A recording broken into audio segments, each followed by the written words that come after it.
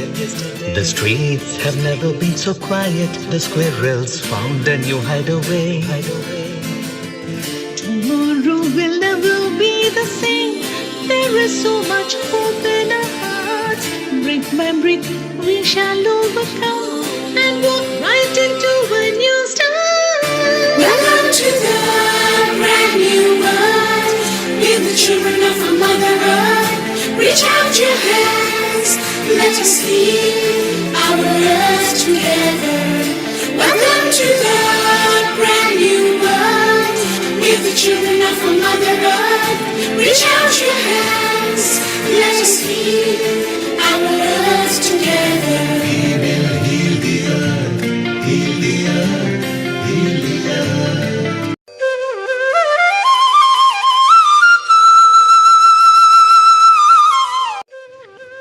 Namaste. Please join us this Sunday on a free global online session, Integrated Health, Transforming Healthcare. We will heal the earth, heal the earth, heal the earth. Stars, they can tell you stories which are brighter than yesterday.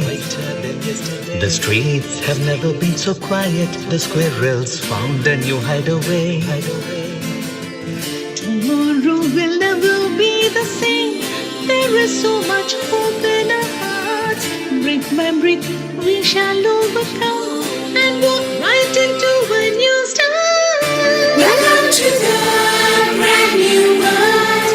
We're the children of a Mother Earth. Reach out your hands, let us heal our earth together. Welcome to the brand new world. We're the children of a Mother Earth.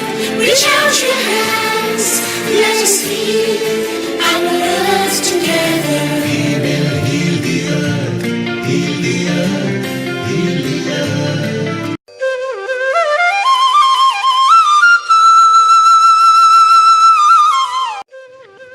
Namaste.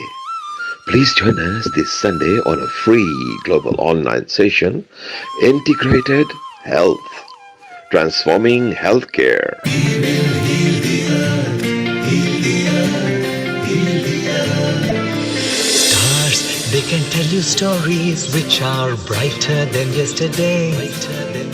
The streets have never been so quiet. The squirrels found a new hideaway. Tomorrow will never be the same. There is so much hope in our hearts. Brick by brick we shall overcome and walk right into a new start. Welcome to the brand new world. We're the children of a Mother Earth. Reach out your hands, let us heal our earth together. Welcome to the brand new world. We're the children of a Mother Earth. Reach out your hands, let us heal our earth together. We will heal the earth, heal the earth, heal the earth.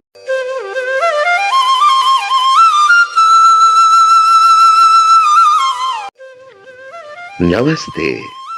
Please join us this Sunday on a free global online session, Integrated Health, Transforming Healthcare. We will heal the earth, heal the earth, heal the earth. Stars, they can tell you stories which are brighter than yesterday. The streets have never been so quiet. The squirrels found a new hideaway. Tomorrow will never be the same. There is so much hope in our hearts. Brick by brick we shall overcome and walk right into a new start. Welcome to the brand new world. We're the children of a Mother Earth. Reach out your hands, let us heal our earth together. Welcome to the brand new world. We're the children of a Mother Earth. Reach out your hands, let us heal our earth together. We will heal the earth, heal the earth, heal the earth.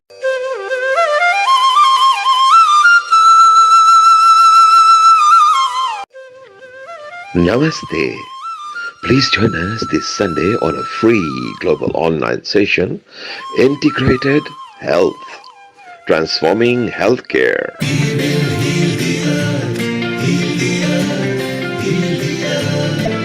Stars, they can tell you stories which are brighter than yesterday. The streets have never been so quiet. The squirrels found a new hideaway. Tomorrow will never be the same. There is so much hope in our hearts. Brick by brick, we shall overcome and walk right into a new start. Welcome to the brand new world. We're the children of a Mother Earth. Reach out your hands, let us heal our earth together. Welcome to the brand new world. We're the children of a Mother Earth. Reach out your hands, let us heal our earth together. We will heal the earth, heal the earth, heal the earth.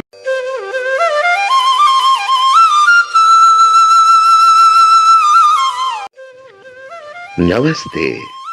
Please join us this Sunday on a free global online session, Integrated Health, Transforming Healthcare. We will heal the earth, heal the earth, heal the earth. Stars, they can tell you stories which are brighter than yesterday. The streets have never been so quiet. The squirrels found a new hideaway. Tomorrow will never be the same. There is so much hope in our hearts. Brick by brick, we shall overcome and walk right into a new start. Welcome to the brand new world. We're the children of a Mother Earth. Reach out your hands, let us heal our earth together. Welcome to the brand new world. We're the children of a Mother Earth. Reach out your hands, let us heal our earth together. We will heal the earth, heal the earth, heal the earth.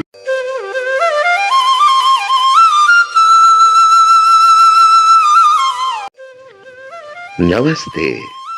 Please join us this Sunday on a free global online session, Integrated Health, Transforming Healthcare. We will heal the earth, heal the earth, heal the earth. Stars, they can tell you stories which are brighter than yesterday. The streets have never been so quiet. The squirrels found a new hideaway. Tomorrow will never be the same. There is so much hope in our hearts. Brick by brick, we shall overcome and walk right into a new start. Welcome to the brand new world. We're the children of a Mother Earth. Reach out your hands, let us heal our earth together. Welcome to the brand new world. We're the children of a Mother Earth. Reach out your hands, let us heal our earth together. We will heal the earth, heal the earth, heal the earth.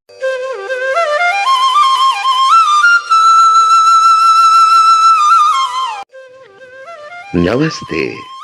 Please join us this Sunday on a free global online session, Integrated Health, Transforming Healthcare. We will heal the earth, heal the earth, heal the earth. Stars, they can tell you stories which are brighter than yesterday.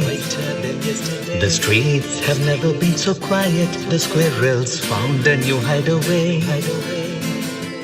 Tomorrow will never be the same. There is so much hope in our hearts. Brick by brick, we shall overcome and walk right into a new start. Welcome to the brand new world. We're the children of a Mother Earth. Reach out your hands, let us heal our earth together. Welcome to the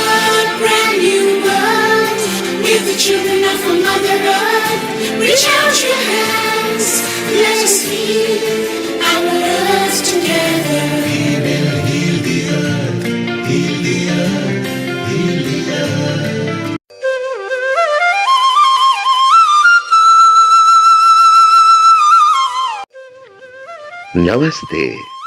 Please join us this Sunday on a free global online session, Integrated Health, Transforming Healthcare.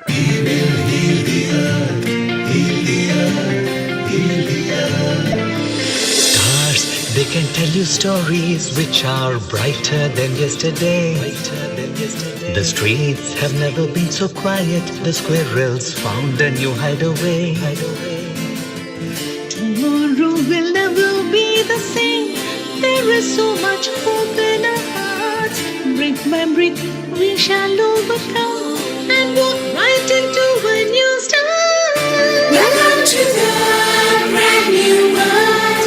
We're the children of a Mother Earth. Reach out your hands, let us heal our earth together. Welcome to the brand new world. We're the children of a Mother Earth. Reach out your hands, let us heal our earth together. We will heal the earth, heal the earth, heal the earth.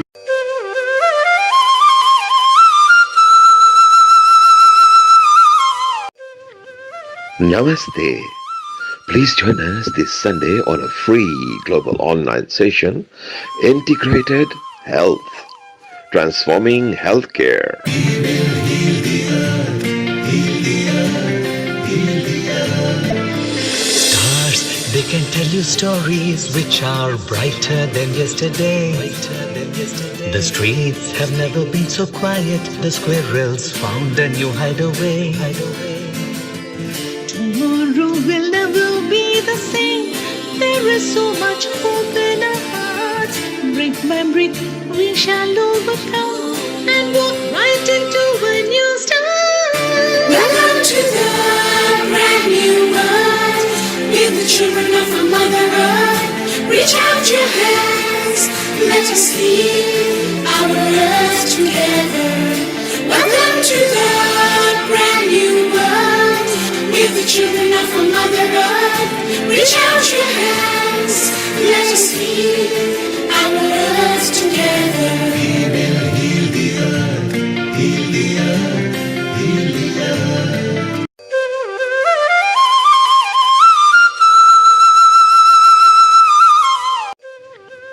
Namaste.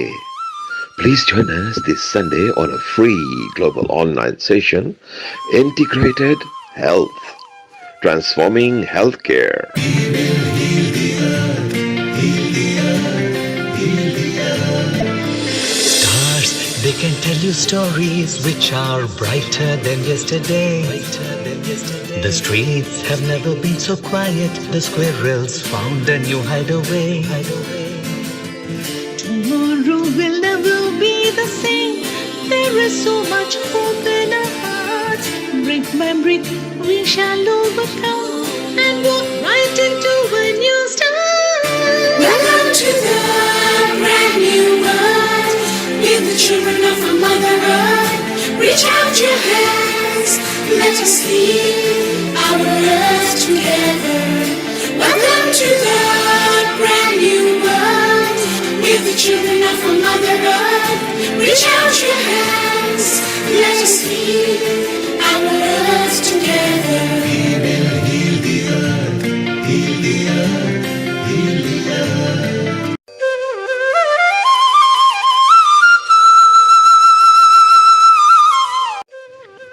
Namaste. Please join us this Sunday on a free global online session, Integrated Health, Transforming Healthcare. We will heal the earth, heal the earth, heal the earth. Stars, they can tell you stories which are brighter than yesterday. The streets have never been so quiet. The squirrels found a new hideaway. Tomorrow will never be the same. There is so much hope in our hearts.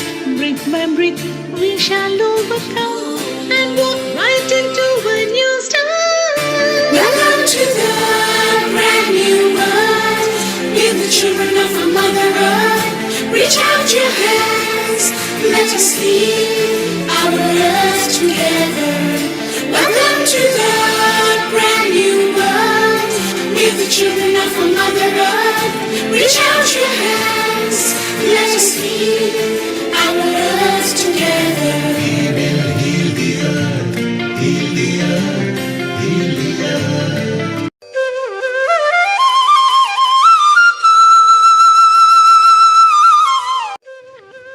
Namaste. Please join us this Sunday on a free global online session, Integrated Health, Transforming Healthcare. We will heal the earth, heal the earth, heal the earth. Stars, they can tell you stories which are brighter than yesterday. The streets have never been so quiet. The squirrels found a new hideaway. Tomorrow will never be the same. There is so much hope in our hearts. Brick by brick, we shall overcome and walk right into a new start. Welcome to the brand new world. We're the children of a Mother Earth. Reach out your hands. Let us heal our earth together. Welcome to the brand new world. We're the children of a Mother Earth. Reach out your hands. Let us heal our earth together. We will heal the earth, heal the earth, heal the earth.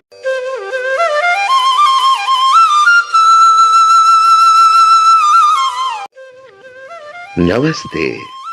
Please join us this Sunday on a free global online session, Integrated Health, Transforming Healthcare. We will heal the earth, heal the earth, heal the earth. Stars, they can tell you stories which are brighter than yesterday. The streets have never been so quiet. The squirrels found a new hideaway. Tomorrow will never be the same. There is so much hope in our hearts. Brick by brick, we shall overcome and walk right into a new start. Welcome to the brand new world. We're the children of a Mother Earth. Reach out your hands. Let us heal our earth together. Welcome to the brand new world. We're the children of a Mother Earth. Reach out your hands. Let us heal our earth together. We will heal the earth, heal the earth, heal the earth.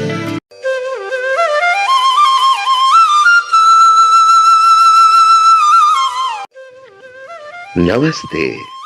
Please join us this Sunday on a free global online session, Integrated Health, Transforming Healthcare. We will heal the earth, heal the earth, heal the earth. Stars, they can tell you stories which are brighter than yesterday. The streets have never been so quiet. The squirrels found a new hideaway. Tomorrow will never be the same. There is so much hope in our hearts. Brick by brick, we shall overcome and walk right into a new start. Welcome to the brand new world. We're the children of a Mother Earth. Reach out your hands. Let us heal our earth together. Welcome to the brand new world. We're the children of a Mother Earth. Reach out your hands. Let us heal our earth together. We will heal the earth, heal the earth, heal the earth.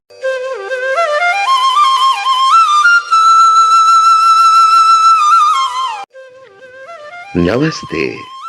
Please join us this Sunday on a free global online session, Integrated Health, Transforming Healthcare. We will heal the earth, heal the earth, heal the earth. Stars, they can tell you stories which are brighter than yesterday. The streets have never been so quiet. The squirrels found a new hideaway. Tomorrow will never be the same. There is so much hope in our hearts. brick, we shall overcome and walk right into a new start. Welcome to the brand new world. We're the children of a Mother Earth. Reach out your hands, let us heal our earth together. Welcome to the brand new world. We're the children of a Mother Earth. Reach out your Recording in hands, progress. let us heal our earth together. We will heal the earth, heal the earth, heal the earth.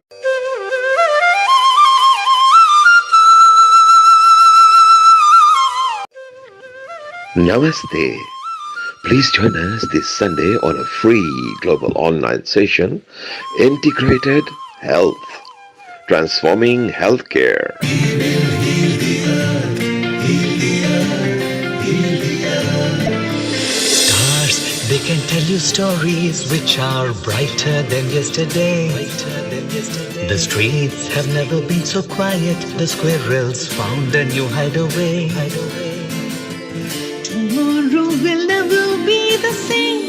There is so much hope in our hearts. Brick by brick, we shall overcome and walk right into a new start. Welcome to the brand new world. We're the children of a Mother Earth. Reach out your hands, let us heal our earth together. Welcome to the brand new world. We're the children of a Mother Earth. Reach out your hands, let us heal our earth together. We will heal the earth, heal the earth, heal the earth.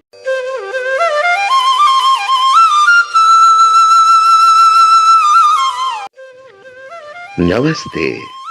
Please join us this Sunday on a free global online session, Integrated Health, Transforming Healthcare. We will heal the earth, heal the earth, heal the earth. Stars, they can tell you stories which are brighter than yesterday. The streets have never been so quiet. The squirrels found a new hideaway. Tomorrow will never be the same. There is so much hope in our hearts. Brick by brick, we shall overcome and walk right into a new start. Welcome to the brand new world. We're the children of a Mother Earth. Reach out your hands, let us heal our earth together. Welcome to the 10, 9, 8, 7, 6, 5, 4, 3, 2, 1. A very warm global namaste to everyone from wherever in the world you're tuning into us to. Good morning, good afternoon, and good evening.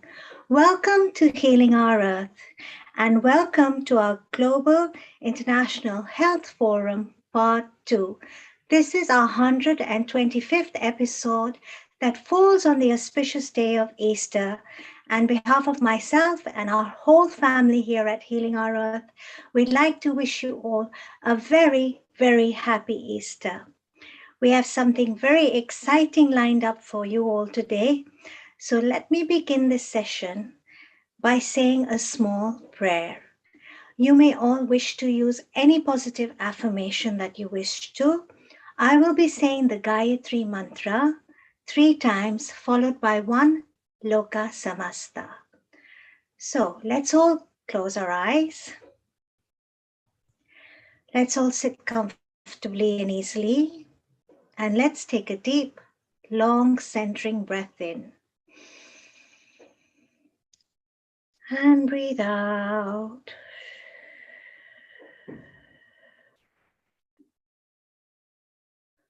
One more deep, long transition breath in. And let go.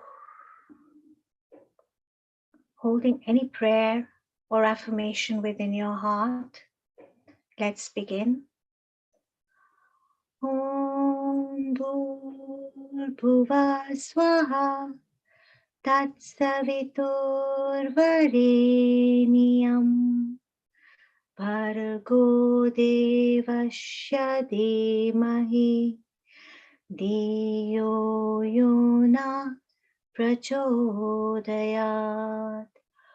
Om Bhuva Swaha Tatsaviturvareniyam Bhargo Devasya Dhimahi Diyo Yona Prachodayat.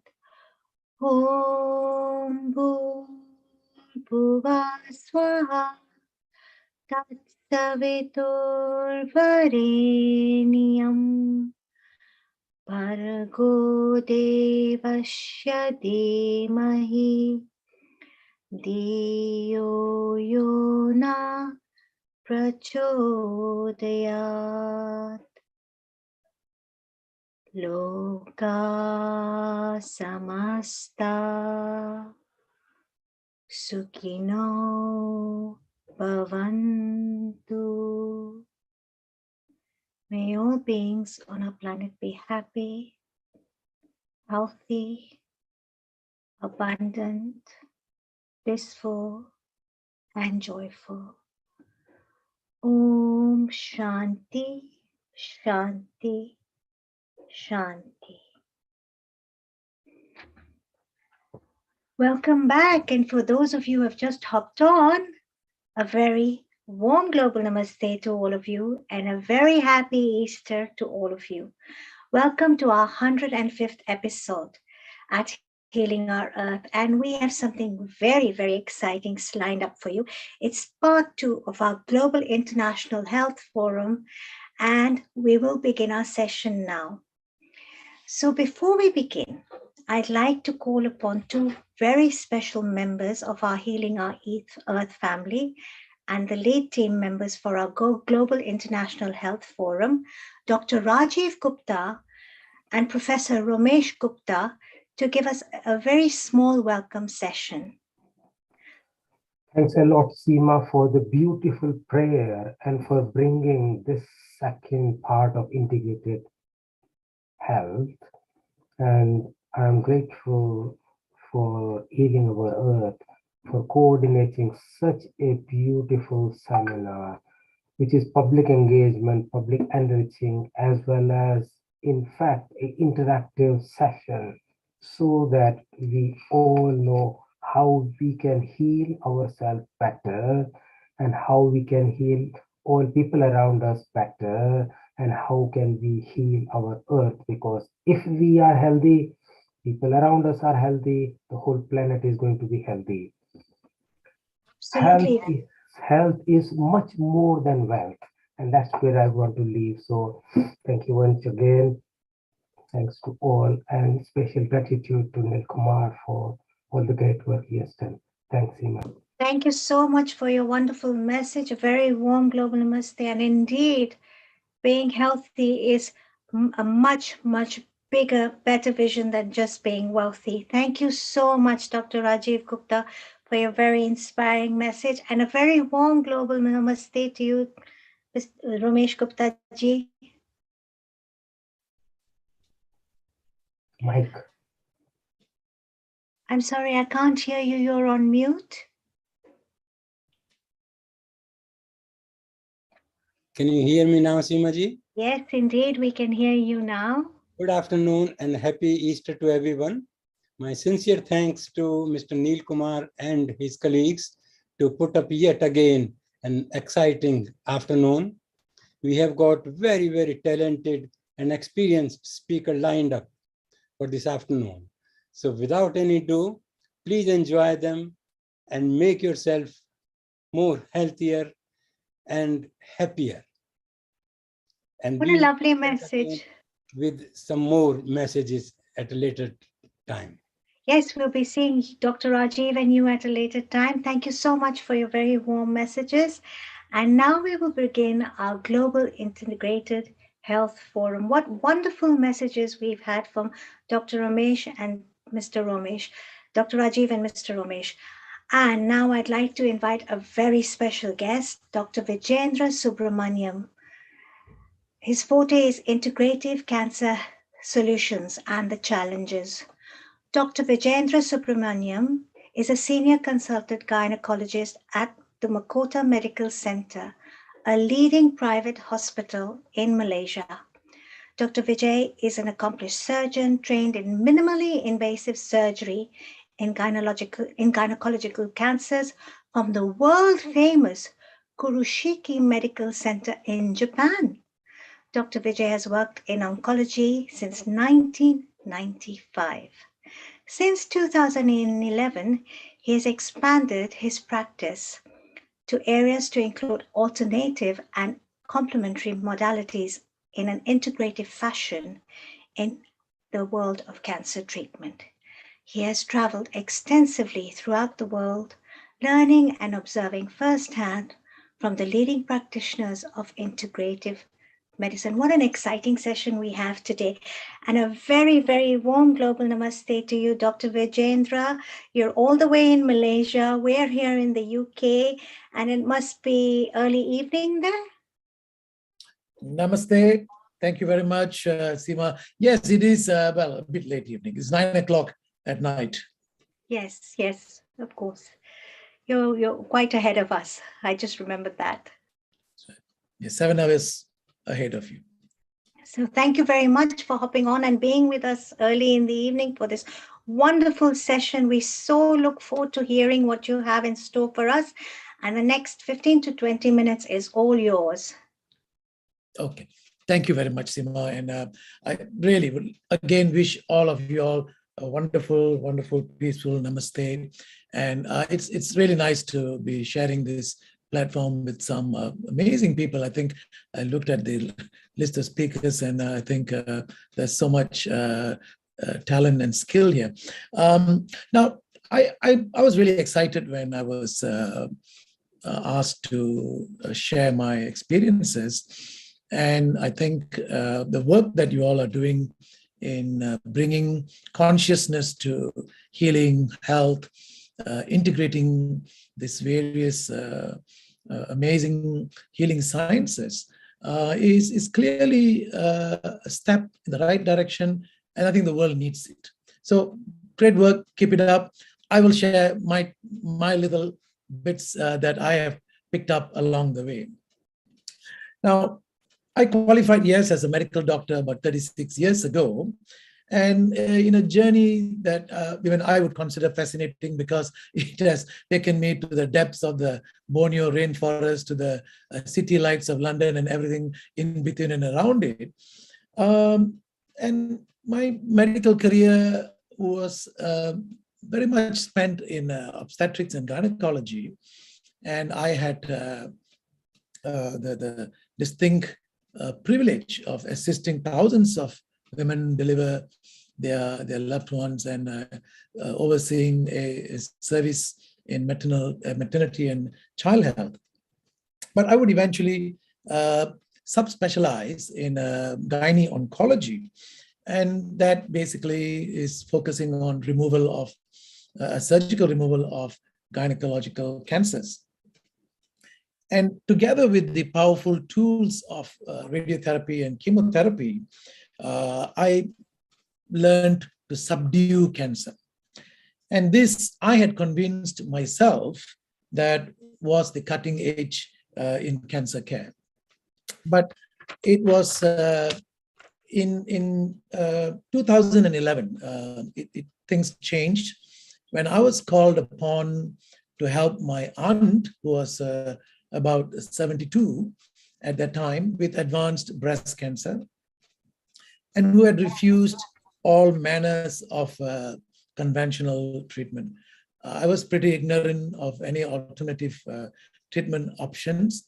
And with ignorance also comes a fair bit of arrogance, because you think, what you don't know is not so important. And I was fortunate that I was blessed to meet some senior colleagues who were far more well-versed with healing-based alternative and complementary therapies. And over a period of 3 months, my aunt made progressive response to this line of treatment. And at 9 months, she, from a 8-centimeter ulcerated growth with metastasis, this has shrunk to a 2-centimeter superficial ulcer, which she subsequently had it removed by a wide local excision. And she lived cancer-free for 9 years. And around the same time, I had a very young girl, 19 years old, with very advanced ovarian cancer, who also had declined conventional treatment and would only accept alternative therapies. Now, we did what we call a fertility sparing surgery, followed by nutritional and metabolic treatment. And within about 8 weeks, her cancer markers from about 32,000 had completely normalized. She went on to get married and has 2 children, and she has remained cancer-free for the last 10 years. Now, obviously excited with what I have seen, I tried to bring this new thoughts and new ideas about healing-based therapies into cancer treatment. And there were other reasons too, because by then I realized a lot of what we were doing in conventional treatment was really not working as it was claimed to be. And this chart explains why. Because if you notice, in a span of 50 years, while we made huge progress in terms of reduction in death rates from heart disease, with cancer, we barely budged. And 10 years later, we were still doing very poorly, 60 years from our war on cancer. So clearly, the methods that we were using were not achieving the results that we were looking for. And this is a lot to do with how we have approached the problem, because we were very much disease-centered, and we had ignored the other aspects of the patient. And I plead guilty to that same charge, because we just couldn't get our eyes off the cancer. So what really worked in my aunt and this other young patient is that we had been able to engage them in a journey of healing. If the slide does not move.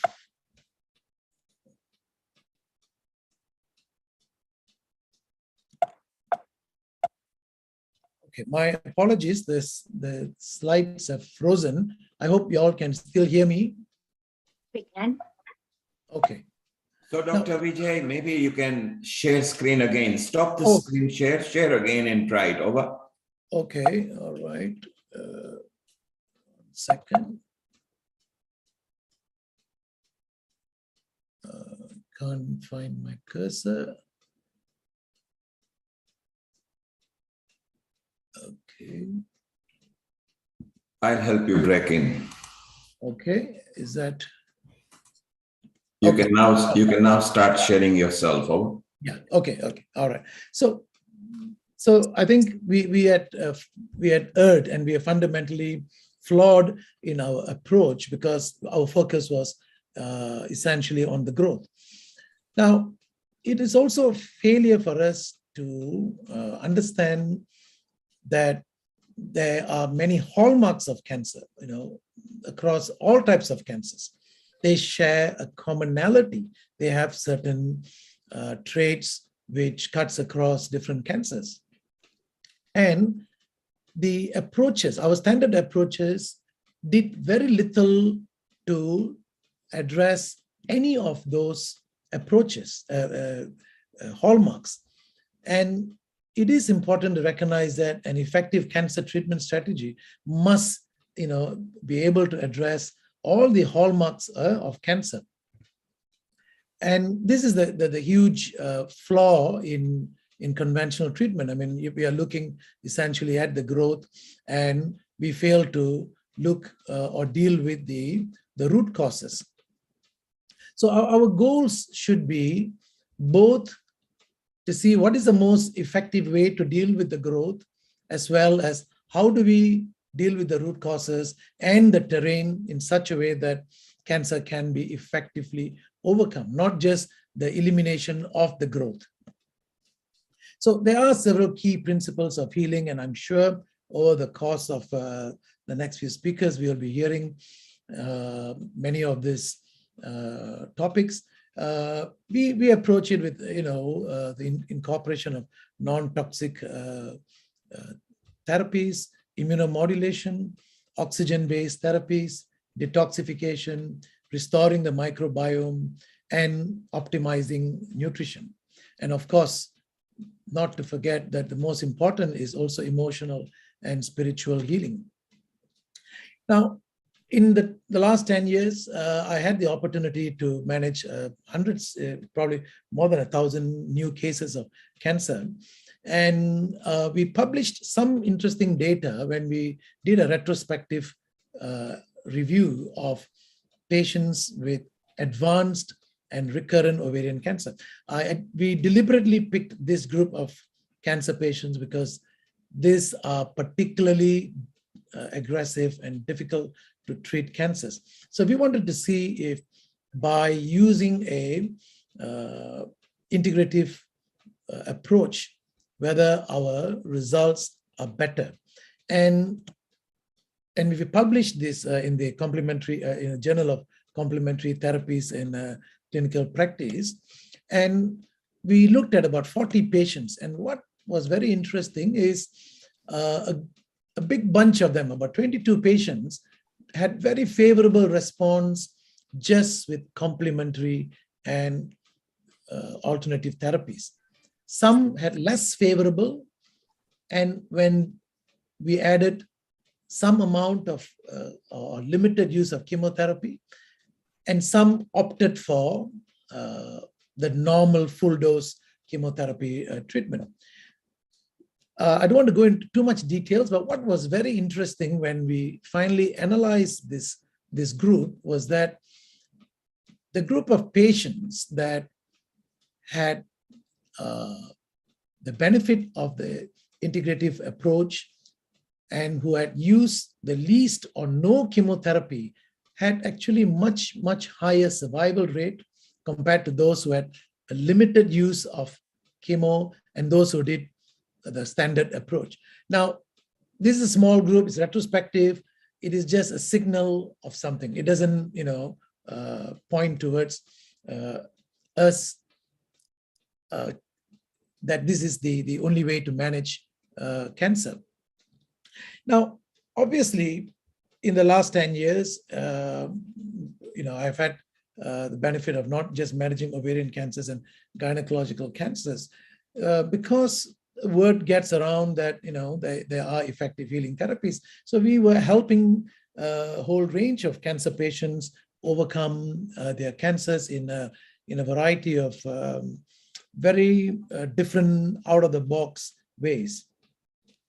Now, it's a bit disappointing though that faced with what looked like a very interesting breakthrough of how we could integrate,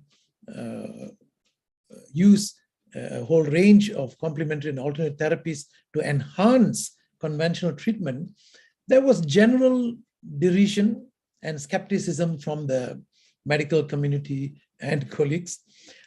These were labeled as anecdotes and lacking in randomized controlled trials, which is generally taken as the gold standard. And we face a lot of obstacles because as a practicing gynae oncologist in a private hospital, I was bound by the private Healthcare Act, and many restrictions were placed on what therapies I could perform within the hospital premises. As most of these therapies are not considered standard of care treatment protocols, insurance companies declined to pay for such treatment. This meant that treatment was generally out-of-pocket expenses for the patient, thereby limiting access to the safe and effective therapies to maybe only a fortunate few. Now, the other challenge that we face is the regulatory environment makes it difficult for an allopathic doctor to offer alternative solutions. I personally was hauled up by the Malaysian Medical Council for offering alternative treatment options to cancer patients. I was charged with professional misconduct for this. Fortunately, I was exonerated after presenting my defense of nutritional medicine as part and parcel of cancer treatment paradigm. So although over the last 10 years of incorporating a range of complementary and alternate therapies in advanced cancers and seeing outstanding results, I still can't claim these to be safe or considered to be effective treatment in cancer. This is a strange situation. And because of the above mentioned and many other reasons, doctors generally do not want to be associated with complementary and alternative medicine. So the pool of doctors offering integrative treatment in cancer is therefore rather limited, and most patients will never know actually such services even exist. But despite these formidable obstacles and challenges, we have been able to devise innovative methods to deliver seamless integrative cancer care solutions. We set up a facility off-site out of Makota Medical Center, which was able to provide the full range of complementary and alternative therapies. This can be viewed at the website for those who are interested. It's called Integrated Cancer Care Malaysia.com.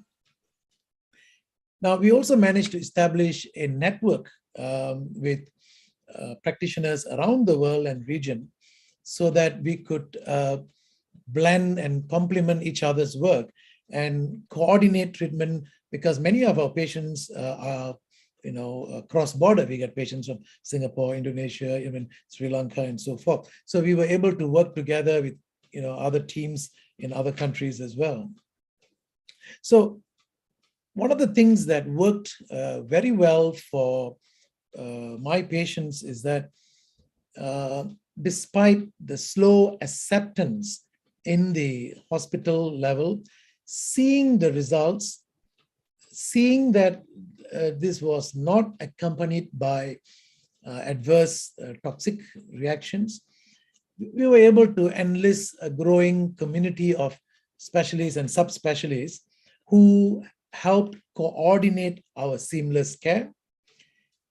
Just to illustrate one example, like we had this 65-year-old Chinese Singaporean lady who had a recurrent endometrial cancer, having had a surgery already done 10 years earlier.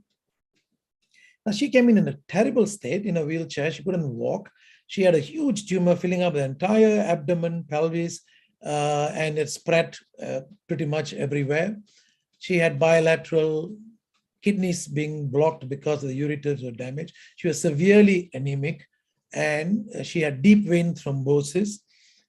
She couldn't eat.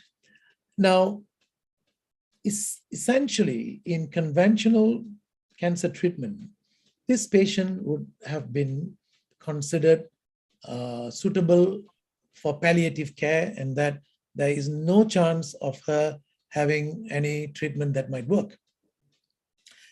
But fortunately, because of the coordination with a urologist who managed to stent to save the kidneys, we managed to get a general physician to manage the deep vein thrombosis, We managed to top her up, transfuse her blood, and resuscitate her in many ways.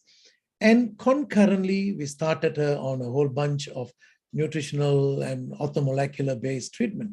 Long story short, at the end of about 4 months, this patient, from being palliative and given just a few weeks to live, was able to reverse her cancer and become cancer-free. Now, this is absolutely not possible with just the use of either conventional treatment or alternative treatments alone. But the blending of this allowed us to achieve something that was truly, I think, it's cutting edge. So what we do with our patients is that all patients have a holistic treatment plan that is deemed to have the most efficient and safe way to deal with the cancer and treatment-related complications. Now, we also provide supportive treatment for patients with those who are needing to undergo chemotherapy, radiotherapy, etc., because this helps reduce side effects, complications, minimize organ damage, and enhance the immune system as well. So I know I'm running late. I think I got maybe 1 minute or 2 minutes to round up. Now, another reason why a patient should consider integrative non-toxic cancer therapies is it is being recognized that conventional treatment is very much treatment that has a high toxicity burden, and patients die from treatment. And this is clearly something in 2022, something that we should be seeing how to avoid. So there's also growing acceptance that most accepted cancer therapies are inherently toxic, and therefore we must, rethink our methods. So in conclusion, it's my realization, over the last 10 years that integrative cancer treatment is the cutting edge, and it is already available. We do not need many other earth-shattering developments to find answers. For most cancers, we already have solutions if we can find the right blend of treatments. We need to forge, I think, effective partnerships to make this possible and to facilitate access of such services to all patients. And equally important, the same healing-based methods are also relevant in preventive strategies. And I think, Mr. Neil, you've said in our previous conversation about how you're targeting education of the young and the children. And I think this is so important that we need to bring this kind of information into their learning space. Again, thank you very much for giving me an opportunity to share this. I hope it lands a little bit to the movement. And if there are questions, I'll be happy to take them. Thank you very much. Vijendra, this was really very insightful. I lost my mother to cancer, thyroid cancer, in 1999. And the doctors actually told us that, some doctors said, your mom actually didn't die of the cancer, she died of the chemotherapy, her reaction to the chemotherapy. So when you speak of implementing healing principles, you spoke of detoxification modalities, oxygenating, restoring the gut microbiome, and optimal nutritional. And of course, I have to say this last but not least, and I'm big on this, is emotional and spiritual healing. Do you implement modalities of traditional Chinese medicine or Ayurveda into your healing modalities? Yes, we have a all-inclusive approach because I believe that, the knowledge of healing and cancer is a very large body of knowledge. Conventional medicine is just one slice of all of that. So we are not against any one of this. We are not pro any particular treatment, we need to see which of these modalities are relevant in that patient. So yes, we do have Ayurvedic modalities for some of these patients. We also use acupressure, acupuncture where relevant, yes. Thank you so much. This was very, very insightful. I'd like to thank our Malaysia coordinator, Dr. Julie, for inviting you onto Healing Our Earth. You've shared so much wisdom with us, and do stay on with us for our discussion later. Thank you so much for your insightful input and everything that you're doing. It takes a very brave doctor, a very brave Ayurvedic doctor to actually the allopathic medicine on one side, and of course the holistic healing therapies on the other side, and then to bring them into a whole. And I'd like to ask you one more question on that note. And I see Dr. Julie there. Very warm global namaste to you.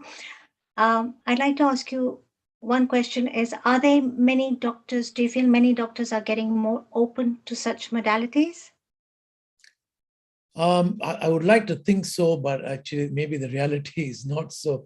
We have an association that we formed. It's called MAFIM. MAFIM is a Malaysian Association for Advancement for Functional and Integrative Medicine. So we have about maybe more than 300 doctors who are attuned into such thinking of incorporating all sorts of healing-based therapies, not just for cancer, but in all disease modalities and in wellness and preservation of health and so forth. Now, it has been a slow process to enlist the undertaking or support of other doctors for the reasons I mentioned. They are in their comfort zone. They are afraid of stepping on the wrong regulatory minefields because nobody is going to save them. And this restricts doctors from exploring. But see, when I first started incorporating these treatments in Makota, of course, I was a lone, practitioner. But over the course of the next few years, I think about good 25 to 30 doctors would regularly refer their patients. They don't make a big fuss out of it, but recognizing that, okay, there's value to this, and because often they have run out of options because they have tried all their mainstream methods, they've tried surgery, chemo, radio, cancer is not being controlled, and then said, okay, all right, do whatever you can for these patients. And very interestingly, we've been able to salvage, quite a few of those, and many of them, even those we couldn't salvage, attain a high quality of life, and are grateful that they did not have to die miserably from all the side effects and complications of treatment. Yeah, but it's a slow process, Seema. Slow process and happening. Thank you so much. Very insightful. A very warm global namaste to you. And thank you, Dr. Julie Tay, for introducing us to Dr. Vijendra. What a wonderful session Dr. Vijendra gave us. I'd like to invite two of our lead members now from our Healing Earth Global Integrated Health Forum, Dr. Rajiv Gupta and Professor Ramesh Gupta. Dr. Rajiv Gupta is a qualified medical doctor with 26 years of experience in the National Health Service here in the United Kingdom. He has been the chairman of the Regional Council of BMA and Regional Consultants Committee and is chairman of the Central Specialist Committee of the Royal College. He's also a yoga teacher and has an interest in complementary and alternative medicines. He's the mastermind keen on integrated conventional medicine along with other disciplines. He believes that no branch or discipline is perfect and has the cure for all ailments. Working together, we can help the patients a lot more, particularly if we understand the benefits and weaknesses of different disciplines of medicine. And along with Dr. Rajiv, we have Professor Ramesh Gupta, who has been a consultant physician at the Lancashire Teaching Hospitals NHS Foundation Trust for nearly 30 years.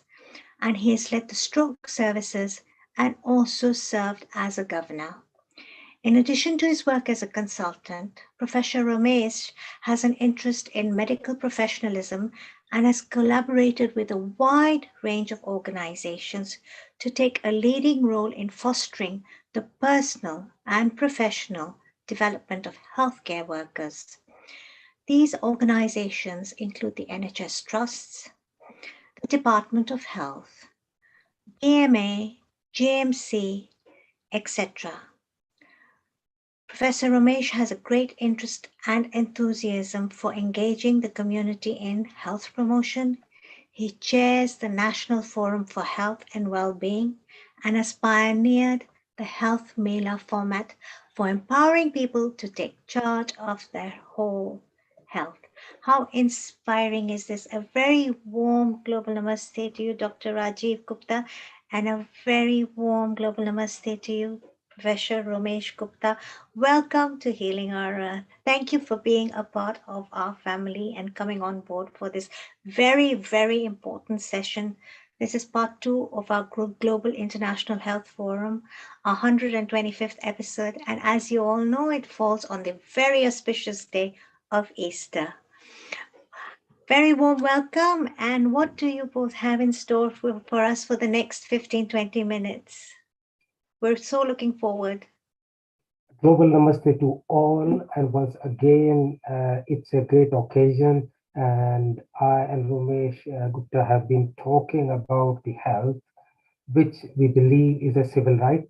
So health is a civil right, and every single patient has an opportunity and a right to have the best type of health care, whether it is conventional care, whether it is complementary medicine, whether it is alternative medicine, or even a traditional method, home remedy, which my mother used to give when I was a child in India. I used to have bellyache, and she would used to put hing, and she will heat it and put it, and it will get relief. She herself had pain in legs, and that used to get treated by one of the Vedji, which is the Ayurvedic doctor. During my journey, while I was studying the medicine in the medical college, one of my friend's father was a homeopath, so I used to study with him, and I completed a course through the Mammalian Homeo Mission. And then subsequently read about the herbal medicine, Ayurveda, and then over past few years ago did even the yoga. So I completely believe that there is a blend needed, as mentioned by our previous speaker, Vijendra, that no one thing is good enough. We need to have multiple. So I might kickstart doing sharing some presentation, and Ramesh will then kick in later. So Seema, can I share my screen? Yes, please. Yeah, so I think let's get ready here.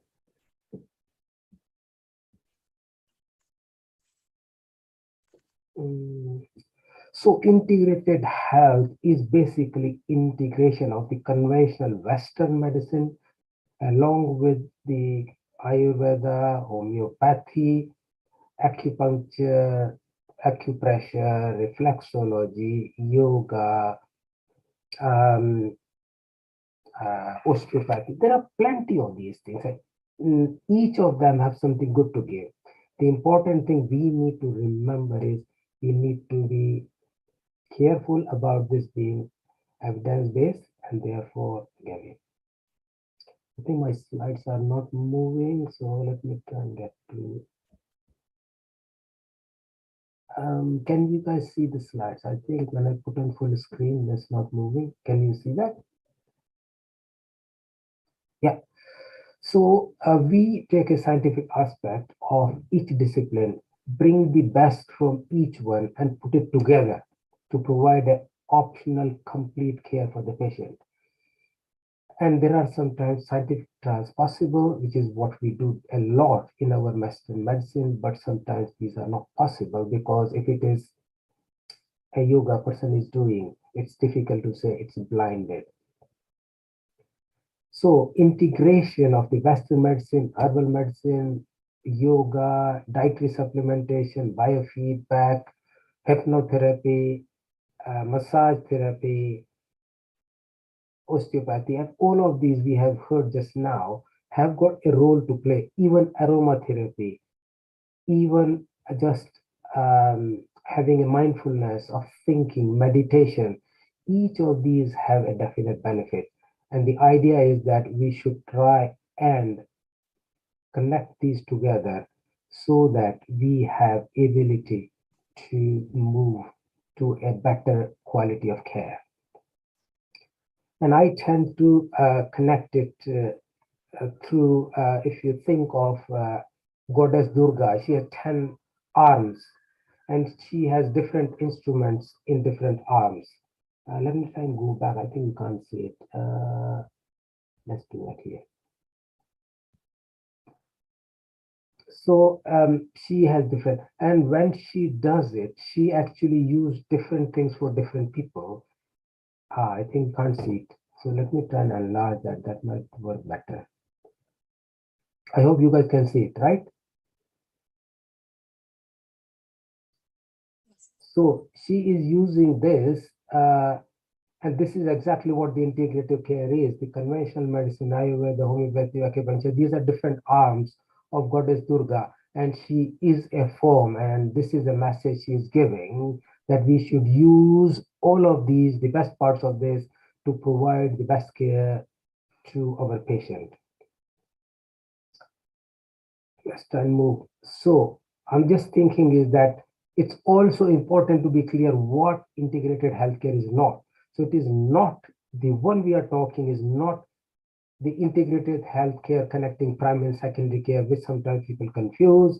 It is not connecting medical and social care, which sometimes people confuse. It is not connecting hospital and home care, as sometimes people confuse. This is connecting the best parts of different disciplines of the healthcare, including all the disciplines we talked about. So what is that? The basic fundamental is there is no cure for every disease in any discipline.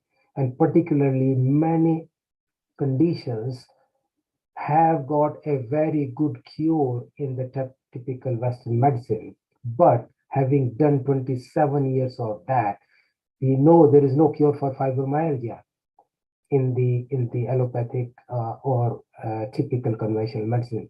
There is no cure for Parkinsonism. There is no cure for even asthma. What we give is suppressive therapy. There is no cure for even depression. We keep giving antidepressant. There is no cure for chronic pain. What we keep giving is stronger painkillers and even stronger painkillers. And sometimes we all know there are side effects. And if, for example, if hypnotherapy can work, why not? So let's just think of this. That chronic pain, we have difficulty, more chronic pain and more difficulty in sleeping, then this condition become chronic and person get used to it. And then we have delayed in healing. So why don't we use different arms? And if some of you have attended the last integrated healthcare session that we have done 2 weeks ago, Freddie Jacqueline has done a hypnotherapy session. So if once we have excluded the medical causes, we can use hypnotherapy to bypass this circuit, because this is a false pain. There was a reason for pain to happen, and that happened because of inflammation or irritation, but now that has gone and there is false firing persistence. So we need to shut off that signaling and pathway, and hypnotherapy is very good at doing it.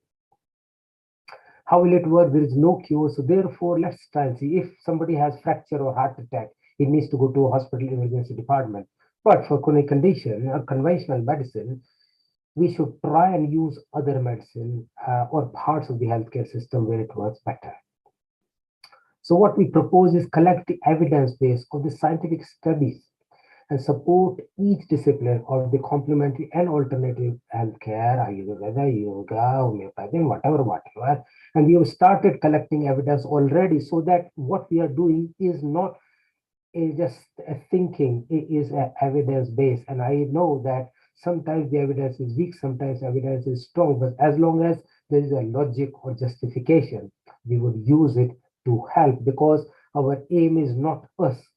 And therefore, we must respect each other. It's not that you go to the allopathic doctor, he says homeopathy is not good or Ayurveda is not good, and you go to Ayurveda, he says, oh, why are you going? Or go to osteopathy. So all these things should happen. So an important part is our children.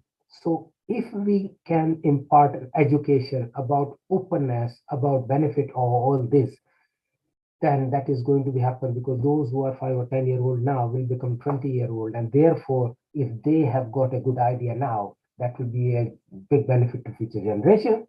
But also, obesity is rising now, and if we can give them good nutritional advice, if we can incorporate the parents as well into the program, and what we have planned is a Eat Smart, Think Smart program, so that if healthy eating and healthy exercise can prevent the obesity for future, and Think Smart, which is to prevent the mental health problems, which are other condition on big rise, that two things will be a major chunk that we can help. And we can give accreditation to the school, bronze, silver, or gold award based on that. And we can incorporate into the curriculum of the school, and therefore it change the health environment and then change the future of the healthcare. So there are just two things important in this slide. I know it's a slightly dark slide, but what it indicates is anxiety, depression, and the ADHD, autism. This is on the rise. And if we can try and tackle these very early in school and prevent the obesity and the tooth decay in the school, that would be good. And this just indicates that, if you can see, the purple dark and the light purple is all overweight or obesity, which is 2/3 of the population, 64.2%. And this is 2019 figures. The figure is much higher now. So if we can tackle that, that will be good. This is all the Eat Smart program, and that's actually going to start soon. We will have some pilots, and subsequently we will have that rolling to rest of the UK and also to other countries. Malaysia is pretty good. I'm thinking that we will hear from our colleague friend in Malaysia, who is working with Ministry Ayush. That's good. And we've got Vijay Kumar, who is very, very good. Now I come to the second part, which is National Forum for Health and Wellbeing, and Professor Ramesh Gupta will actually explain it a little bit further. We are working already on for quite a few years on the health and well-being through Health Mela, which is holistic healthcare delivered to the people right at the doorstep. And this is done in Preston, Lancashire, Bradford, London, and even in other countries. And this has been extremely successful in giving the health messages and engaging people who can work very, very well. So this is just one of the examples of engaging people. So they talk about this and then engage the people. They do cooking classes there, they do Reiki, they do Bollywood dancing, which is one of the extremely good exercise, and then also do Reiki and other methods of healing right in the tincture. And we have now completed 20 years. There was a 20-year celebration just shortly before. So I think I would urge all of you to join us in this journey. We are extremely passionate, and we are having a lot more people who believe in it. So I will stop it here, and I will invite Professor Ramesh Gupta to talk it further. Thank you so much once again.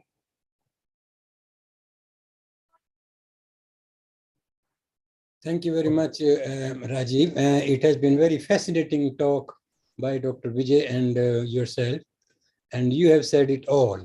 So I think for me, it remains only to summarize and to see at what we want to do next step to take it forward. I think what I see, that I see this as a journey, and it is a difficult journey.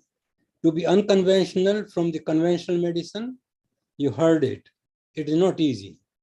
And as you heard before in my introduction, I have been associated in General Medical Council also before, and regulatory bodies. So all the practitioners have to work within the framework of their regulatory bodies. And it's not very easy to be brave enough to step out and take something extraordinary steps to try. So we have to have some evidence. And he said that evidence doesn't have to be peer-reviewed journals. It has to be case studies. It can be experiences. But I think we need to collect those data, and we need to show that these modalities of treatment are worth trying. Two, I think I take it as a sort of what you call a challenge. And I take that challenge that how we can integrate all sort of practices for one basic purpose, and the basic purpose being that how to improve the health and well-being and bring happiness and joy in our lives. And that is what all the health means to me. And we can do it, we can achieve it if we are working together.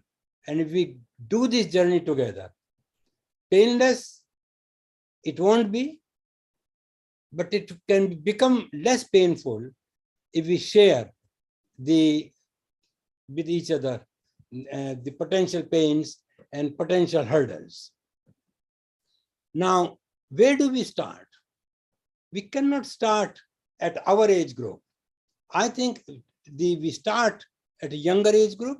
We start at the school age group with its school children, their parents, their teachers, and we teach them how to live happily with the nature, how to cure simple ailments with the natural pathies, non-toxic medications, and how to really grow up healthy with exercises, increased immunity, so that less of illnesses come across.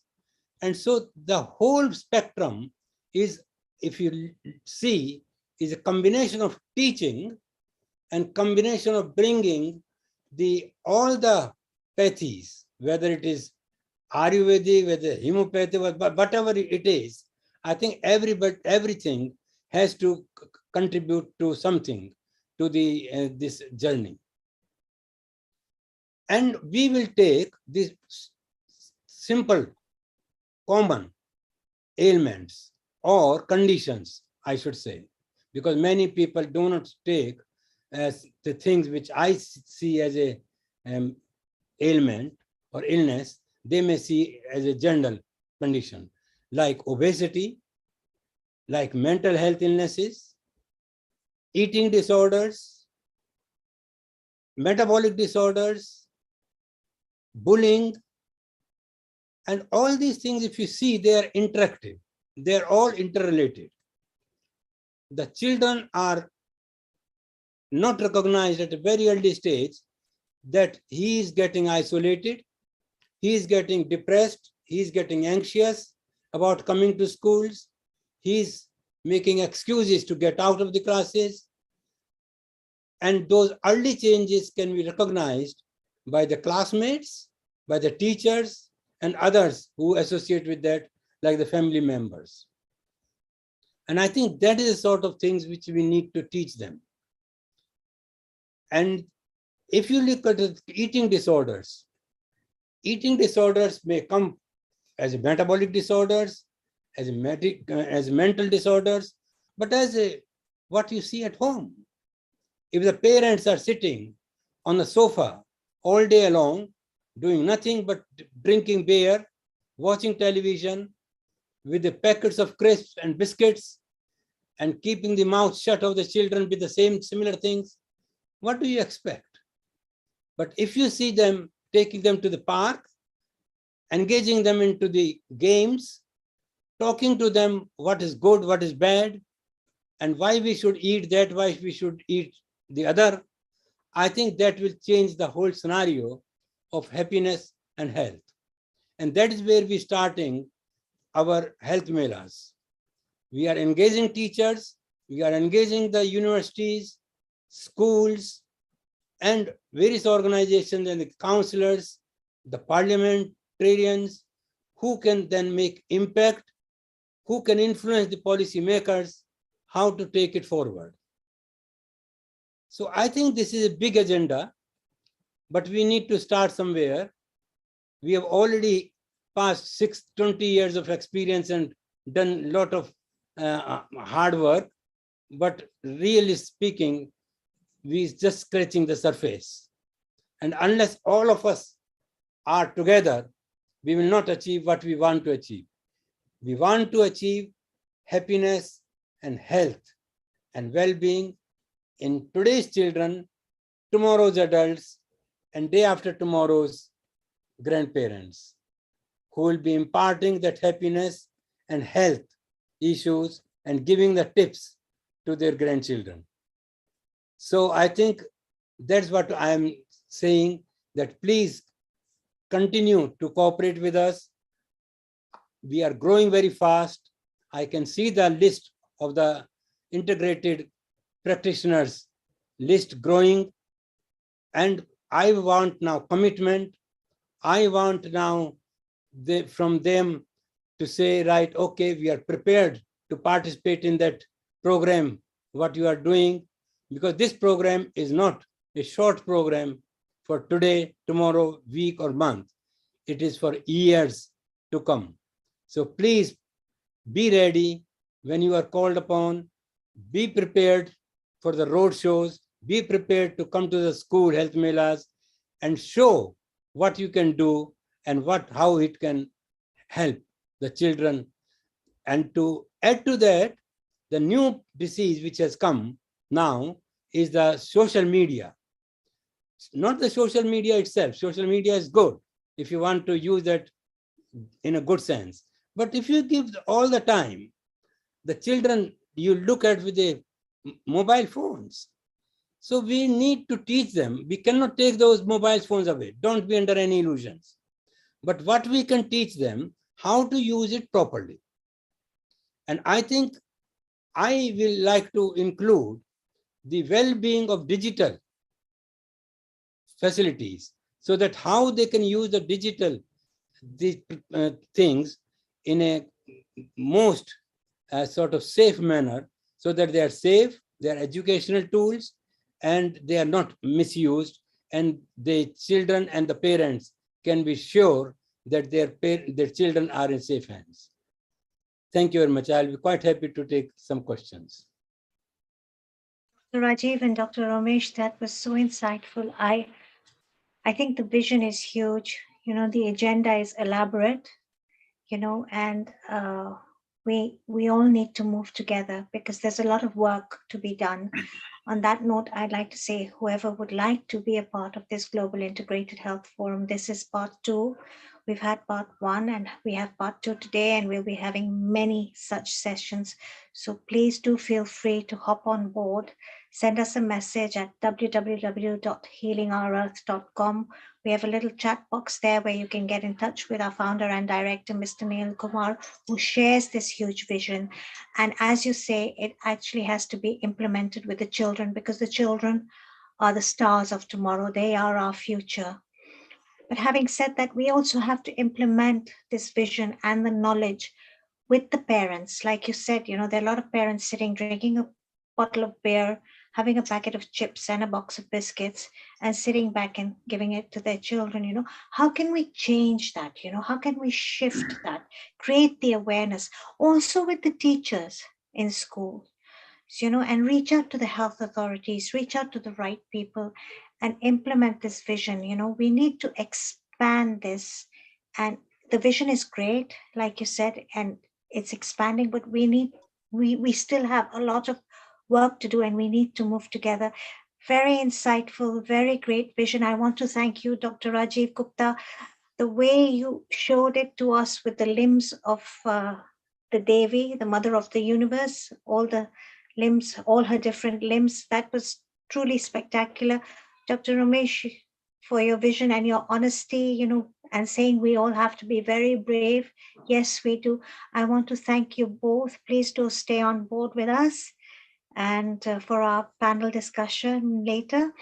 And a very warm global namaste to you. And thank you for being part of our great vision to heal our earth. Having said that, we have a couple of future events coming up. On the 24th of this month, we have our vegan vegetarian kitchen, which is achieving good health gastronomically. That's 24th April from 2 p.m. to 7 p.m. British Standard Time. And our event following is yoga and meditation for the body, mind, and soul. Another free global online session. As you know, in Healing Our Earth, we bring you sessions every Sunday. It's Sunday, the 1st of May. What a great way to start the month with yoga and meditation and well-being. Thank you so much for being part of our community. And I will be moving on to Professor Ish Sharma with Ayurveda and Dietetics. Dr. Ish Sharma is from a traditional Vaidya family, and he did his post-graduation and doctorate in Ayurveda in Jaipur. He has a special knack of lifestyle disorders and has conducted many clinical trials against diabetes, autoimmune disorders, and nervous system diseases. He is a global figure in Ayurveda with 15 years of education, delivery, training, and patient care. He's an expert in Ayurvedic tourism in the EU and the Asian countries. And as a Panchakarma clinician, he is Ayurveda. Sorry, I just got lost. Yes, and he's from the Babek. He's been in Punjab, in Hoshiarpur. And I am also someone who has my roots in Hoshiarpur and Punjab. And we welcome you, Dr. Ish. A very warm global namaste to you. Welcome to Healing Our Earth. Maybe can I share my screen? Yes, please do share your screen. It's very nice to have you with us this afternoon. Thank you very much for being with us. Not able to. I did try, but I'm not able to share my screen. Okay. Yeah, okay, now it seems possible. Yeah, is it fine? Yes, I love that. Aha Maha. Yeah. Aha Maha Beshaj. Yeah, okay. I'll make it simpler for you. Okay, so the purpose, first of all, a very global namaste to all of you. And the purpose of my small lecture today will be, I'll be introducing what is Ayurveda dietetics. Ahara means dietetics, the dietetic principles. And Maha is the biggest and Bhaishaj is the medicine. So Acharya Kashyap from Ayurveda, like 10,000 years back, has told which is the biggest medicine, which is the most powerful medicine. Then he says food. Because we are taking it multiple times a day. You could be taking a paracetamol or anti-allergic or whatever, maybe once a year or maybe like very rarely. But this is such a medicine which you're taking 3 times a day. If you make a very small mistake upon the dietetic part, then you will be so repetitive that you will end up having big medical and health conditions. That is why before coming to any medicine from Ayurveda, diet has been advised to be the biggest of all medicines. This is what I have written. Ahara is the diet, Maha is the biggest, and Bhaishaj is the medicine.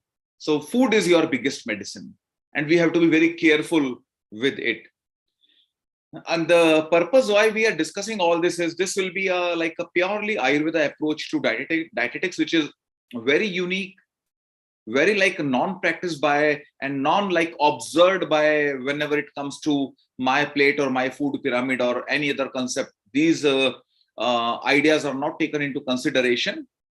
And the purpose will be, before I start my small talk, if we can, beyond like talking, if we can really get into working, if we can really convert our lectures into actions, I will be welcoming you all, whosoever like can make it possible, for a 10-day Ayurveda dietetic workshop at Mauritius. We will arrange, we will contribute, we'll share everything, and we will teach you how to replace your pizza, burger, and cola. Because Dr. Ramesh Gupta very rightly told that just saying no for a digital detox, saying no to your kids, okay, don't take mobile phone, etc., won't work. Forget it. He very rightly put it. We have to give an alternative. So I have on mind, there are Ayurveda alternatives when it comes to pizza, burger, or fries, or chips, or whatnot. Ayurveda dietetics is very elaborate. It has got wonderful delicacies which you all would love, and they are more delicious than any pizza or burger, I believe.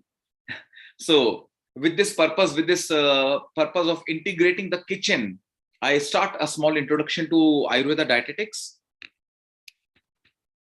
Now, what is ahara in Ayurveda? This is responsible for life. Ayurveda has very clearly told, Jaisa khai ann vaisa ho man. You become what you eat. See, because we share the same genetic material with the plants and with fruits and with animals and whatnot. So the genes go in and can incorporate into your genes, and you really can have those characteristics. That is how you become what you eat. This is responsible for production of Vata Pitta Kapha. The basic premise of Ayurveda is Vata Pitta Kapha Tridosha. That is why the Ayurveda we are discussing and giving and taking is all Tridosha Ayurveda. So how do we produce Vata Pitta Kapha? It is produced only by the food in the gastrointestinal tract. That is why the gastrointestinal tract is the most important organ in Ayurveda. It is much more important, way more important than brain or kidney or heart or lung or liver. It is much more important than any other organ. And now we all are falling back to gut microbiome and gut brain axis and whatnot. Gut and maybe gut pituitary axis, every axis with gut is being discussed. So gut is believed by Ayurveda to be the most important organ. Ahara, your food, is an offering to Agni deity. Agni is a deity. Agni is the god in every culture. So you cannot put anything rubbish to the god. When you're offering something to God, you have to be very mindful. You cannot offer God with anything which is impure.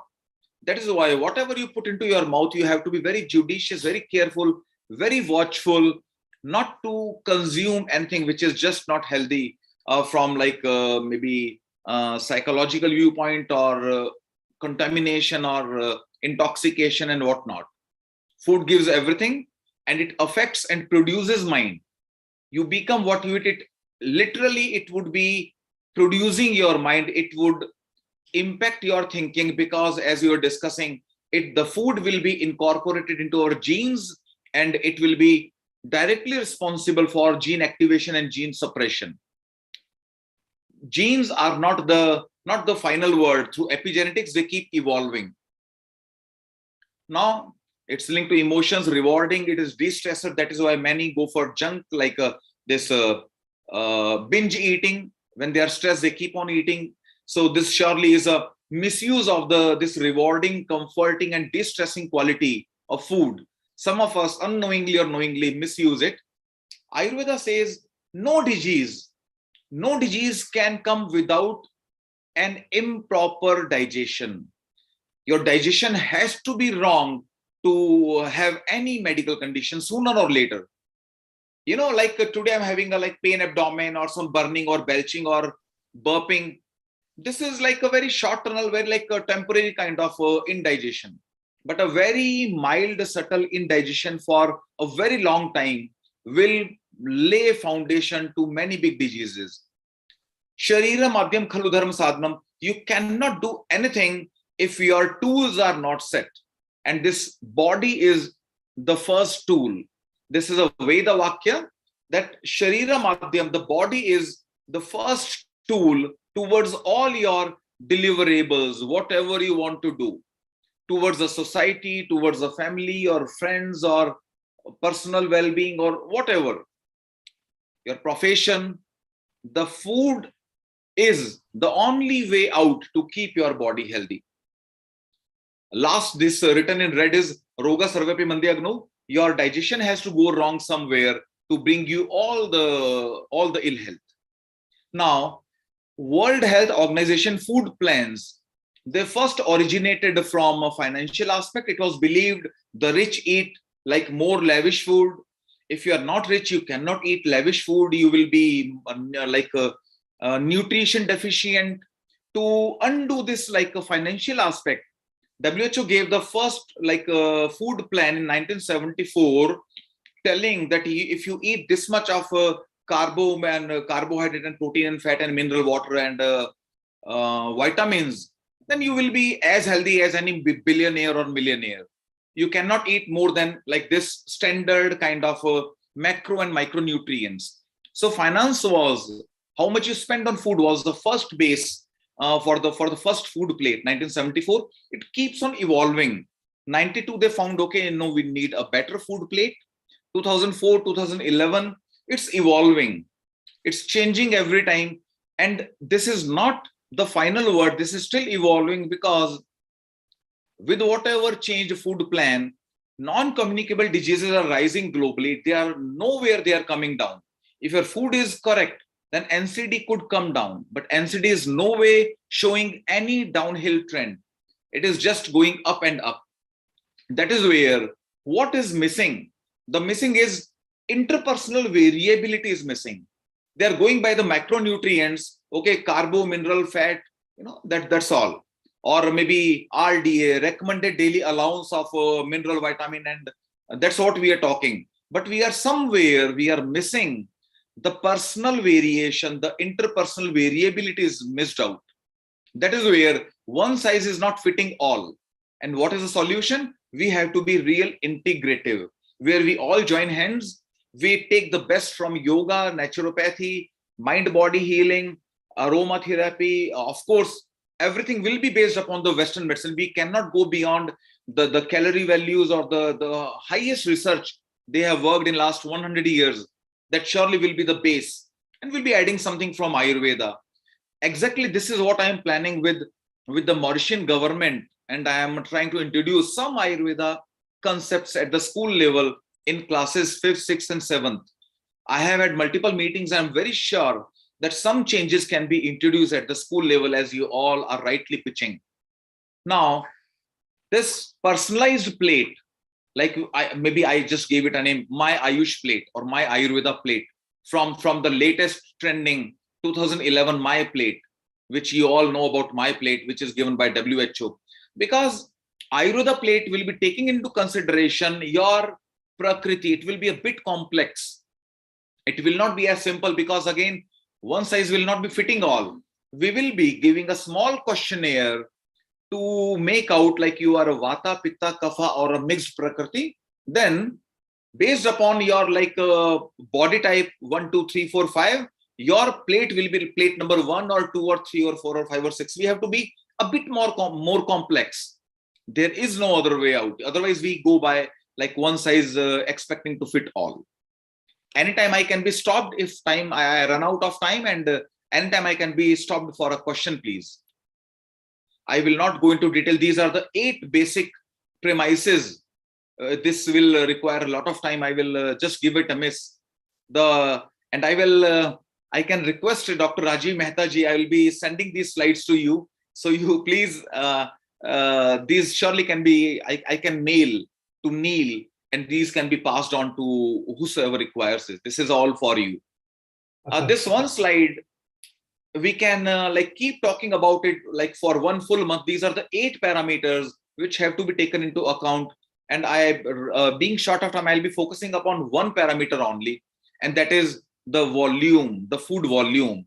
I straightway try to go to that. Okay. Then there are 6 days, and your nature of food will be influencing your genes. Genetically modified food. For example, we share 60% of genetic material with the banana, 80% with cattle, chimpanzee, and human beings are 99% same when it comes to your genetic makeup. Now, man-made versus God-made. Man-made food is only for convenience and taste. And what God made for us is the only like good food, negative versus positive food. If the food is giving more calories than it takes to digest, is a positive food. And now being positive, like COVID, is very dangerous over here. COVID is the only time when you should be negative, and your food should also has to be negative, because more are dying of overeating than starvation.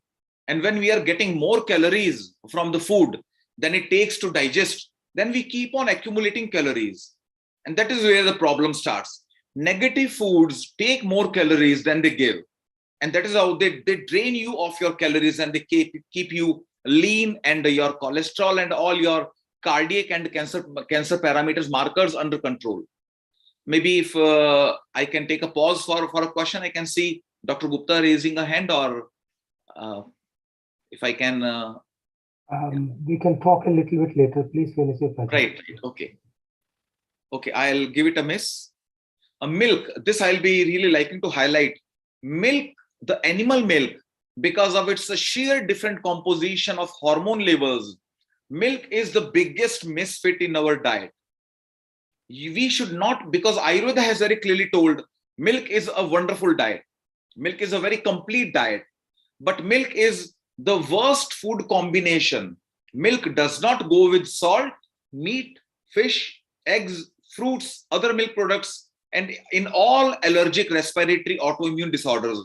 Milk is the first capital no, N-O. Don't take milk. So I very strongly tell all my students, my patients, and my audience that better to avoid milk, because the milk was not originally made for us. We hijacked it. It has got altogether different physiology. It has got different composition of hormones. And even if the cattle are like well fed, well reared, they are kept very healthy, still the physiology being totally different might not suit us. Lactose intolerance can be a really something very big, which the society, which the world, which the doctors, the patients can see. But there is much more undercurrent before such frank expression of lactose intolerance. There is a little intolerance which we all are experiencing, but not like to a laboratory level where a microscope can see. If a microscope cannot see, then we don't believe. That is where I would suggest we all should not be consuming milk. By milk, I mean animal milk. Plant milk, plant hormones are much more milder, because plant physiology is altogether different. They are much milder. So I believe some plant milks like oat milk and rice milk can be taken if you want your coffee to look whiter. If you can go ahead with the green tea or black coffee or black tea, then nothing like that. So milk, I would be personally like, I'll be going against it. I'll be giving this a miss, and maybe a couple of more minutes. Volume, yeah, this is maybe the last slide, then we can have some discussion, because I should not go on talking. Volume, this is the most important modifiable factor and grossly ignored. Many of us have not experienced what is hunger. We just eat by wall clock. We do not know that we have a body clock. We never see inside. It is lunchtime, we eat lunch. It is dinner time. Why dinner time? Because the clock is telling it's 8 o'clock. It's your dinner time. The body is shouting. Your liver, your intestines, your stomach is shouting, don't eat, don't eat, don't eat. But we don't listen. If I don't eat at 8 p.m., I will become weak. How will I work tomorrow? I have to eat. Many patients are telling me we don't feel like eating, but somehow still we eat because we have to eat. This is the most unfortunate statement. We should only be eating when we are hungry. Very, very important. Like I was putting a few slides back, more are dying of overeating than from starvation. All the cancer markers, all the metabolic disorders, all are only and only coming from excessive food. Food is, along with the stress, is the biggest contributor of free radicals. Where do we have free radicals from? We have got a little mechanism like superoxide dismutase and some vitamins which can tackle some free radicals. But if you are working so hard to have so much of free radicals through excessive stress and overeating, then no SOD can save you. You will end up having so much of free radicals, which will end up into aging and Alzheimer's and cancer and whatnot. So food, especially volume, should be very judiciously considered. It depends upon your Agni, your metabolism. Who is the healthiest? Ayurveda has said very clearly who's the healthiest. The one who eats healthy, the one who eats less, and one who eats by time is the healthiest. Nowhere in Ayurveda overeating has been recommended. In no condition. You could be very weak, you could be like very debilitated, your blood sugar is low, your blood pressure is low, your tuberculosis and your muscles are gone. No condition overeating is recommended anywhere. Now, how much should we eat? I believe this should be my last sentence, and then we can have some interaction if some time is still left. How much should we eat? Ayurveda is very clear. 75% of your appetite. You should eat up to 75% of your appetite only. 50% by solid food, 25% of your appetite by liquid food, and 25% for gas, that is air, that is movement of food. Solid, liquid, gas. 50%, 25%, 25%. You should only be eating up to 75% of your appetite. This has been proven by calorie restriction theory, which went on for 40 years in different legs. And they have very much proven the laboratory animals which were given 70 to 80% of feed were the healthiest. They lived up to 140% in that very lifespan. And when the leg was conducted in the human beings, over a period of like 2 months, their cardiac markers and cancer markers reduced by 65% in human beings. And upon the same calorie restriction theory, Dr. Ohosumi from Japan got a Nobel Prize upon what he called autophagy. He very much established he introduced cancer in some yeast model and did not give any food to the yeast model. After 8 hours, the yeast started eating its own cancer cells. Autophagy, that is self-eating. Your body will eat your diseases if you don't give food to your body. Aharam pachti shikhi, doshan ahar varjaye. Your body will be digesting food as a first preference. And if you do not give food, your metabolism would be redirected. What to digest now? Agni has to burn something. If the first preference is not available, if your kitchen has got no LPG gas, you could be burning some second option, that is some wood to make your food, because you don't have any gas cylinder or a gas supply. So you go to the option 2. In our body, the option 2 will be diseases. Your body will be curing you of all the diseases if you go for periodic fasting. I have got many more slides, but I believe I should stop here for some interaction. I should not be rushing through all the slides. And this is surely my most important message, that we have to be very watchful of the volume we consume, and we should only be eating when we are hungry. Yeah, questions, please. This was wonderful and very insightful, Dr. E. Sharma. I loved what you said about the 10-day Ayurvedic dietetic retreat.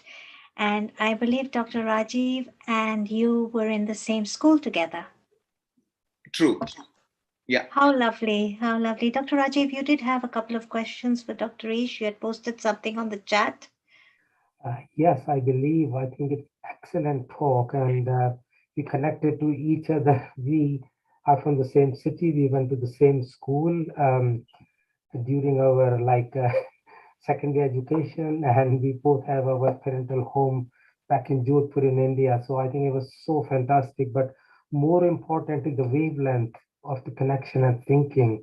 I was so pleased that, and in fact, I would suggest that Mauritius, the country and the government is really lucky to have you there to incorporate that program, which is going to change the future of the young generation. Those who are kids now are going to be carrying your message in next 10 years, and they are going to be implementing that, what we want. And this is exactly what we are trying to do here. Two things I wanted to ask that I completely agree. The whole macronutrient has been a big push.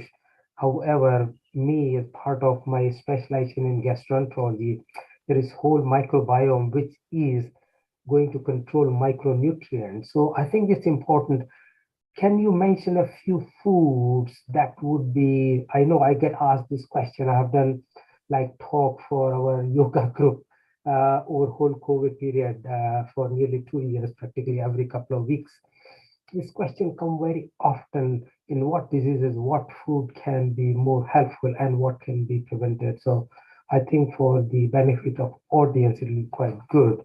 I understand about the fantastic thing you mentioned is that there is no one food perfect for all, which is again interesting. However, if you can generalize a few of these, then that will be very good. Thank you so much. Sure, sure. From like thousands of items available to be eaten, it could be like some vegetarian Particularly or for obesity, if you can focus on for obesity, what obesity. food? Yeah, okay, very good. Ayurveda, a very very interesting question accidentally put to me by Dr. Rajiv ji, is what Ayurveda has got to say about food plan in diabetes, obesity. Very interestingly, Ayurveda says to lose weight, you have to eat more and more. So if you want to lose weight, you have to eat more. But what? The volume you will decide. You will eat how much you want to eat. But the food should be, end of the day, not contributing like much like caloric value to your body. It should be negative food. It should be taking more than it gives. This principle is called in Sanskrit Guru Aptarpan. Maybe you, if someone from Ayurveda can second me. Guru Aptarpan. Guru means a lot of volume. Aptarpan is like a depleting negative food. Because if you eat, and what are those foods? Salads and the fruits and vegetables with their peel. We should not peel them. The peel should be consumed because the peel is the most difficult to digest, is the best quality fiber. So the body would be fighting with the peel and fibers, and in that fighting, body would be burning a lot of calories. So end of the day, after total digestion and fight, when the fruits and vegetables and salads have been digested, then they don't give a lot of calories. That is why they are called a negative food. So for diabetes, you should be drinking warm water before your meal. Very important. You should be drinking like 1 glass full of warm water before your meal to trick your stomach into being already half filled. Then you should be eating, very importantly, you should be eating slowly. You have to eat slowly to reach that like satiety level. Your satiety center should be satisfied, because it would not only be volume specific, it would be time specific as well. In the same time, if you are overweight, in the same like 5 minutes, you will be consuming more and more food possible. If you just dig into plate once, you don't see right and left, and you keep eating because you know you have to eat the maximum in that little time. If you slow your pace, if you eat slowly, after every bite, you sit back, you look left and right, then you take the next bite, you will be eating less food in the same given time, and you will be feeling equally satisfied and happy. So eating very slowly, drinking a lot of water before you start your meal, and consuming more and more of fruits, vegetables and salads, and goes without saying, cutting down upon oil, sugar and salt. Salt will be responsible to gain you weight. Along with sugar, salt is equally responsible, because salt would be retaining water in your body, and you will end up gaining weight if you consume more salt. So these are 3 white poisons: salt, sugar and milk. So you try to get rid of them. Yeah, Dr. Gupta ji. Wonderful, insightful. Dr. E. Sharma, you've written 4 books and you have 15 peer-reviewed medical articles. This is so impressive. You did mention, now I have completed my Ayurvedic nutrition certification, and you mentioned very interestingly that we should eliminate milk and not use any butter. However, the Ayurvedic school of thought on the contrary, does advocate the use of milk to a certain extent. For example, golden milk, turmeric, and milk, and ghee to fire up your agni. In many cases, they speak of ghee and firing up your agni, and they say we are as strong as our agni is. And you very rightfully said you are what you eat. So how did you come across, before I jump on to Mr. Kushal Kumar, just this question, how did you come on to that contrary way of thinking and going more plant-based? Wonderful. See, I did not say no to milk products. My only no is for milk. We can take milk like ghee or buttermilk or yogurt or cheese or whatever, milk products can be taken. First of all, milk, man, that's what I told. Milk has been believed to be a wonder food by many Ayurveda doctors and many Ayurveda textbooks. But how did I go against milk? Milk is the worst food combination. Milk says if you take me, then don't take anything else. If you can survive upon milk, then milk won't be reacting with anything else. Milk is the most reactive food. That is why milk is a very bad food combination. And otherwise, yes, Ayurveda has all like very high applause for milk. That is another aspect. So I believe we can take that up later on into a proper detail. Thank you so much. We had a question from Mr. Kushal Sharma. Could you unmute yourself, please? Could you unmute yourself, please? Okay. Yeah, a question for Sharmaji. Just he said, my guru said that eating regularly doesn't need to fast. Point number one. Number two, he said that the kind of programs that is available at the moment, I think from religious level also, people fast for 4 months, 3 months. And I found people in my practice that they have various kind of disease, gastric reflexes and all kind of thing, and really suffer. And the other thing is that for people who are fasting the other way, they eat a lot, saying that this food what they eat has got less calorie and that's going to help them. Can you throw some light on this? Yes. See, very rightly told. If Hit book, myth book, Kal book, there was a slide in my presentation which says you should be eating healthy, you should be eating less, and you should be eating by time. If your body knows your circadian clock is prepared, you will be eating at these times, then your body will be ready, your all organs will be waiting for the food and the digestion would be perfect. If your body doesn't know, 2 o'clock in the night, I get up and I start eating, then my liver is sleeping, my liver doesn't know and the food is coming. So if you are really timed well, you eat at proper times, your body is much more prepared to receive the food first of all. And surely the volume goes without saying, volume will be the most important factor. You have to be like always eating 75% of your appetite only. And I could not well understand the last part of the question by Dr. Kushalji. If maybe you can repeat. I think he's disappeared. But having said that, Ayurveda is so extensive and you've given us a wealth of information. I want to thank you so much on behalf of our whole team here at Healing Hour, Dr. Ish Sharma. It's been wonderful to have you and do stay on with us. Sure. It's been marvelous. We have all these panel of incredible speakers. We traveled to Malaysia, we came back to the UK, we went to Mauritius, and we're coming back to the UK with a very dynamic, very beautiful lady by the name of Jaswinder Chali. Let me tell you something about this incredible lady. She's a multi-award winning and 10 times co-author. She's also a fellow and teacher of hypnotherapy, a psychotherapist, a yogi, and a mystic healer. She was led to the path of healing and empowerment after complete displacement in her life that unfolded her trying experiences and challenges. It was a survival game for her on all levels, including single parenthood.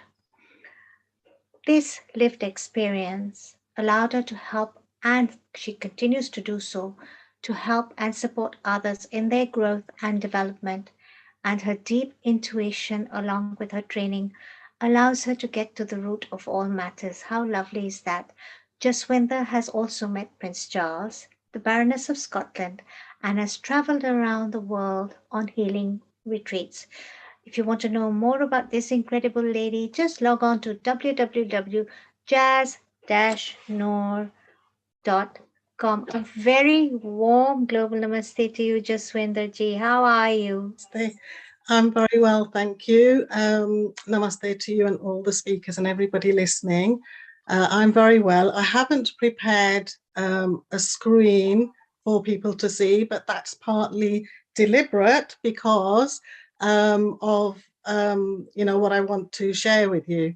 So I'm sort of focusing on hypnotherapy, and our previous speakers have already sort of like highlighted things that are like the chronic pain, for example, that was mentioned earlier, how hypnotherapy can help, and the Ayurveda talk that we've just had about food, because a lot of people come to hypnotherapy to reprogram faulty conditioning and faulty way of thinking. And food actually is one of the biggest areas that we deal with, because so many people are eating the wrong foods, the wrong time, and a lot of it is emotional eating. So they're having negative thoughts, and the negative thoughts, in order to deal with those negative thoughts, they are comfort eating. And what happens then is they get into patterns of habits where they will eat, like, for example, chocolates or cakes or crisps, and that becomes their go-to food whenever they're having some kind of negative feeling or emotion. So I want to kind of like backtrack though, for just to understand how the hypnotherapy works. Now, it's divided into our brain, or our mind, whichever way you want to look at it. It's kind of like divided into two parts. So we have the conscious mind, and then we have the subconscious mind. And in between that, there is a filter. So, for example, if somebody was to say to somebody that, you're beautiful, and that person, if their negative thinking was all about the fact that they're not beautiful, that filter will kind of push that comment away, and it will close down again. It won't believe, that comment. And a lot of this goes back to when we were young, sort of like 0 to 5, especially when a lot of conditioning happened. Now, some of it does go back to obviously when we were in our mother's womb as well, taking and absorbing all the fears that our mother went through. A lot of our mother's kind of like thought process, in terms of how she was handling challenges that were going on around her. So we would have absorbed that to some degree or other. And then when we were growing up, everything that was going on in our environment, how we adapted to that, how our thought process was, because everything obviously started with a thought somewhere, and then that thought led on to a feeling that we experienced as a result of that thought. And then that feeling further led on to like an action. And then that action took us further into a pattern of behavior. And then that's where we get the sort of like, comfort eating, for example. So if we think of a child that was growing up, and because I'm here in the UK, and a lot of parents go to work, and the children are kind of like sort of, in some families left to fend for themselves. And so if you think about that child who is missing the parents who are at work, this child comes from school, maybe they've had a bad day at school, they come home and they're at home, and they're missing the parents, and the parents are not around. So that thought process that is going on for that child is I feel lonely, I feel unloved, I feel unsafe. Those are the thoughts that are happening. And the repetition of those thoughts then start to become a pattern. It starts to become the response of that person. So as adults, we then sort of, that's where, you know, we are trying to deal with those negative thoughts that have started in childhood. And those will come out in sort of like, you know, how we respond to stress, how we respond to people in our relationships, how we're responding to food, everything around us.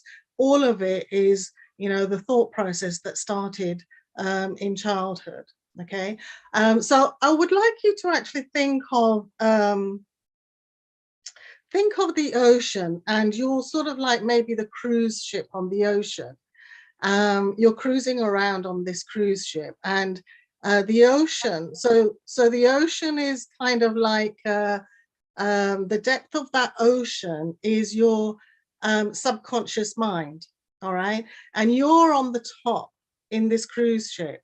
Now, can you think, you know, if you were to come out, unless you're very experienced in, you know, deep sea diving and swimming, the thought for the general person to fall into that water is huge. There is a fear of the water, there is the fear of the depth, there is that fear of falling and what would happen. And yet this is actually the route that we need to take to go into hypnosis to resolve a lot of the problems that are going on in the subconscious mind, because the subconscious mind, it has our brain waves. So we start off with the beta, and then when this is the state that we're all in at the moment, that you're all in now, because you're sitting listening, you're engaged in your listening. And then if I was to, in a little while, I will take you through a meditation, then that will you know, when we start going into the trance of meditation, it takes us deeper down our brain waves. So then we go into alpha, which is a milder state, and then we go into a deeper state, which is theta. This is where hypnosis happens, in the theta state. And this is where we reprogram the subconscious mind. So I think I would like to kind of like take you through an experience. However, I would like to also mention that hypnosis, there are contraindications for hypnosis. So anybody experiencing, you know, going to a therapist, they need to know that obviously the contraindications, there are certain medications, if you're on certain medications that affect you know, your mental state, then you can't have hypnosis. You can't have hypnosis if you're epileptic, or if you're diagnosed with psychosis or other mental illnesses. And if, you know, like obviously you have to take your GP permission if you're a pregnant woman or any child under 18, or if there are heart conditions, high blood pressure, etc. So all of these, you would have to speak to your GP first, okay, to avoid the contraindications.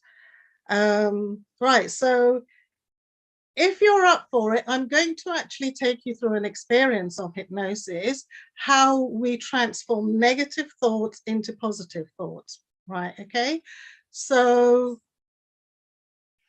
if you would like to just make yourself comfortable where you're sitting, and just allow your eyes to close and just listen to the sound of my voice.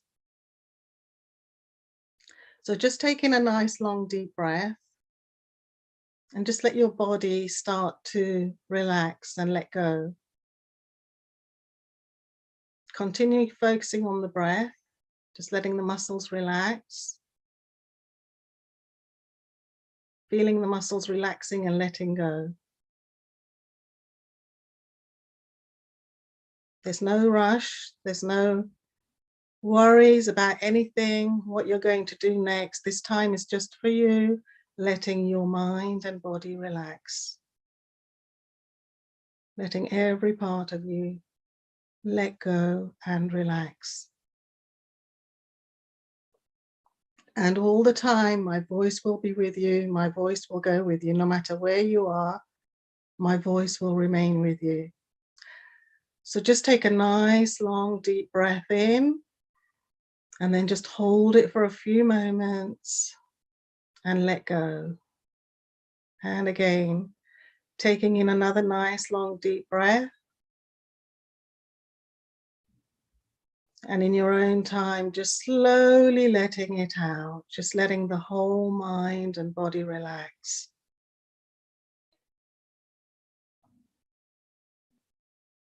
Just being with the breath, focusing on the breath, just being with the breath. And keeping your eyes closed, continuing to focus on the breath. I would like you to just imagine there in your mind's eye in front of you, a whiteboard. It can be any size that you feel is relevant for you. And there are plenty of marker pens there, and you choose one of your favorite color or the color that you feel is important to you right now. And on this whiteboard, you're writing down all the negative emotions and feelings that you're experiencing in your life right now. And just to help you, I'll mention some, and if they're relevant, you can write them down. So for example, you might be feeling frustration. You might be feeling critical. You might be feeling anger. You might be feeling judgmental.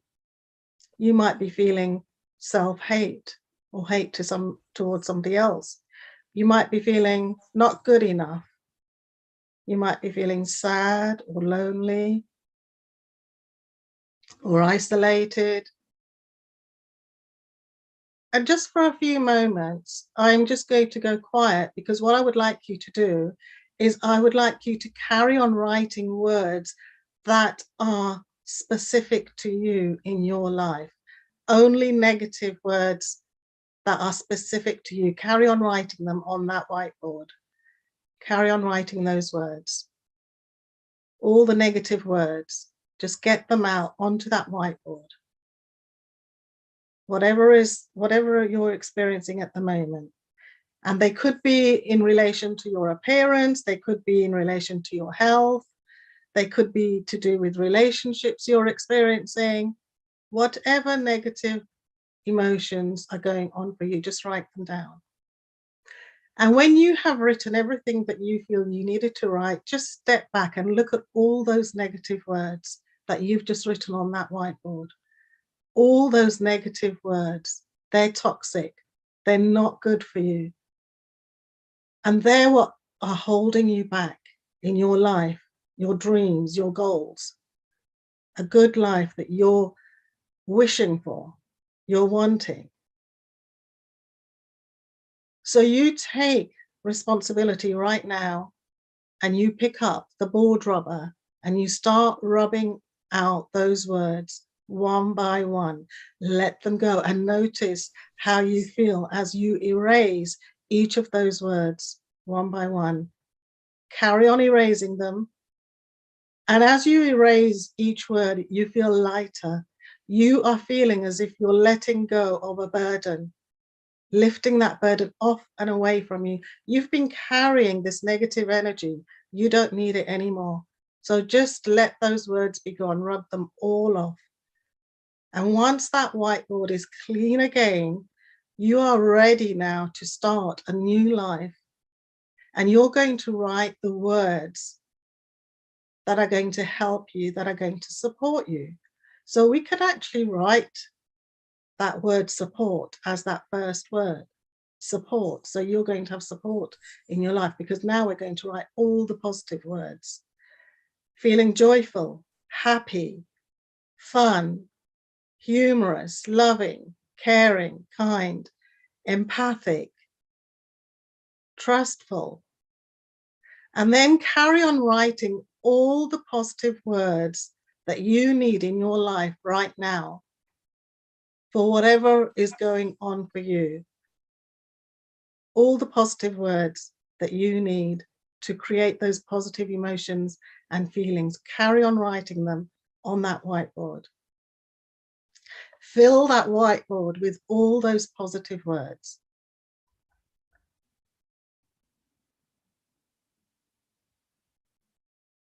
They belong to you. You deserve them.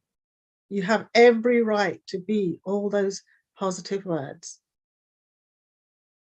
And then when you have filled that whiteboard with all the positive words, again, step back and read them one by one. Read each of those words and really integrate them into your mind, into your body. Really feel them one by one. They are yours. You were just hiding from them, but we've brought them to the surface now. And this time we're not going to erase them. This time what you're going to do is you're going to see each word become illuminated and become larger and larger and larger. And each word now is falling off the whiteboard and falling into you, into your psyche. As you take them all on board, they all belong to you. And from this moment onwards, you will walk forwards with positive thoughts, positive thinking, and they will start to integrate and become a part of you in each moment, each day.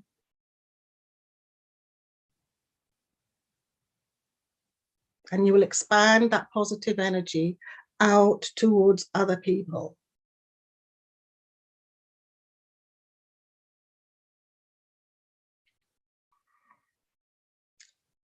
So I'm going to bring you back now. I will count from 1 to 5. At the count of 5, you will open your eyes and be fully wide awake. So ready, 1, beginning to feel the floor beneath you, the chair that you're sitting on. 2, everyday sounds and noises are returning back to normal. 3, nearly there. 4, all sensations returning back to normal. And 5, you can open your eyes and be fully wide awake, returning back to normal. Fully wide awake. Welcome back.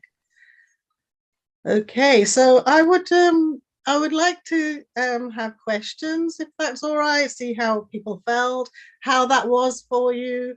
If anything, that you feel you need to know in relation to, obviously, negative thinking and positive thinking and hypnotherapy.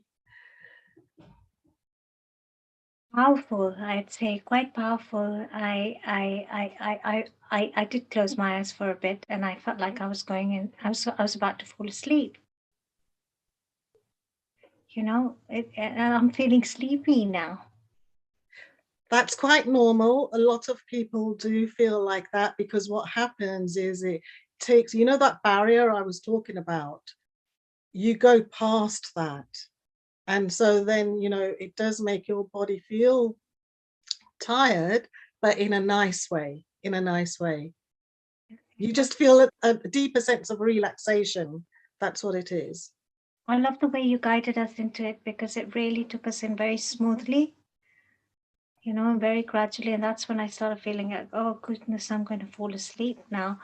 I can see that Dr. Rajiv is here, and perhaps he'd like to give some feedback on hypnotherapy. Would you like to unmute yourself, please, Dr. Rajiv? You have your hand raised.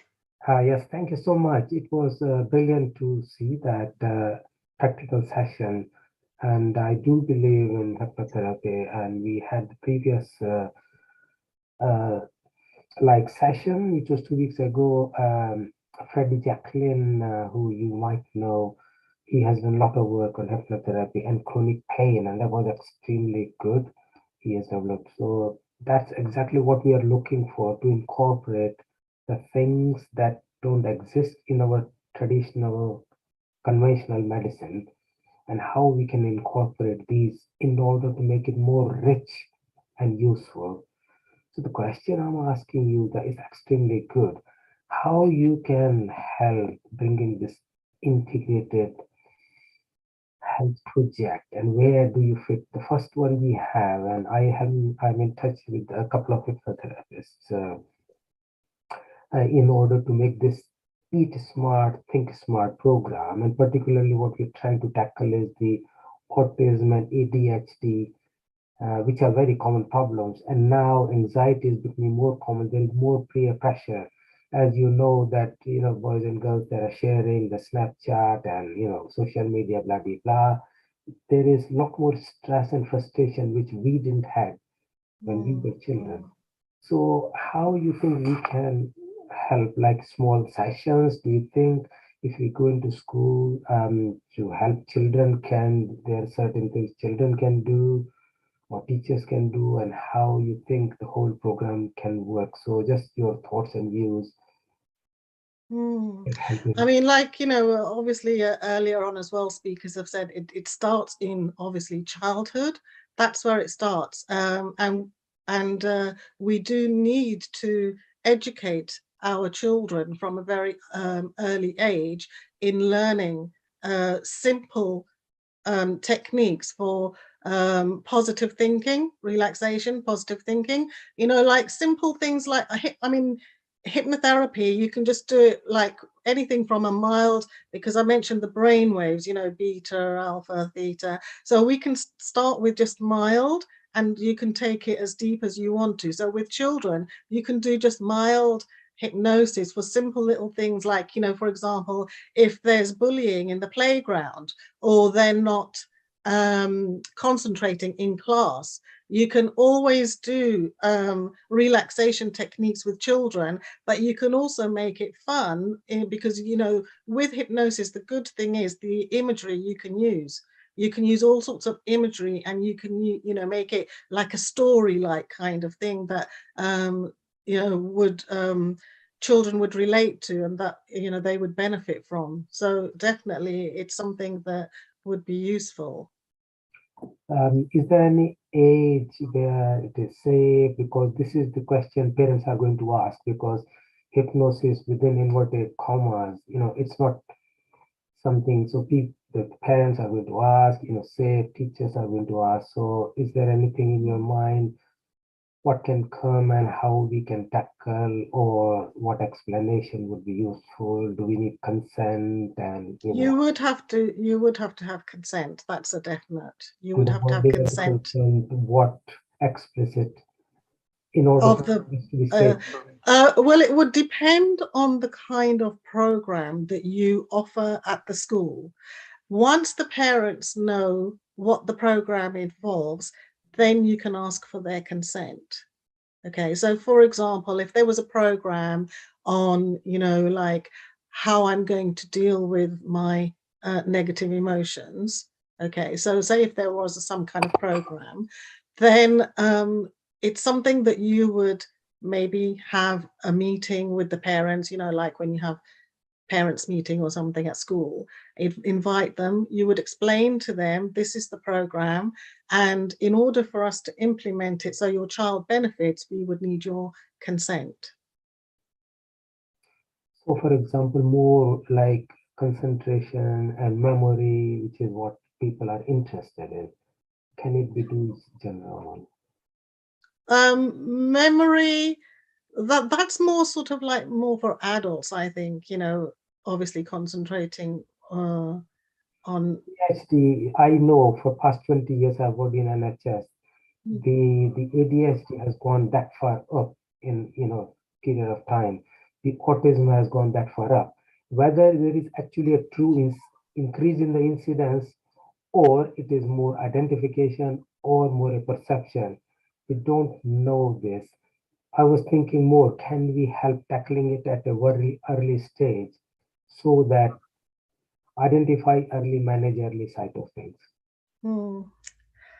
Well, if we go if we go into understanding obviously the yoga philosophy, all right, then, because you see, the thing is, hypnotherapy, personally, I believe that hypnotherapy is just another way of understanding yoga philosophy.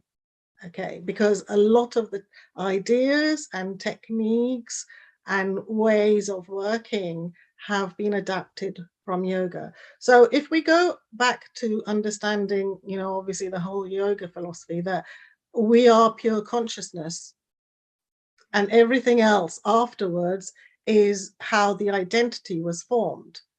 So that's where then the faulty programs have come in, where the identity has been formed. Okay, so all these labels about ADHD or anything else, they are because of that faulty identity that was formed, where we've deviated away from that pure consciousness, our pure self, that pure consciousness. You see, the thing is, in Western world, the hypnotherapy, they are still, because obviously I'm putting myself on the line here by saying some of these things, but I've been doing a lot of my research as well. Now, because a lot of the hypnotherapy, as I said, techniques, ideas, a lot of them have been adapted from understanding of yoga anyway. So that's why there aren't specific things that have been written under the hypnotherapy banner. Now, I always find I have to go back to yoga philosophy to understand, a lot of what's been written and said. There's so much. It's such a vast area, the yoga philosophy, hypnotherapy. I mean, the books and books have been written on it, really, and it's a really in-depth study. Just Vendaji, but so much, such a wonderful session you have given us today, and so much knowledge. I really want to thank you for coming on board today at Healing Our Earth and sharing so much wisdom. And thank you very much for being part of our Global Integrated Health Forum. There is so much wisdom in you. You have so much to share. We need to get you on another session, and you can keep giving us so much more in-depth knowledge on this very mystical, I would say mystical, magical area that the world is now beginning to accept. So thank you very much for coming on board. A very warm global namaste to you. And thank you very much to Dr. Rajiv Gupta for his valid questions. For all our viewers all over the globe who are on YouTube, Facebook, and Periscope, and our website, if you are involved in any holistic therapies, alternative medicine, complementary and supplementary therapies, and you would like to contribute to our Global International Health Forum, please do get in touch with us via our website, www.healingourearth.com. Just send us a WhatsApp message and we'll be very happy to answer you back as soon as possible. What a wonderful session we had. We've had all these wonderful speakers from Malaysia, Mauritius, the UK, and now, as you know, with Healing Our Earth, we love to globetrot the world. And I'll be handing you over to our next host, a very dynamic lady, Dr. Sheila Dubey. Dr. Sheila Dubey, a dentist. She was born here in the UK and moved to the USA. She is a whole health dentist, a humanitarian, and an entrepreneur. She's also a television host. Dr. Dubey is a recipient of the Bay Area's Outstanding Women of the Year Award. She has also been the recipient of the California Patient Choice Award, and she takes special interest in helping the underserved children and women in her local community. On the professional front, Dr. Dubey was the past president and dental health chair of SACDS, Dental Society. She is a graduate of the American Dental Association at Kellogg School of Management and Kellogg School of Management Institute for Diversity in Leadership. This dynamic lady is also an author of a popular children's book called The Ninja Tooth Battle. Dr. Dubey can be found at www.yourcaringdentist.com, www.instagram.com/Dr. Sheila Dubey. A very warm global namaste to you, Sheila. How are you? Namaste to you too, Seema. It seems like this session that you had was amazing. I was just, it's very early here. It's about 8 o'clock in the morning, which is early for me on a Sunday. And I got the tail end of your conversation and it was just fascinating. So I'm definitely have to go back and listen to the recording and catch up on all your wonderful speakers today. You must do so. And how's everything in sunny California? It's not so sunny. It's been raining out here a little bit, but reminds me of back home in England. But it's been lovely. Well, But it's very sunny here in the UK today. oh, geez, you mean I have to hop across the pond to get some sun now? You should come over. We need to see you here soon. But it's wonderful to have you. And I'm handing the session over to you. Thank you very much. And a very warm global namaste again. Thank you. I hope you stay on and I'll catch up with you soon. Will do. Thank you. And for those of you that don't know me, my name is Dr. Sheila Doby, and I'm really excited to bring on our next guest all the way from Scotland. And he's Sam Potter, who's an acupuncturist. Now, Sam was born in India in 1953 and moved to the UK at a young age. He qualified as a civil engineer and expanded into healthcare sector, establishing care homes for over 500 people across Scotland. In 2016, he met Swami Ramdev Ji and Archana Balakrishna Ji in UK. Further to his training, Sam is appointed as Patanjali Yogpreet International Teacher Coordinator. I apologize if I've messed up some of these names. Over the years, he taught over 10,000 yoga teachers worldwide. And you also donated an island. Oh, that's amazing. I'm going to have to listen a little bit more about that. And since the pandemic hit, Sam has been taking on the task of giving free online yoga classes and gained thousands of followers. I'm so excited to meet you, Sam. How are you today? Shilaji. Really, it's such a lovely platform to hear all those professional people, doctors talking it. Last time I was doing a class in Los Angeles. So we had 70 people there taking training. So every morning we asked somebody to come and light the diya. So next one morning I asked I thought maybe a few doctors, any doctor there, could you come and light the diya? You know how many doctors were there? 40 doctors. Wow. Out of 70 people. So what I thought, so I got a bit of panic because what's happening is doctors know what they're prescribing is not good for them. They're looking for alternative solutions. That's why Neil Kumar and this organization is trying to do, bring people together to promote health.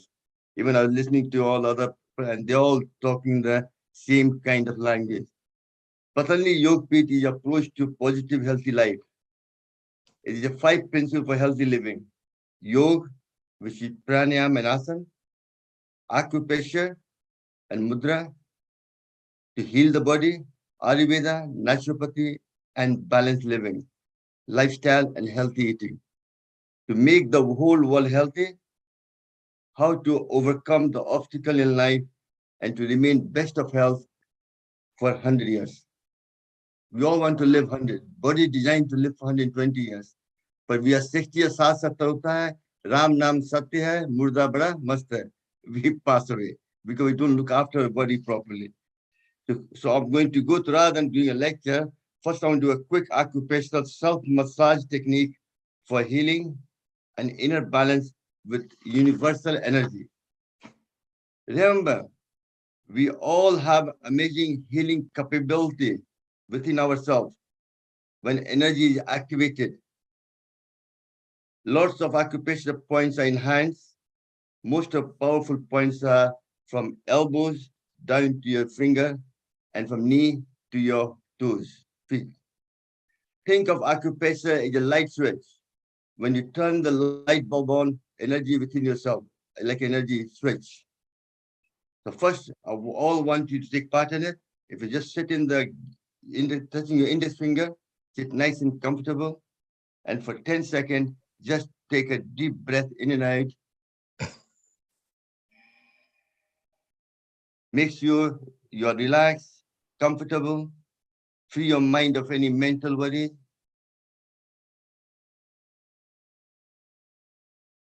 Remember, body and mind are two identities. Either gets frightened, your breath changes. Breath is the bridge between mind and body. Through the breath, you learn to control your mind. Then you make a right decision. And there's two kinds of mind, conscious mind and subconscious mind, as the lady before told us as well. And through that, you connect with your soul. That leads to your spirituality. The whole purpose, every religion, everybody wants to go to spirituality. Going to temple, church, or gurdwara, you won't get the spirituality. First, you have to find the God within you. The breath is one of the main vehicles. Everything in body, everything in universe moves due to prana. Prana is the universal energy. And prana is very important. That's what keeps the body active, alive. If you don't have prana, body dies. Breath on its own can't keep you alive. Like the Acupressure, heart is called the ruler of blood. Blood carries the energy to each and every part of the body. Fire element is the only element connected to two organs. You have 5 elements: fire, air, space, earth, and water. That's why in the school we go, miss, can I go to my bathroom? That's your water works. Fire is an important element. Touching the tip of the fire, you increase the balanced element. Putting to the base, you increase it, and putting the element to the base of fire and suppress it, you suppress it. That's the whole science of how it works. So energy channel, fire element is connected to two organs, your heart and your pericardium, which is the muscle, which is the sac surrounding your heart. It protects and lubricates the heart and keeps it placed within your chest. And to activate the fire element, you have to energize the heart and pericardium meridian cells. Very important. To do this, gentle exercise, just stretch your rub the hand together like that. Just twist them around there. And then facing your palm up the way, just shake them like this. Just by doing that itself, you are activating your fire in your body, your heart and pericardium. And then you can turn it upside down and do the same thing upside down, nice and gentle. This will help to clear your emotional energy as well. And that's why when you see the people, when people do racing, walking or something, running, marathon running, they stand up and they go like this, like just shaking the hand, they activate the energy in them, focus and succeed in life. Lots of us have a warm body, but cold hand and feet. This will improve circulation. This clapping exercise activates your heart, lung, large intestine, small intestine, thyroid gland, liver, gallbladder, lymphatic system, the overall exercise of the body. Daily 2 minutes of clapping in the morning keeps you fit and active. Rub your palm together for 20 seconds. Try to create enough heat that you can toast the bread. And you clap for 20 seconds, clap and like this, very loud. Just to energize every part of the organs in your hand. Acupressure, part of the acupressure. Then you clap 1, 2, 1, 2, 3. 1, 2, 1, 2, 3. 1, 2, 1, 2, 3. In our hand, there are 4 energy channels. Meridian. There's 14 meridian channels, 6 on either side. One goes from governor vessel from here to third eye, to crown chakra, to the spine, to the back passage. And conception vessel from back passage all the way back up to the middle. In our hand, so those 4 energy channels, meridian, directly connect to your heart. They are all in your hand. That's why we're clapping. The hand can be enhancing circulation of your heart. If you don't have any heart problem, prevention is better than cure.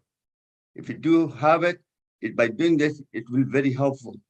To clap your hand 9 times along the heart meridian. So if you make a cup like this, not flat, keep a cup and clap it 9 times. Just by doing this, your thyroid gland, you got the left side, your heart and spleen, right side, your liver and gallbladder. You're exercising everything together. Also the sinus point. Just by clapping like 1, 2, 3, 4, 5, 6, 7, 8, 9. Next, every organ passes through the meridian. Palm of your hand, middle palm, just tap 1, 2, 4, 8, 9. And the other side. Next, everything passes through the armpit, put your arm there and passing this. 9 and 1. Just by doing this, you have kind of activated, make sure you don't use you activate the whole channel thing. Very important. Next is, if you go, the people, nurses, or sometimes when they travel in ambulance, they go sick, they wear the sick band.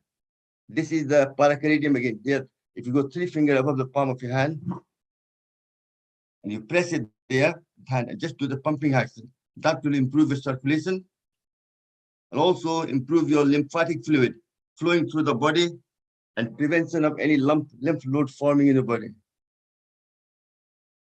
Just by doing this. Very important. And then you have the pressing this point, which is a governor vessel. Just by tapping here, you release stress. Just by tapping it. And if your husband or wife is very angry, all you have to do is be brave. Go and hold his can here. You can't hold his ears. अपना नहीं उसका जो गुस्सा कर रहा है. But you have to be brave. Then his anger will dissipate. That's why king used to pierce the ears. By piercing the ear, it makes you more calmer. This is all part of acupressure. One important point in acupressure is L, large intestine, L14. If you take your thumb and here, near the index finger, you press this point and find the sensitive spot, that will release any pain in the body, upper part of the body. They used to use this for teeth extraction, dentists when they didn't have for young children. Press this point and pull the teeth out. Both hands. You do right hand, it's very good for headache.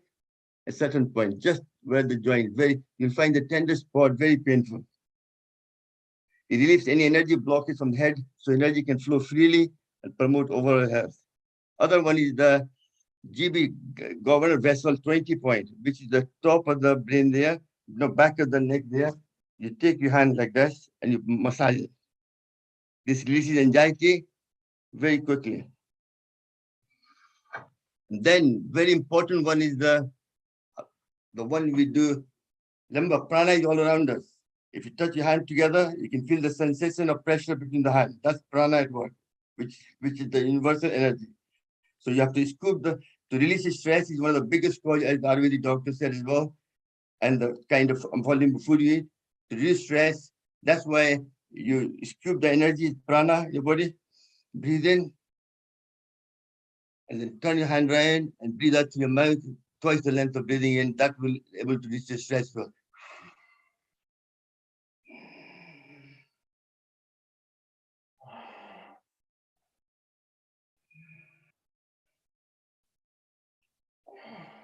One of the best ways to release stress is your thymus gland. That's why India में कोई मरता है तो हम छाती ठोकते हैं. But just by clapping it, you activate the thymus gland, which is able to release your anxiety. This is very deep, but you have to activate all the diaphragm. When you vibrate the diaphragm, it activates the thymus gland, and that also increases your immunity as well. Release your anxiety with the T cell. So you clap it there, just tap it there. Just by tapping this, every time you work in the office, when you go home, tap this. You leave your worries behind them. You don't take your stress back home and you're fighting with your little partner. Just by tapping before doing this and also doing the energy channel thing, you will be able to release the stress. When you go home, you'll be better. Another point is obviously we follow the ear to the top middle head, tap it there. That itself also releases stress. And last is the third point, middle, third eye, just pressing a tap there. And one of the best ways to activate the brain, your brain is in 30 seconds is activating your pituitary gland, which comes in your thumb. If you take your thumb and press it like this, for 20 hard, usually what I use the clothes peg, here. That itself activates your pituitary gland and helps to secrete neurochemical in the brain. It stimulates the neurons, which kicks in the parasympathetic nerve system, which will relax your body and gives you instant relaxation. Pressing it there and then press across the way. Usually I use the clothes peg. I didn't bring it, put clothes peg there and there. That itself will activate and relax your body and activate the parasympathetic nerve system. And you'll feel also that will help you to feel the change in your sinus as well, clear your sinus. Another way, why a clenching fist is a more powerful tool than you know. Connecting, remember, everything in body in acupressure, if you have a stroke on the right side of the body, stroke happens on the left side. In face, everything crosses over. So by just making a fist, right hand is connected to left brain. Clenching your right hand activates the left side of the brain, while clenching the left triggers the right hemisphere. Increases your better memory power by right hand clenching. Every time you do that, you increase your memory power. And when you do the left hand, better recall system. जो भी आप याद किए हैं, what we remember, it comes back to you very quickly. They're very good for children as well. Very important, if you take your right hand, if you press the little finger, it presses your liver, your index finger, ring finger, pancreas, middle finger, kidney, and little and index finger, adrenal gland. Just, and the left hand, heart, pancreas, kidney, spleen. So just by doing this 20 minutes before, 20 times before the food, you activate your energy channel. More insulin is produced to balance your sugar level. It's simple things, but it's all about lifestyle. You have to teach more children young days. That's why when it's very important. See, like what's happening, I'll tell you. To make our future healthier through promoting good health and healthy living to the younger generation by teaching lifestyle in school. Example, sitting in the sun to absorb vitamin D3, to absorb calcium and make the bone stronger so they can gain more height and increase their immunity to fight infection. It's simple things like that. That's why when you go to nursery, they have to take a lunch, breakfast outside in the garden, regardless of if there's sun there or not. Even if it's raining, they put the waterproof on there. Body to be alive, you need prana. What is prana? Universal energy. Comes from food and water, air we breathe in, and nature. Maximum energy comes from what? Food and water? No. It comes from breath. Breath is the main vehicle for prana to enter your body. And that's what we're trying to, that's what, and through the yoga, through the pranayama, breathing exercise, mental disturbance, excitement, anxiety, fear, anger, disappointment, all come down. This is very good for children when people I'm authorized to go to the school to take yoga classes where they give me a school with the violent children. Through the yoga, I found within 3 months, the children come down. They become more user-friendly. Very, very important. And one of the important thing also, adrenal gland, which is just above the kidney. If you follow your belly button and follow behind the back, and you take your fist and tap it there, that will give the body more energy. Just by tapping it there. Acupressure plays a great role in detection, prevention, and cure of cancer. The guy, the very first person was talking about, Mr. I think, Vijendra integrated healthcare about the cancer thing you're talking about then. Any minor disturbance of any organ is reflected on the palm and sole of the hand. First gland to disturb is your thyroid gland, which is the palm of the hand there. If you press it there, if it's paining, that tells you something wrong in your endocrine system. And then the next is the lymph gland. Put your 3 finger there. If you press it there and do this, if it's paining, that tells you your lymphatic system is weak on the right side or left side, depending which one is more paining. So how to detect cancer in different parts of the body? I went to cancer hospital. I to give a lecture. There were 40 patients with cancer. Doctors were present. One was in Canada, Bolton, Canada, and one in Bolton, UK. When I didn't know what cancer they had, I gave a lecture on yoga, what food to eat, things like that, bit of Ayurveda as well. But when I did the acupressure to them, I could tell what cancer they had without even knowing them. I told them it was your best cancer, right or left. So I used those knowledge to look at the fit people and tell them, please do something about this. Cancer doesn't come overnight. It takes over 6 months, years, something to build up over the time. So acupressure is one of the best ways to detection of any kind of illness. Before it happens, body warns you. Quicker you diagnose your illness, even cancer, more likely to heal the person better, quicker.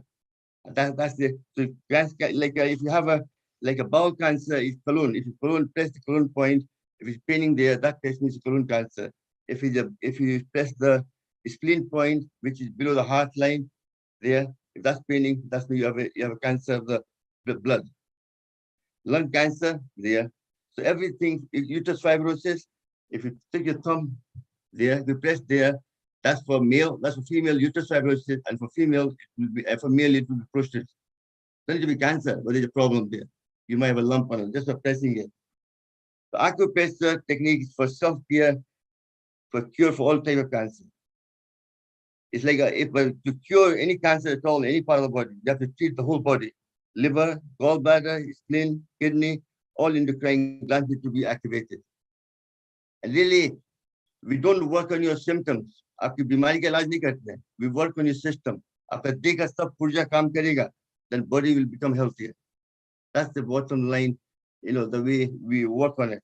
And it brings the metabolism of the body in order. Acupressure is based in concept of life energy, which flows through meridian in the body, and cancer cells cannot survive in oxygenated environment. And that's where pranayama plays a big part in promoting health. जो सांस लेना सीख लिया, कभी बीमार नहीं होगा. जीने मरने में एक सांस का फासला है. And acupressure, by pressing lung point, acupressure point to energize the whole body, and breathing exercise is very important to connect with your soul as well. And cancers could be detected at very early stage, and prevention actions could be taken by acupressure and all the different people are talking about different things. There's a lot of things, meditation, a lot of things you can do, and it will help. Very important. And lung meridian is one important one to heal. Lung meridian comes from thumb all the way back up here to the L1 point. L1, L5, L7, L9, L11. So you have to press those points. That's why I was tapping. If you do this, tapping, that's L1. 1, 2, 3, 4, 5, 6, 7, 8, 9, both sides. That will activate your lung meridian. This is very important for COVID-19 just now as well, to make the lung stronger.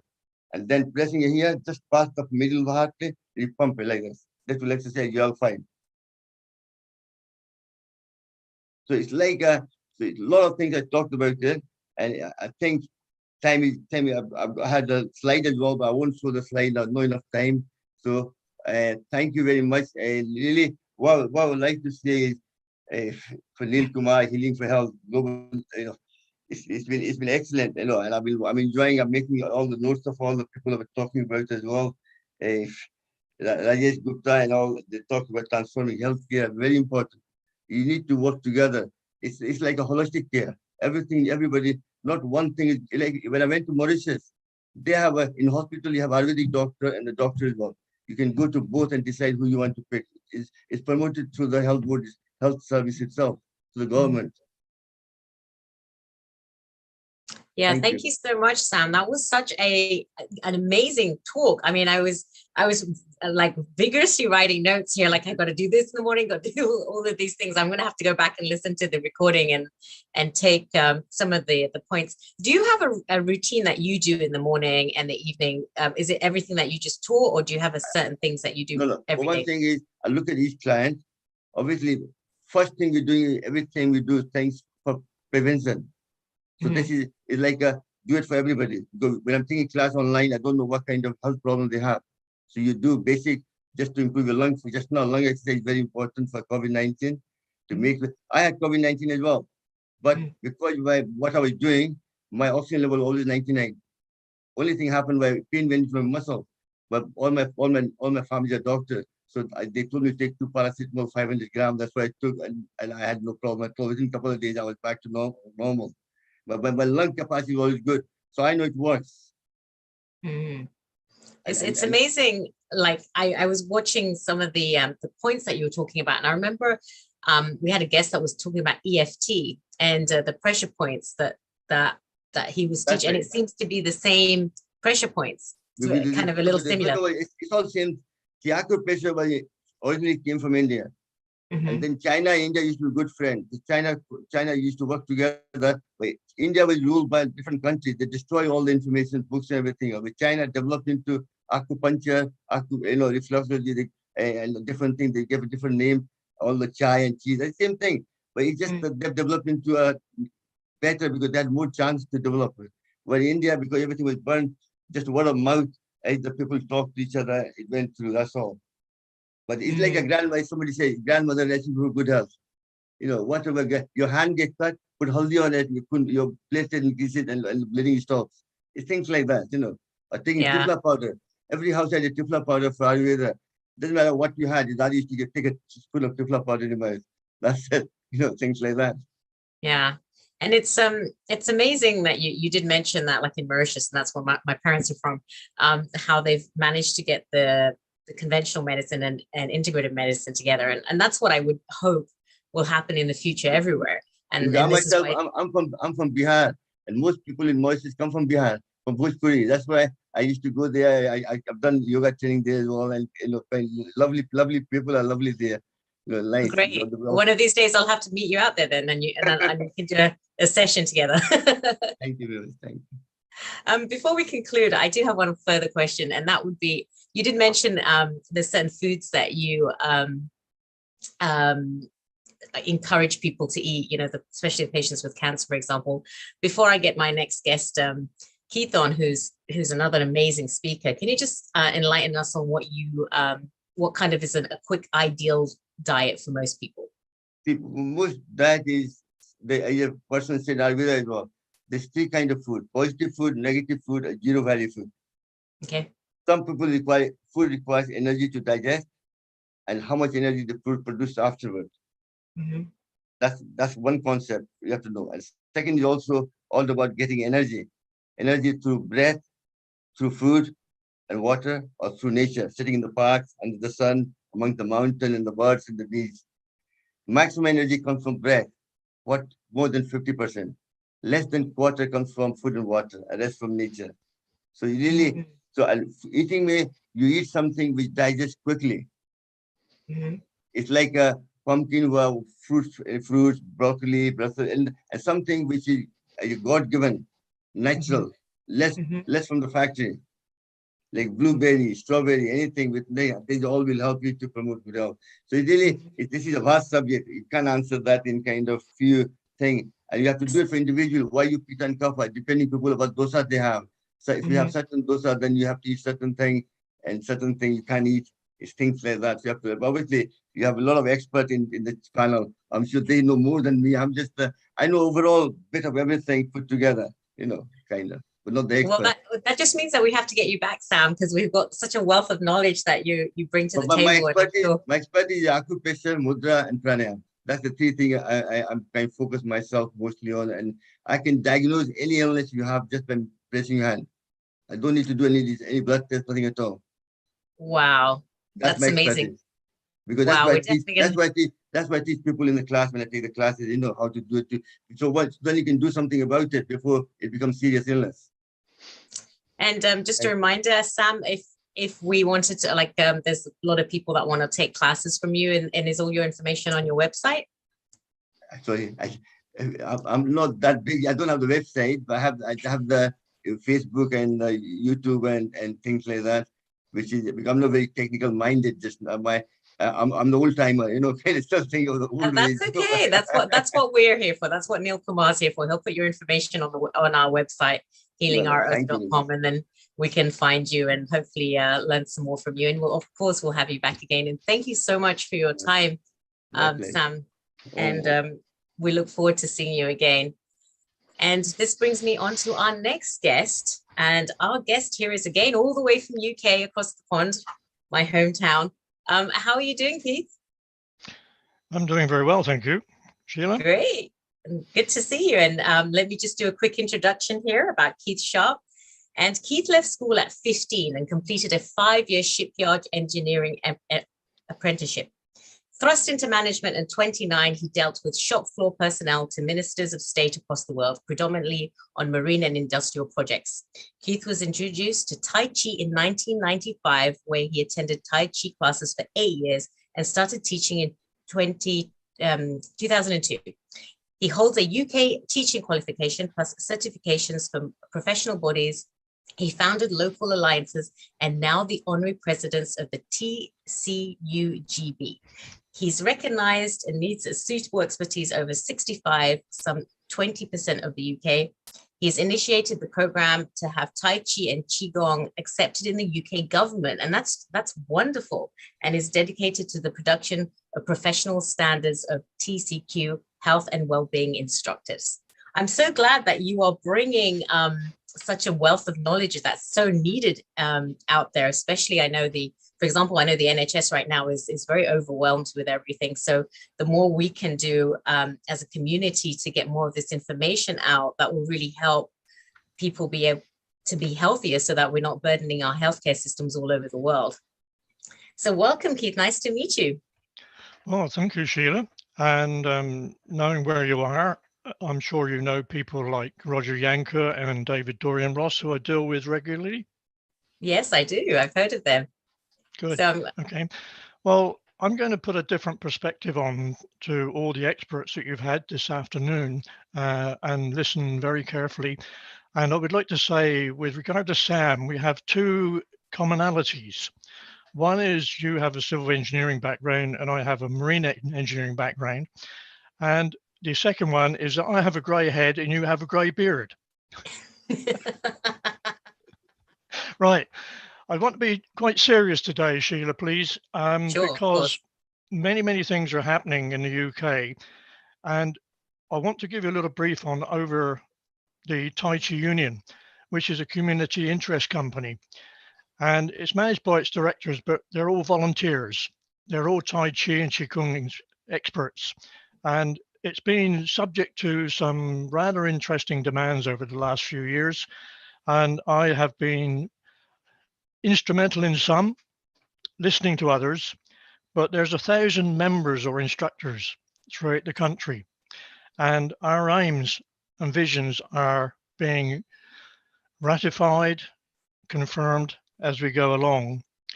And it's mainly using initiatives and leadership. And leadership is something I think that everyone that shares this platform through the health and well-being and through the Healing Our Earth elements is really so involved in providing their own services that one or two of us may look at it slightly differently. I am not an expert in Tai Chi. I am not an expert in Qigong. What I do know is that what Sam is providing is the same as the Tai Chi people in Qigong, Qi and Prana, the energy around us, all right? Firstly, I want to thank Neil and all the rest of the team at the Healing Our Earth organization, because getting something together like this takes a lot of dedication, a lot of initiative, and a lot of browbeating, I'm sure, from him. All right. And I know that very well from my worldwide travels. Tai Chi Union, integrated care, professional standards, and collaboration. That's really the subject for my little talk this afternoon. The Tai Chi and Qigong Union, known as Tai Chi UGB, has been around since 1991 and was really set up initially for the martial artists and those really wishing to endeavor to have people trained in martial arts. In the last few years, it's recognized the need for health and well-being. And so we are now very strongly involved in providing health and well-being courses. And that's all I've been interested in. All right. What are our aims and visions? We would like to see health and well-being through Tai Chi and Qigong approved by the UK Government Department of Health and Social Care. And all providers from insurance organizations to corporations and charities. What a challenge. Any of us who've dealt with the NHS know that we have a morass. It's like trying to walk through syrup.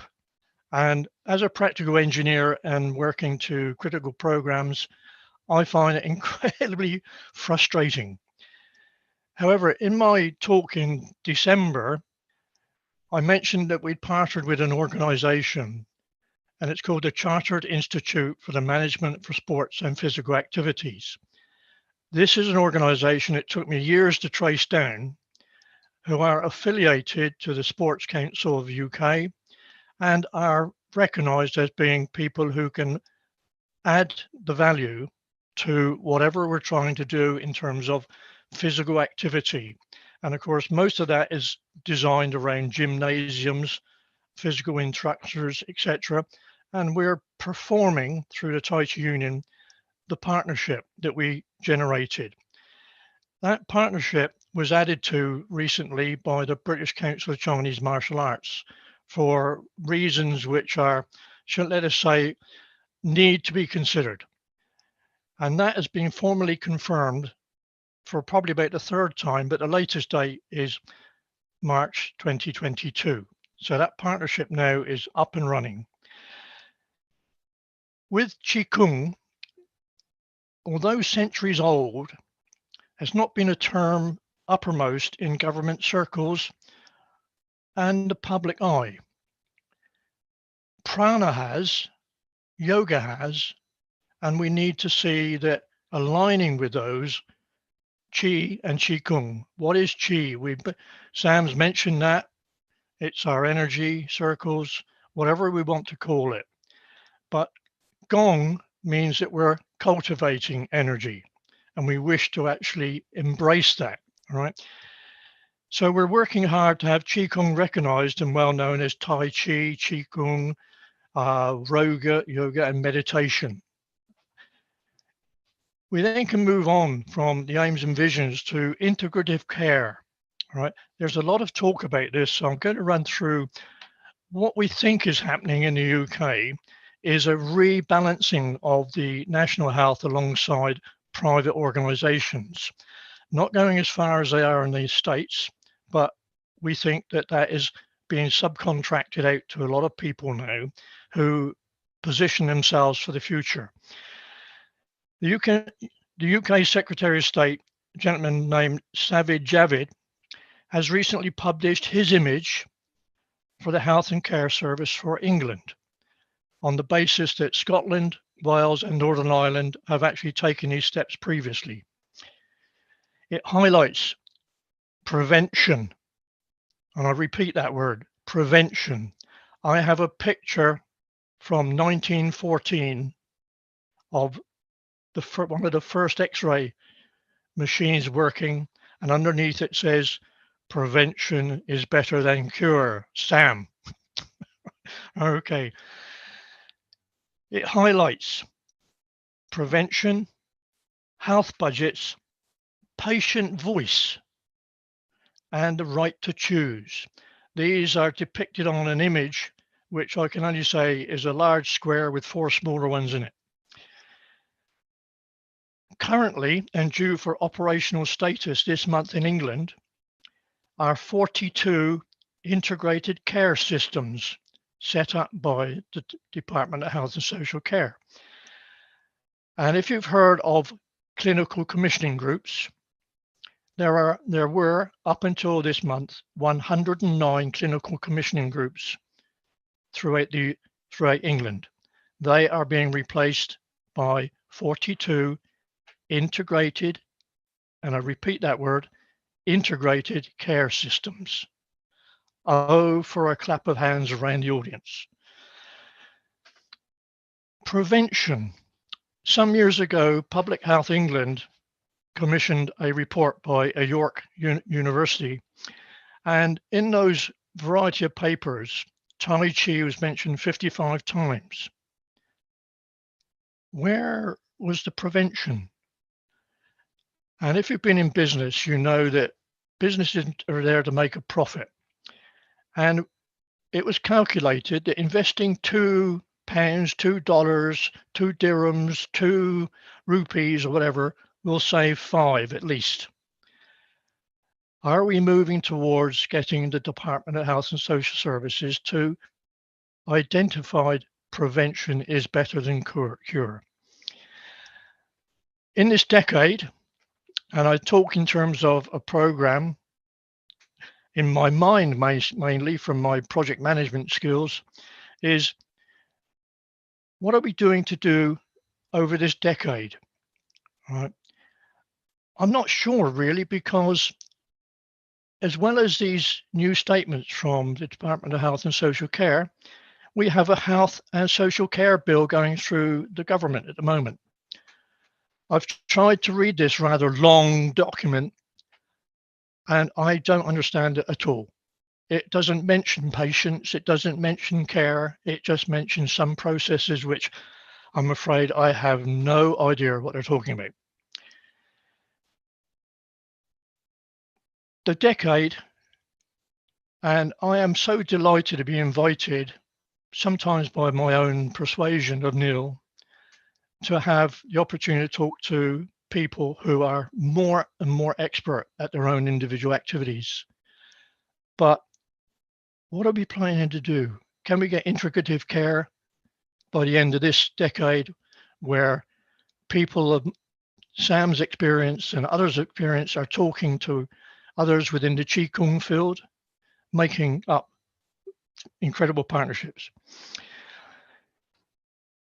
Energy systems, Tai Chi, Qigong, yoga, prana, Reiki, meditation, mindfulness, acupuncture, physiotherapy, plus many others, and breath work.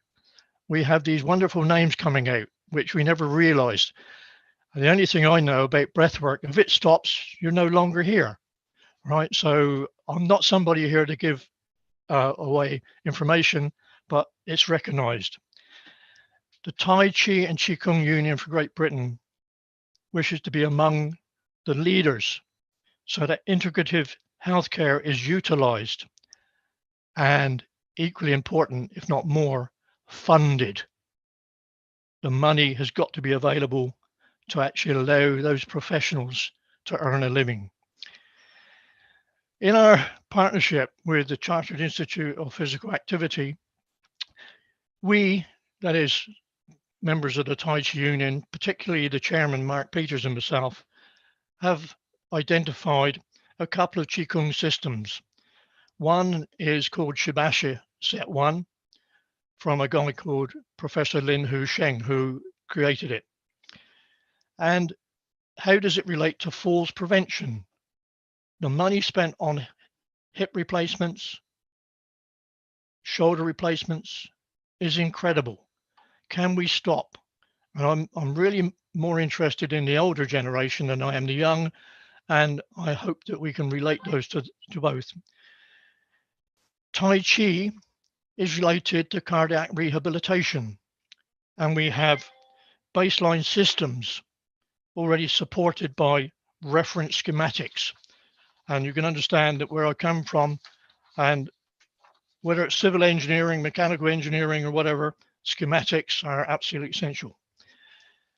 I would then like to move on to professional standards.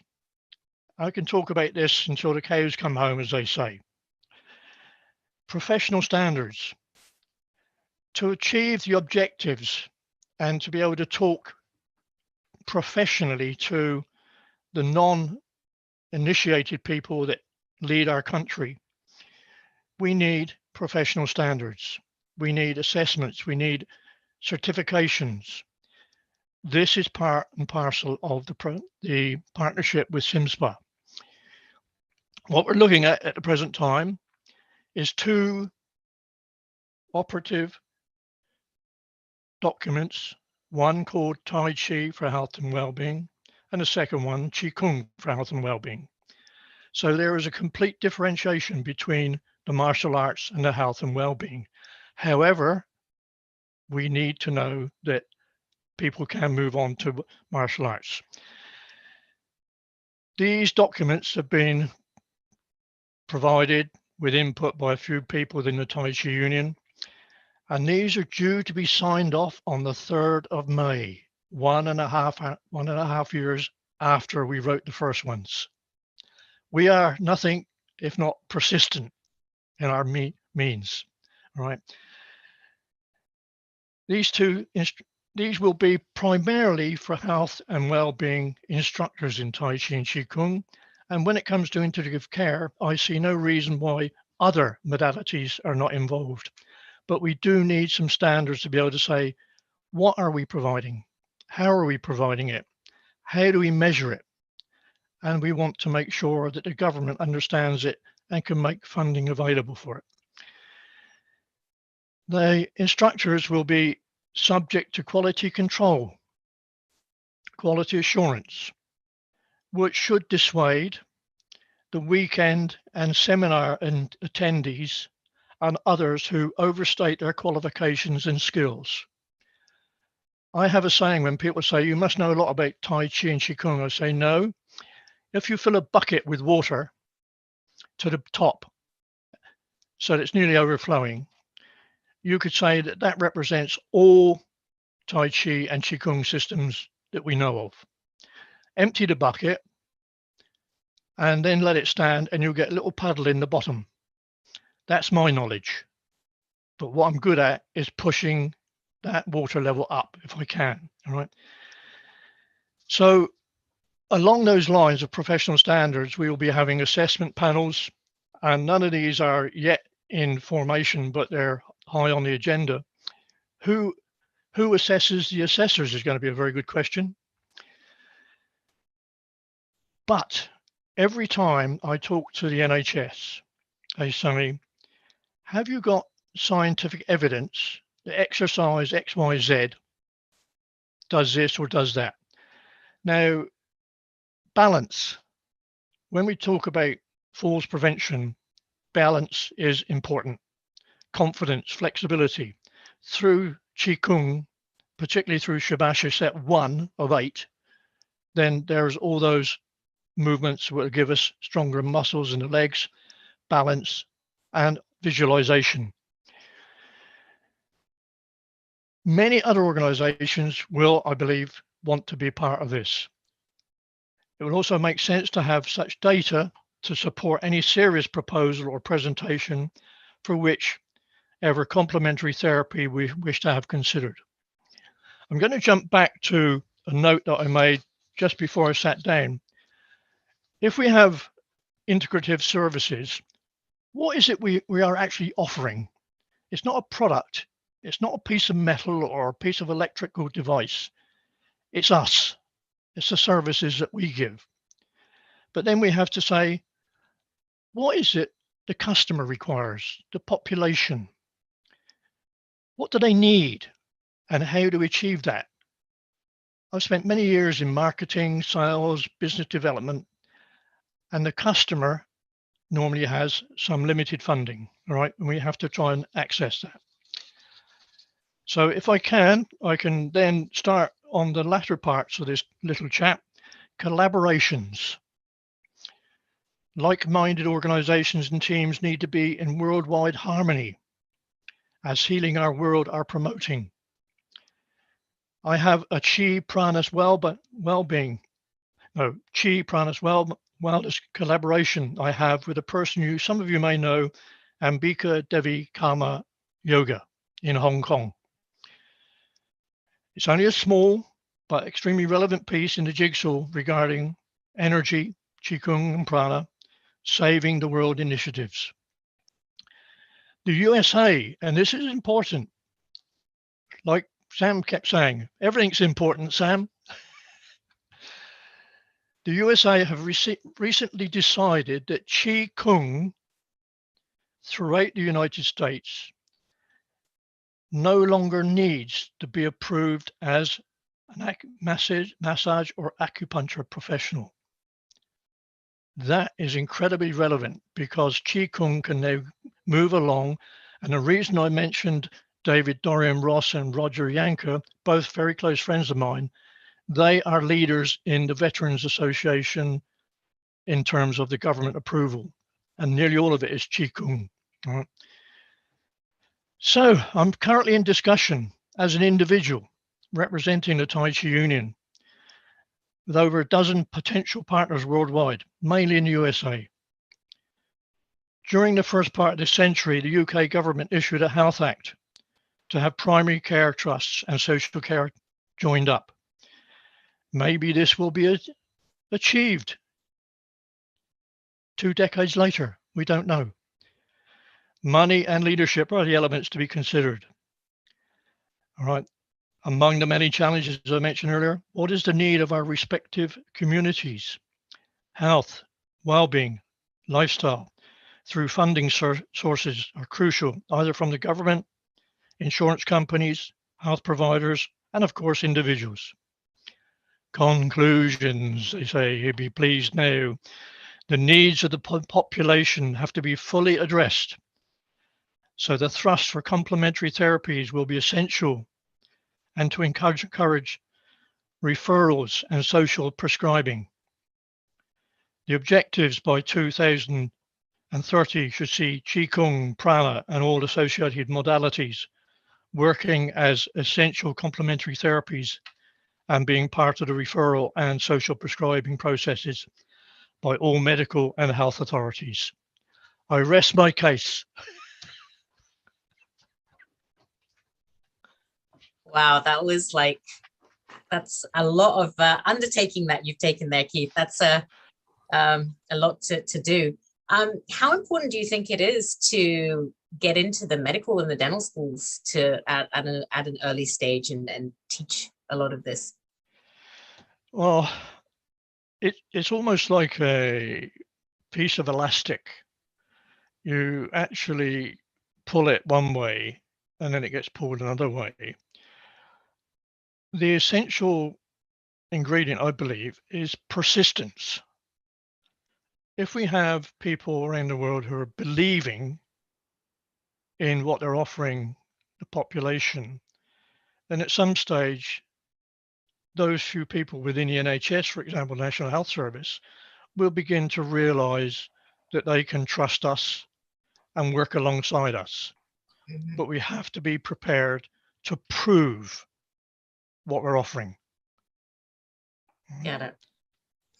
It's interesting because this was all around hundreds of years ago, and then we just kind of lost it. And then now we're trying to, conventional medicine has taken over. And, it's so much easier if someone's off balance to give them a pill or a tablet, and as opposed to put the work in and do the Tai Chi and Qigong and get your body where it seems like people want to do more of the easy stuff as opposed to the, putting the time and the effort in and part of this forum, it's great that we're educating people that it works really well. And we do have several questions coming up. We have Dr. Rajiv Gupta that was on a little bit earlier. Dr. Rajiv, do you mind asking your question? Yeah, I think it was very, very good. And as you mentioned, lots of similarity between Sam, who has probably, I think you have taken to being engineer and being white hair, but there's a lot more. Both what he presented, he is, as you know, about yoga and acupressure, which is again about with body energy, the muscle movement and breathing, which again I think is like Tai Chi is muscle movement and Qigong is the breathing. So I think there's a lot more similarities.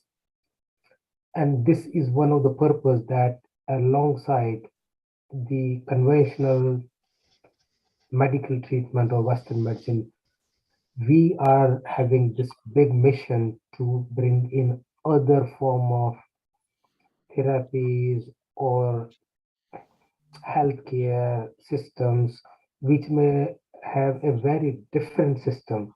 And then if we integrate them together, it will become a lot more powerful. So 2 + 2 is not 4, 2 + 2 is 8, because it's a multiplication factor. And that is exactly we would want to do. So we would very much like to work with you. And because you mentioned about the Tai Chi Union, on a separate note, we will have a conversation how we can work together. You have posed quite a few questions. The first one, are we serious and are we going to do approach the NHS? And the answer is yes. We have spent like almost 120 hours of discussion time and time again over last several months. We have done quite parts of it, and now you can see it how it has taken a global form already. So we are very serious about it and we want to make it happen. Otherwise there is no point. So that's the first part. Second is we are very mindful, being my half in NHS, working still as a consultant in the national healthcare system. I know the limitations, difficulties, everything, but I also know that if you believe in it and we produce some evidence for it, it may not be as robust as the conventional medicine, but it will work. And what we are not trying to do is to replace. If you have a heart attack, you go to hospital. But where there is a thing that can be helped through a breathing, simple breathing, why do you want to waste NHS money on a physiotherapy to teach you the breathing exercises or the muscle movement? So you can save tons of budget from the physiotherapist by doing the simple movement exercises, Tai Chi, yoga, and all that. So I think that is the purpose. And again, I can see watching me here is the mind, body, soul, because the healing is not only from physical body. it's also how you think. So mind body alignment is so important, and that comes the emotional health and the spiritual health, because your happiness is not just by being a healthy body. Well, thank you so much for that great summary, Dr. Rajiv. Can I just clarify a couple of points there? Is that I'm old enough, Rajiv, to have had 70 years of National Health Service. All right. I'm pushing this because 2030 will be my 90th birthday. Wow. And with your help, I hope to make it to 100. Of course. And definitely with Sam's help earlier, 120. Right. But I'm going to try and recount a statement was made to me. I attended an AGM of the local clinical commissioning group, and I raised a formal question. Can you please tell me what your brief is on prevention? And it was delegated to a GP, and it was a case of, we view prevention when a person who has gone through surgery or through the hospital as being prevention. And I said, no, that's aftercare. I'm an engineer. You cannot send ships, planes, or tanks without any oil. So you have that situation. I am delighted to hear you say, Rajiv, about how do we work together. That process has already started. On behalf of the Tai Chi Union, I have approached Niels to say, how can Healing Our Earth and Tai Chi Union work together for the immediate future? Because we're both UK based. Let's look under our microscope before, all right? My teeth are very bad because I was brought up during the war period, and I look at Sheila and I think she knows a little bit about dentistry. A little tiny bit. You're just gonna have to come over here and I'll take care of you, Keith. No, I've got to pay. I've got to pay over there. But I still have to go privately. Anyway, so we're on song, Rajiv. Very much on song. Okay. Yeah, I'm delighted to see my Ecuadorian friend. Point here. Can I make a point? Keith, the word prevention is used because I'm in NHS. Prevention is used in the word which GP has mentioned you. That's correct. We need to move from there to wellness, because health and wellness is one part and disease prevention is the other part. So I think if we dissect and focus on that, so that we will have a better union of health, and that's why the whole integrated health will work. So and that's what you're there. I was going to say, and that's why Dr. Rajiv is around. He's the lead of the Global Health Forum, so he's going to be out really like making a difference out there, especially that he's UK based. I'm excited to see the work that you all both going to do. And this has been such a great discussion. But we have about a minute left before we have to get our next guest on, which is Professor Gita. But I have to get our question in from our lovely Dr. Wide Lee, who's all the way out there in Ecuador. She's one of our members of our Healing Our Earth, and she's just this amazing woman. And she's very into Qigong and Tai Chi. She's even got a documentary that she's created out there that's coming very soon that we're all excited to have. You did have a question, and we have about a minute before we get Professor Gita Upadhyay on. Right. Thanks, Sheila. Actually, Keith and I have been trying to get in touch with each other and get together, and I really appreciate the structural groundedness of this conversation, which we need. And apart from me doing Qigong and Tai Chi, I've also had experience in integrative medicine since 1996, since I returned from US into Singapore. And I was in several clinics and hospitals. I won't name them, but they are the most top clinics and hospitals and private institutions in Singapore. And there I've actually trained doctors and nurses quietly, because they don't want the certificate, right? That would show that they are well versed in energy medicine. which is what Qigong is, or, pranayama, they cannot show it. That's the problem, is that they are actually ostracized and like many doctors who really try to do integrative medicine, they're not allowed to. And where I was in this very high level private clinic, we actually had to create two entrances, one for the medical doctors and one for the practitioners such as myself, even though it was traditional Chinese medicine that was promoted. And the poor clients have to go out of the corridor into the other one. We can't even get them through the pantry door. So, because it was illegal. And that's the problems that we have to solve this issue. And it's good to hear from Keith that, Qigong and Tai Chi is now open to being integrated. And I know Roger is working really hard, and Dr. Effie Chow as well. They're all really working into that. And I have been on ground. So I was considered the consultant that people would come to to first to first consult as to where to put them next. And believe it or not, in the cancer center, I almost said the name, the cancer center, is that the first thing that I always recommend is dentistry. Dentistry. They're not looking at the mercury amalgams in the mouth. And so that was what I learned, in this work with cancer, because thank you, Sam, for mentioning about prevention, because for me, it was a prevention of potential ovarian cancer that got me on this path of healing. That was in 1990, yes.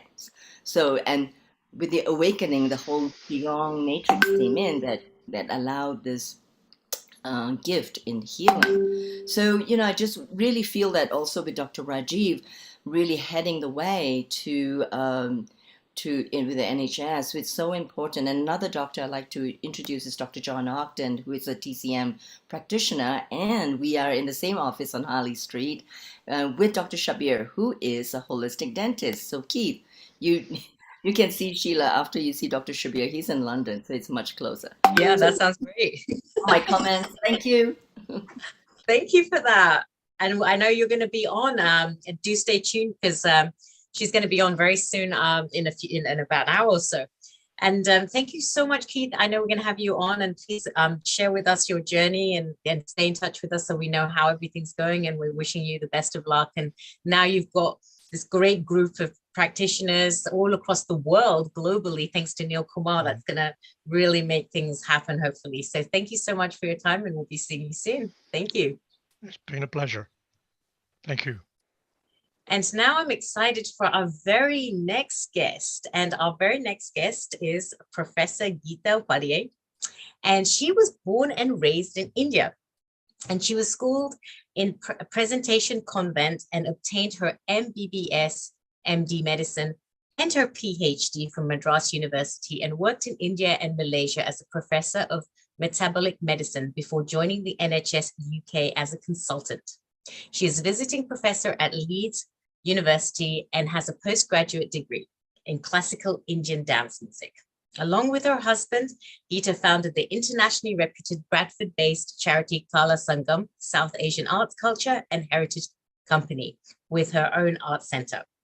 Wow, it looks like Professor Geeta's got so many things that she's doing. I'm very excited to actually meet her. And she's also the director of Axonet Global Ltd UK, a medical-focused based company. Sanjeevani Healthcare Trust India, which supports young people with learning difficulties and autism, and Kashi Kailash India, which promotes the rich heritage of Varanasi and addresses social and community issues through creative activities. Wow, I'm so excited to meet such an accomplished, wonderful woman, Professor. How are you today? Namaste, I'm very well, thank you. Dr. Sheila, thank you, and namaste, good evening or good day to everyone, because everyone's scattered everywhere. Firstly, thanks to Dr. Rajiv and Neil Ji for asking me to speak today. I'm just going to share some thoughts of mine, and I've heard these eminent speakers who brought so much, further insight into health-related issues. So I just thought I would share with what I've sort of done with the health work. Although I worked in NHS, it was not anything to do with what we spoke now. It was a pure NHS hat I had. But later through Kalasangam, I did a lot of health and arts work, trying to use creativity in well-being. So if everyone's okay, I thought I would just talk about that. Absolutely. We'd love to hear about it. So I've just got some slides. I thought I will share the work I've done, and I read through Healing the Earth, the mission and the values. And I thought, there's so much we have to come down to earth to come up again and bring, good health. So if I may, with your permission, I just want to share the slide. Absolutely. Go ahead. So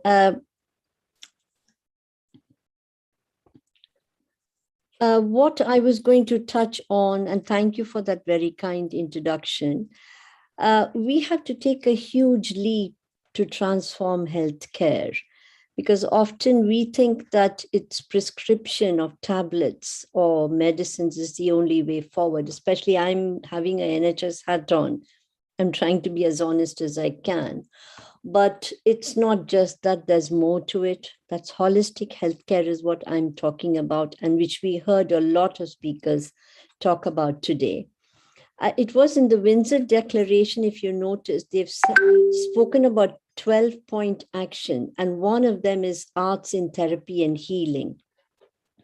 Because creativity is a means of self-expression, they say. It energizes you. It enhances physical and psychological well-being. So based on this, we did some work, because what I felt was that the main factors that one needs to talk about and focus on is the health need assessment. How do people become aware of keeping good health? And how could we do health promotion through creative, innovative means, not just by distributing flyers and pamphlets and saying, watch out for this, take your injection, usual stuff which comes out. When we go to GP surgeries, there are any number of pamphlets left on the shelf to talk about what is diabetes, what is hypertension, and so on and so forth. But there are many barriers. One of them, especially because I worked in Bradford as well, I know language is a barrier. There are many other issues which are barriers for people accessing health related work. There are also a lot of inequalities. Who can access the service, who doesn't access the service, what inhibitions are there which prevent people from going in and learning more about health awareness. There's a lot of exclusion, and it's high time we do integrate a lot of things. Linked to this is your personal development. Many people are not aware of what is personal development in the community. How do they go about it? What is the awareness of themselves? And the communities are still all different places and split. They are not coming together to address health-related issues. But all this is again leading back to the economic regeneration. All the time they say there's no money and there's no money. So how do we address these issues? And one of the ways I feel is a lot of cross-sector partnerships. How many businesses are supporting health issues? How many educational institutions are working with the health authorities?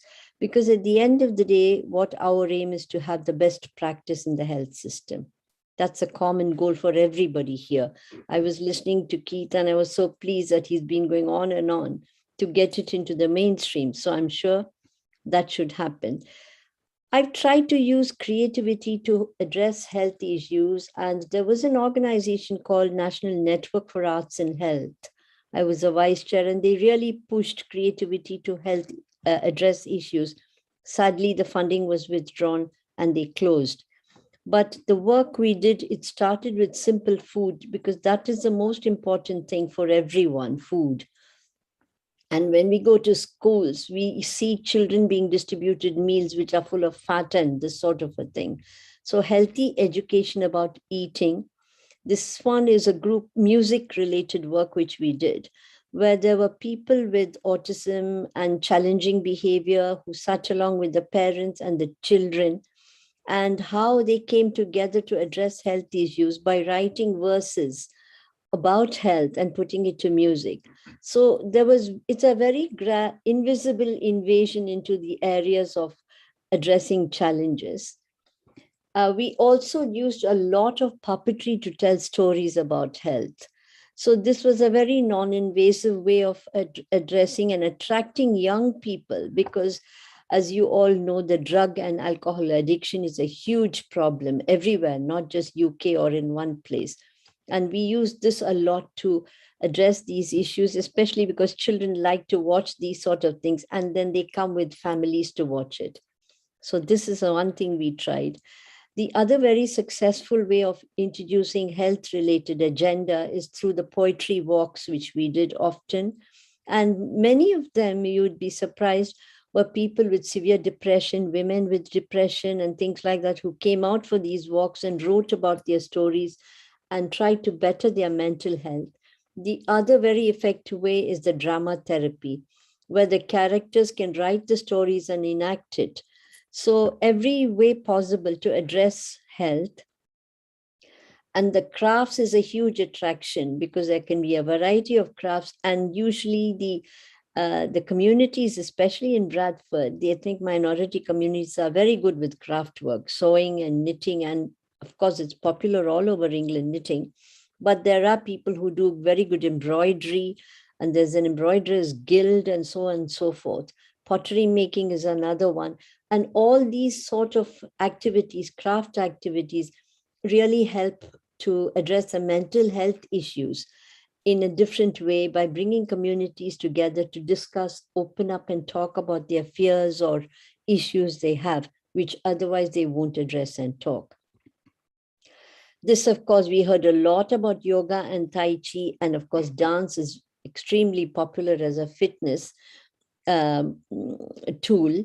And the most number of calories is burnt during active dance. And that is very popular, and are many studios offering Dance for Life. There's a company there which does only dance for mental health issues, of course, and I personally worked across all the 4 disabilities, learning difficulties, physical, and using hand gestures of Indian dance to do storytelling, which is akin to Makaton. And visually handicapped people, we did what is called tactile dancing. They touch the hands and learn the movements, which is very good. And they do a lot of work with rhythm.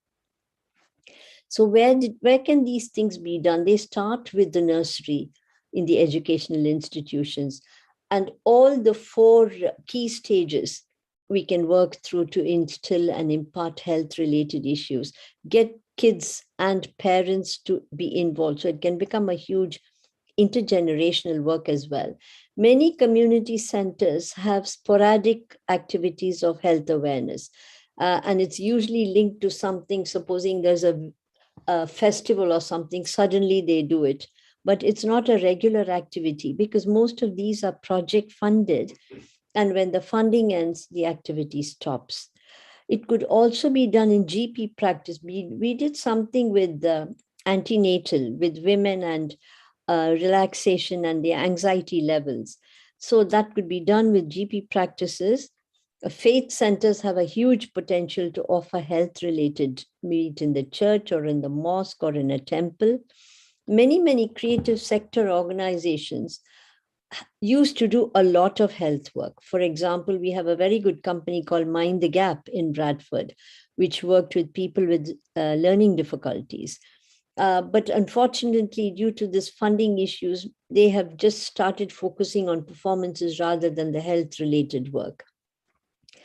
Residential homes is something which I always focus on because I find that the elderly people are just seated there watching TV all the time or doing nothing, but there is no creative activity, and dementia and Alzheimer's are increasing day by day.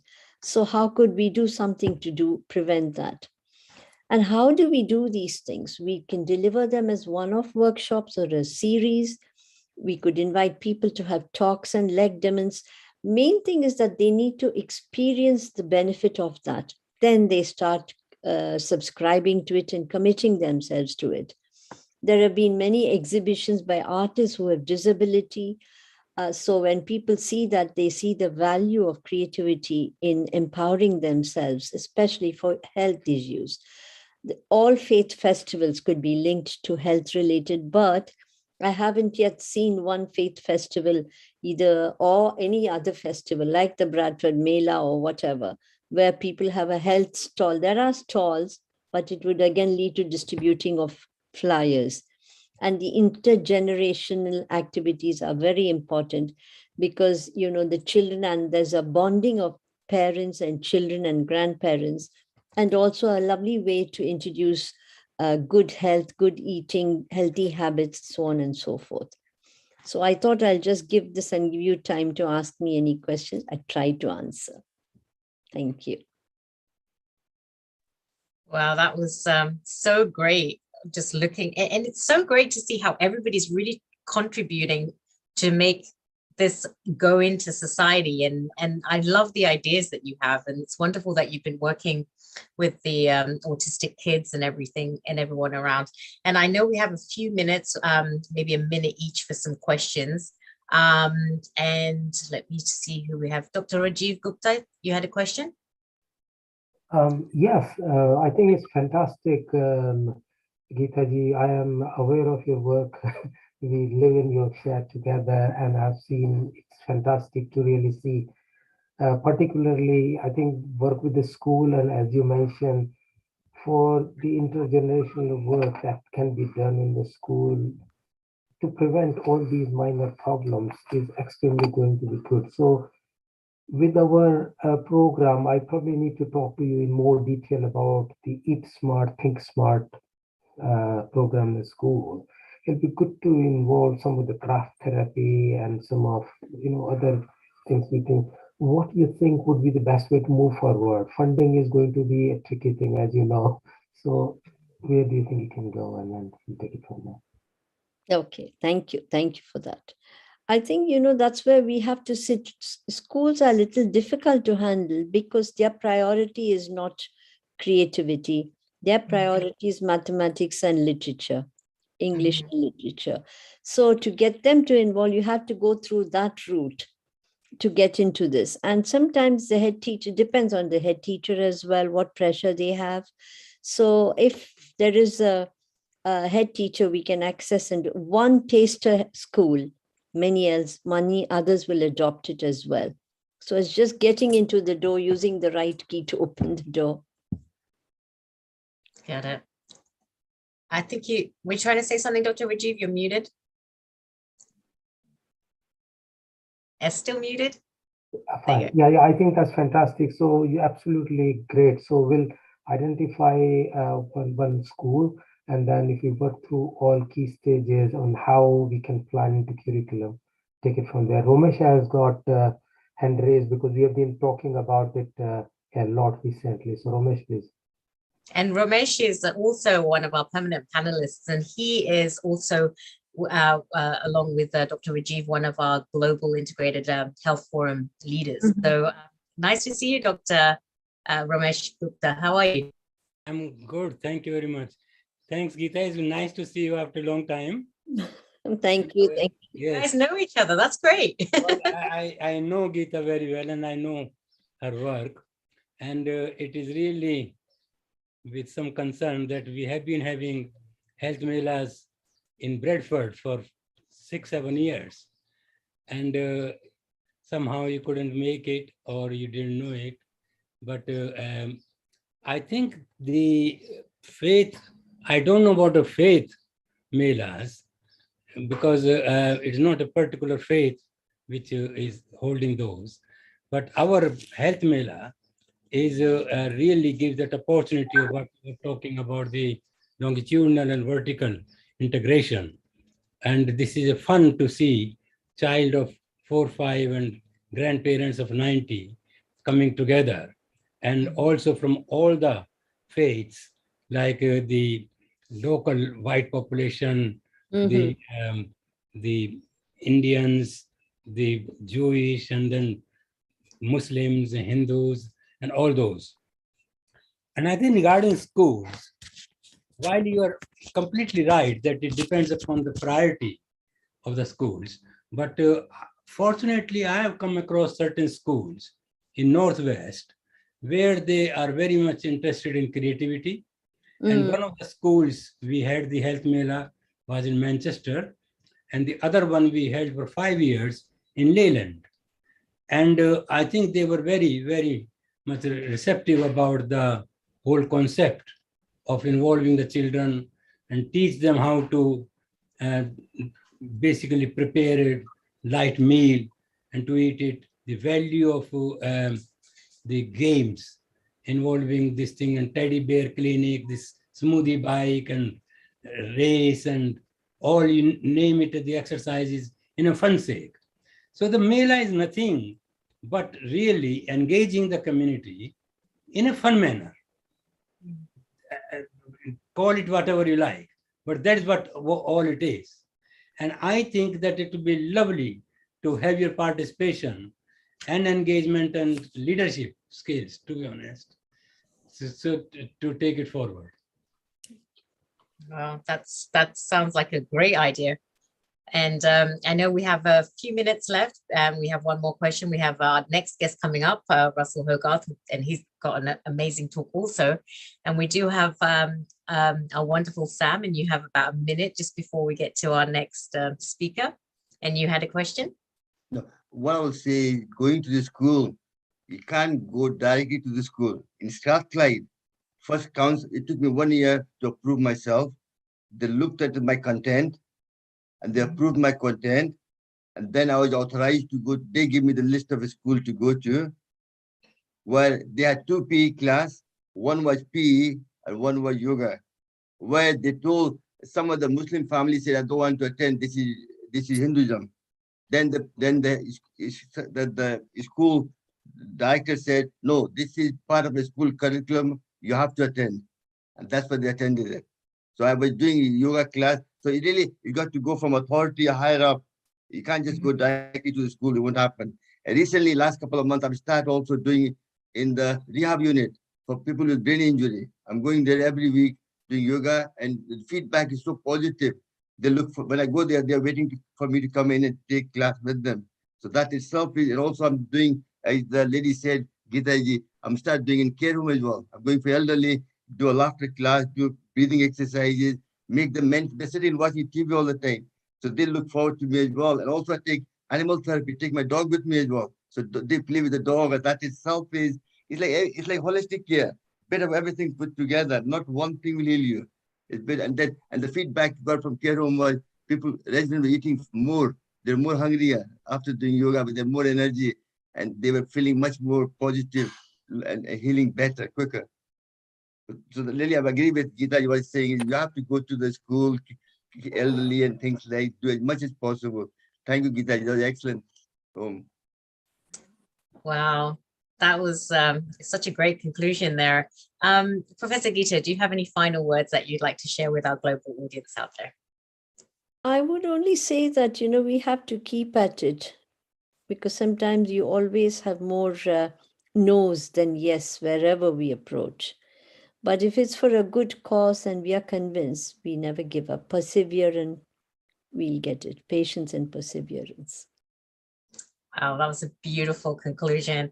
And I know we're going to be seeing a lot more of you as you join this forum and, this movement that we have together. So thank you so much for your time. And namaste, everyone. And now I'm excited to bring on our next guest. And how are you doing, Russell? All the way in England. Very well, thank you. Thanks for the invite. Yeah, I'm excited to have you. And let me tell the audience a little bit about you. So Russell Hogarth is an honorary fellow, community engagement ambassador, and entrepreneur in residence at the University of Central Lancaster. He's a fellow and a CEO for the National Forum of Health and Wellness. Russell chairs the EU award-winning International Creative Communities Group. He's a former company director for the Design in Mental Health Network and an advisor to the Royal College of Psychiatrists and British Association of Social Workers. Well, that seems a lot that you're doing out there, Russell. Russell is a university and academic guest lecturer, and his expertise in lifelong learning and active citizenship is now recognized both nationally and internationally, and he has spoken at meetings in the House of Commons, the House of Lords, and the European Parliament. Russell has a special interest in equality, diversity, and inclusion, and his 2015 Macmillan Palgrave publication, Creative Education, Teaching and Learning, is often quoted as a pathway to inclusion and accessible education. He's a patron of Life Now and Palliative Care, End of Life Network, and Dance Syndrome, the inclusive dance charity. Well, that's a lot that you're doing. I'm excited and honored to have you as a guest. Welcome to Healing Our Earth. How are you today? I'm delighted to be here, and some amazing speakers this afternoon. A hard act to follow. I'm sure you've got a lot of wealth of information to share with us today. I might have some slides if anybody's got them. If not, I will.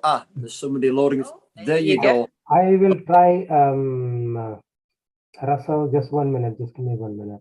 Rajiv, you don't have to. It is already on the screen. Over. Oh, fantastic! Thanks. We're great. Okay, I will kick off there, shall I? Yeah, go ahead. So, okay. Well, first of all, it's an absolute honor and a pleasure to be here, and thanks for that amazing introduction. But I need to start by talking a little bit. Oh, can you go back to the first slide? I need to start a little bit about my background first. So I'm not a clinician. I'm not an academic. I'm actually known as a community member or a community ambassador. So my presentation today is based on what we call lived experience. And this is a talk that I deliver across the EU in universities, and as you've mentioned previously in my introduction. And it's a little bit difficult to unpack my title because it was mentioned by colleagues: Towards a Better Tomorrow, Social Prescribing, Lifelong Learning, and Active Citizenship. What does all that mean jumbled together? So basically, let's start at the beginning. My area of expertise started 50 years ago when as a teenager, I was involved in a near-fatal car crash that left me hospitalized and in rehabilitation for the best part of a year, where I had to learn to walk again. And the result of that accident left me with life-changing and long-lasting physical and mental health problems. In addition to suffering from chronic pain, eventually arthritis, I also developed post-traumatic stress disorder, or PTSD as we know it. And if that wasn't enough, a number of years ago, I suffered from a severe case of pneumonia that left me with lung damage and breathing difficulties. And as you can imagine, I ended up on a mixture of different drugs and medication that themselves had long side effects. Now, this word social prescribing that's also in my presentation, 25 years ago, when I started to get involved in this, I don't even think the word had been involved. And back then, I tried everything, and I went with hypnotherapy, I went with meditation, physiotherapy, obviously, and I kind of stumbled on this social prescribing by accident, and no pun intended there. So what is social prescribing? I know my colleagues on the screen will be well aware of it, but it's a non-medical model of intervention, what is sometimes called community referral, referring people to a range of local non-clinical services, and diagnosing people's health and well-being can be determined by a range of social, economic, and environmental factors. Or in other words, the holistic approach. So schemes delivering social prescribing can often range from activities involving volunteering, community engagement, the arts, gardening, befriending, cookery, the list goes on. And my colleague before me mentioned creativity and well-being, and that resonates with me. So social prescribing is often designed to support people with a range of social, emotional, and physical needs, focusing on both mental health and physical well-being. However, as I mentioned, back then I had no idea what it was. I just know it worked for me. So I do have a few examples. And this is the bit where you might need a pencil and a piece of paper, because what I'd like you to do as I run through my presentations, I'd like you to see if you can pick up on any of the towards a better tomorrow, social prescribing, lifelong learning, or active citizenship. So, as you can see on screen, we get to smile. Now, this is where I came in about 22 years ago. I was a patient at the local teaching hospital on a pain management course, and Smile came to speak to me. A couple of things surprised me. One, they were community members, and they had what we call a lived experience of something I was also going through, and I found that quite reassuring. And then they had a support network that they asked me to join. Bit apprehensive at first, very much a non-clinical model, and along I went. Within 12 months, I was on the committee, and within 12 months, I become vice chair of this organisation. And I did change things even more slightly from its initial model. We got involved in all kinds of events, including meeting together, going out on trips, art. It was a complete life-changing. And this self-motivation and lasting endorphins is basically what it is. It was a way of distracting myself from my pain.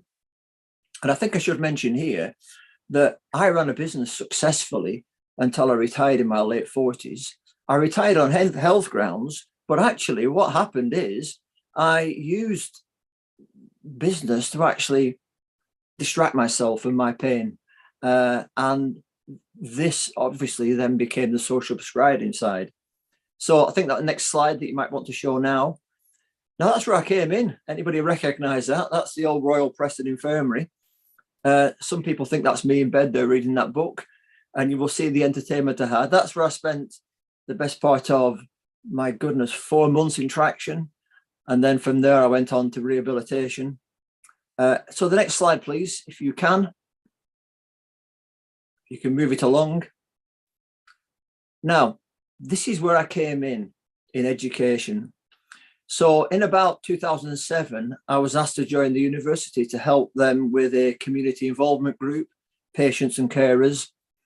And I very quickly came upon the idea that if we use the voice of the patient, or we sometimes call them service users or lived experience members, and their carers, we could use that voice to educate and raise awareness. But it did two things. It helped our nursing and social work students to grasp what patients go through and to listen to their stories, which to me are so important. But it also helped the people delivering the stories. It empowered them. They realized they were making a difference. And in some ways, their experiences, often not very good, became positive. Next slide, please.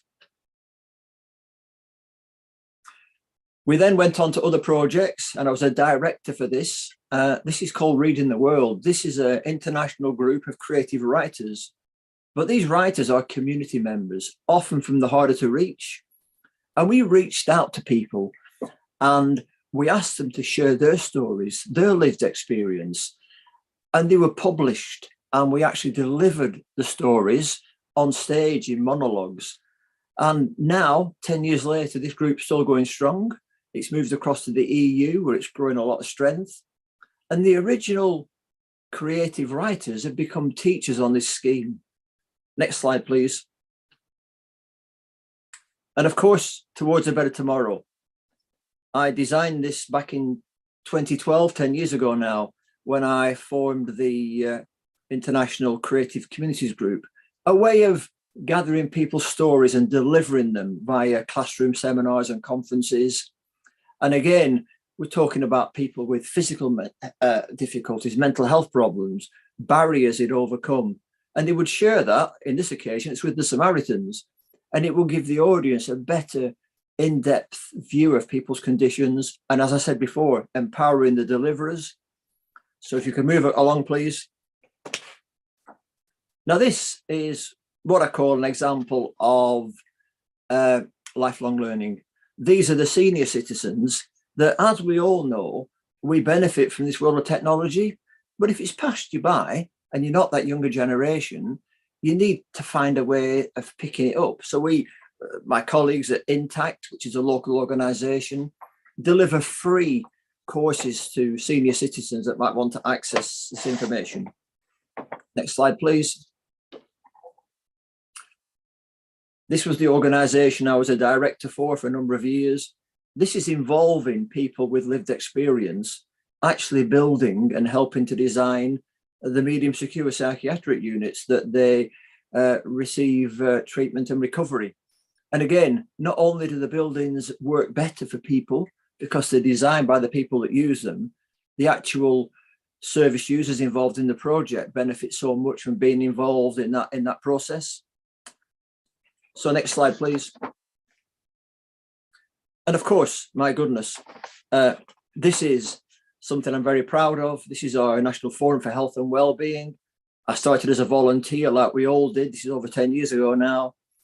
I became volunteer coordinator, and I've got this wonderful title now of CEO, Chief Engagement Officer. And we take health promotion and awareness direct into the community. And this is a great example of clinicians and teaching hospital staff working in partnership with both community members, and another great example of active citizenship and lifelong learning. My colleague, Professor Ramesh Gupta, is obviously with us this afternoon. Next slide, please.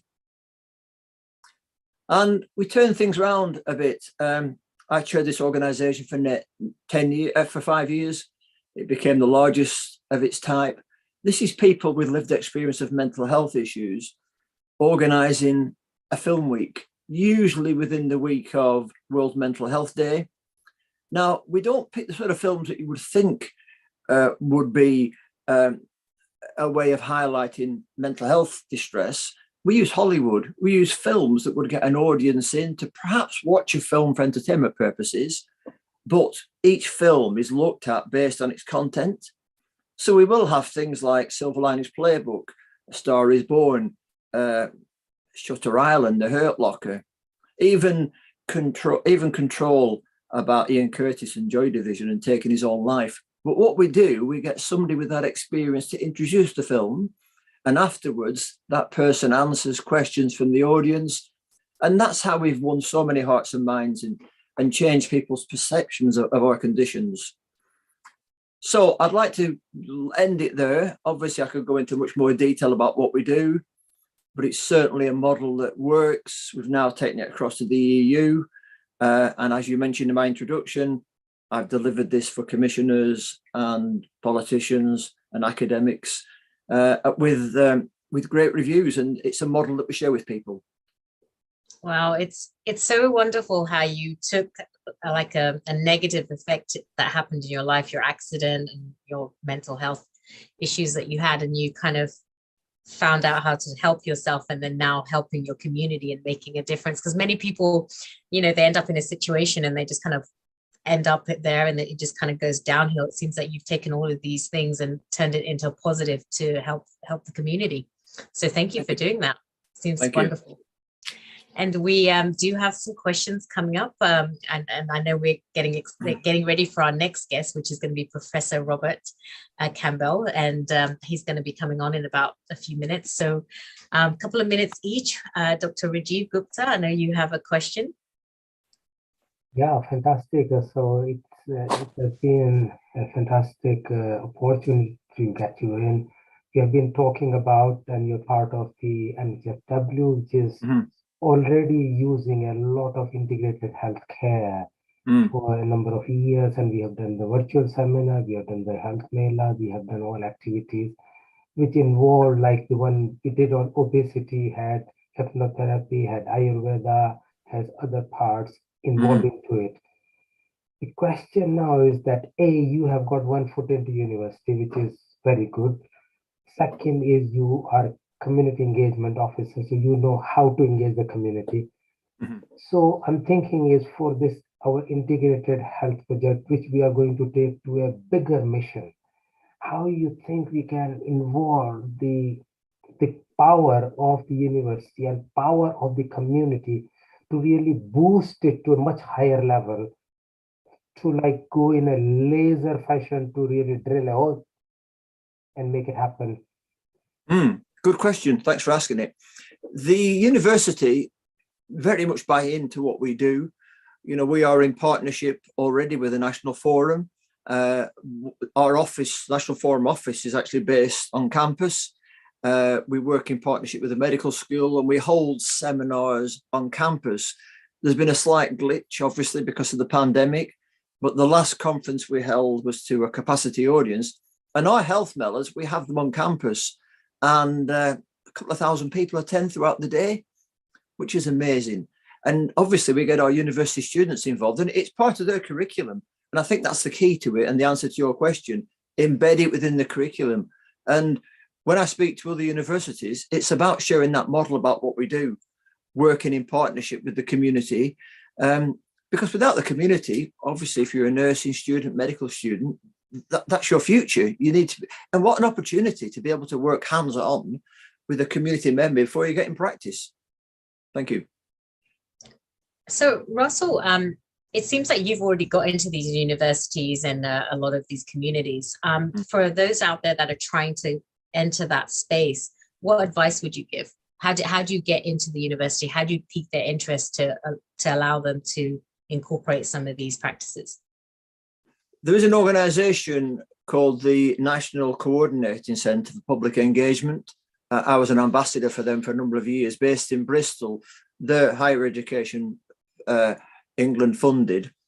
And all universities have a community engagement team and a community engagement manager. And the best thing to do is ring a university that's near you, ask if you can have a chat with the community engagement ambassador, and tell them that you have a lived experience, or you're a clinician or a community member. But this isn't just for health. With people, you know, we like to work with the community in arts, in science, in journalism, in the law, in social work, because to have a community member in the classroom just gives an added depth and variety to what you're delivering. So I do some lecturing for the university. I'm a guest lecturer for the universities, and when I'm guest lecturing, it has an extra element to what the academic's delivering in the room. So yeah, definitely contact the university, ask to speak to the community engagement manager, or get their email address and email them. And do you have a certain criteria of things that you know, like scientific evidence? Is there stuff that you already have that you're like almost a presentation that you have ready? And if you do, what are the key points that are on there? Well, you've got to be very honest about what your skills are. And if the skills based on lived experience, that's better than any qualifications you can have, because that's what they're looking for. That's the start. Secondly, you've got to realize that you're working within a higher education environment, and there's a lot of issues with that you need to be aware of. So you can't just wander around campus. You've got to be invited in, and you'll soon become part and parcel of the fabric of the whole institution, and you'll be very much made to feel welcome. I mean, and that's the same with other organisations. So, you know, the British Association of Social Workers, I'm one of their experts by experience. I sit on many of their committees, and the same work that I've done since 2013 with the Royal College of Psychiatrists. So you don't have to just look at universities. There are other organisations that also want the experience that we have. Got it. Well, thank you for that advice. So when you were talking a few weeks ago, you were saying that about UCLAN, the community engagement project, or from the curriculum has either dropped out or not as prominent.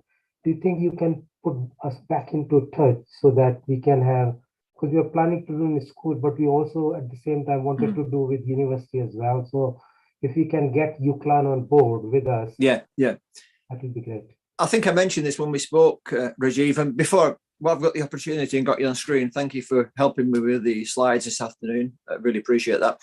Yeah, we used to deliver holistic care, but we may well still do. But what I'm trying to say is everything's got to be curriculum based. These students have got 3 years to cram in a lot, and they've got a curriculum to go through and attainments. And if holistic care is on that, we'll be part of it.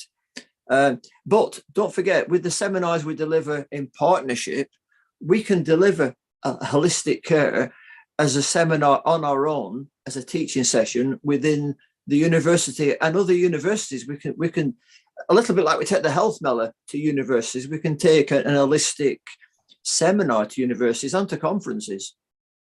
Ramesh, you want to say something? Professor Ramesh, did you have something that you wanted to Yeah. include? I know you're also a lead at the Health Mila. The Rajiv's point about curriculum, this is, I think we are talking slightly cross purposes. At university level, as Russell said, it is enough to learn in 3 years or 5 years course, whatever it is, depending upon what specialty you're doing. But I think what we, and it is too late. It is too late by the time it comes there. It has to be at the school levels. And at the school levels, it is in the partnership with the councils, the local health authorities, and us. And we have successfully done so in, say, for example, in Bolton. The Bolton in schools, the CCG, they taught them, in partnership with the council, the value of NHS, teaching them simple things. Say, for example, if you injure your finger, go to the A&E, can you estimate how much money it costs? If somebody comes to your neighborhood to pick up somebody in the ambulance, how much, simple things like that, and how do you get the employment, or how they become, and this has become a part of curriculum. So I think we need to work with the school teachers, and there's a lot to do with the head teacher, to be honest, because it is very, very convoluted way. Otherwise, if you go to the health authorities and what you call this educational authorities, you will get lost. But the head teacher has got a lot to help you. And the partnership with the universities, the NFSW has already done for 5 universities already. The University of Bolton, Rob Campbell will come and speak to you and hopefully can explain how he took us to University of Bolton, UCLan, then University of Manchester, then University of East London, and University of Bradford. All these functions are held in their campus. And their staff, the health faculty staff, helps us to do the things. And we have had several holistic approaches with seminars in these universities as well. So I think we have got a good this thing, but what we need now, the commitment, expression of their interest, and willingness to join us in the health melas, all these partners, all these the healthcare integrated care practitioners, so that they come. Several come even now, but we need more and more to come so that they can show them what it means and how we can heal and how we can make you happy and how we can feel better. That's all the aim is all about. Thank you. And Russell, have you noticed, since you're really, you seem to be very kind of integrated into these universities, what is the feedback that you're getting from integrating that? Well, this is where it's a learning curve for anybody getting involved in university life. Everything's evaluated. So going back to 2007, every teaching session I've been involved in is evaluated by the students. You know, you literally give them an evaluation form, and you get it handed back to you afterwards. You know, and it's a learning curve. You get good very quickly, or you leave. But honestly, if you just deliver your life, your story, and it's about the honesty of unpacking your story, that's what they want.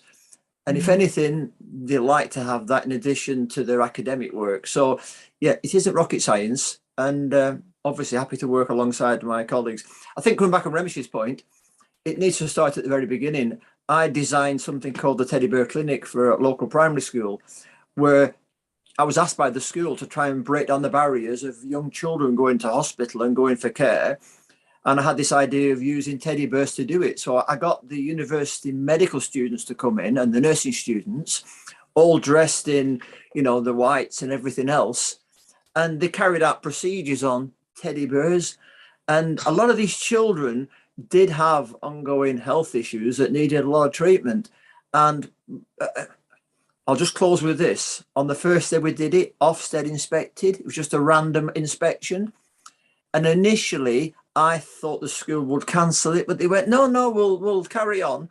And Ofsted wrote it up as a great example as a partnership between a university and a primary school, which is really what kind of Ramesh is saying. That's where it needs to start, and then right through academies and onto universities. Wow. And that was something that you had come up with, and it got integrated in so well.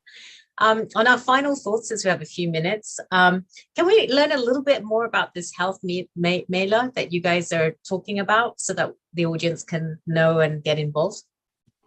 Yeah, certainly. Sorry, we could all share a few minutes each. Yeah. So this was started in 2001 by my colleagues, my Gujarat colleagues, as a sort of Gujarat user forum center.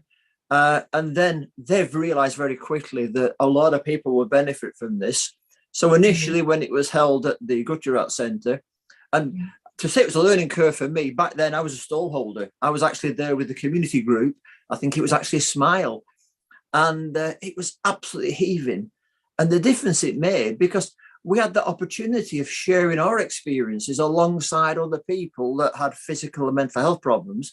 But walking around the room were senior clinicians and medical teams and pathology teams. But every Mela went one stage forward. So we had the pathology lab come along, and Martin Mears chairs that for us.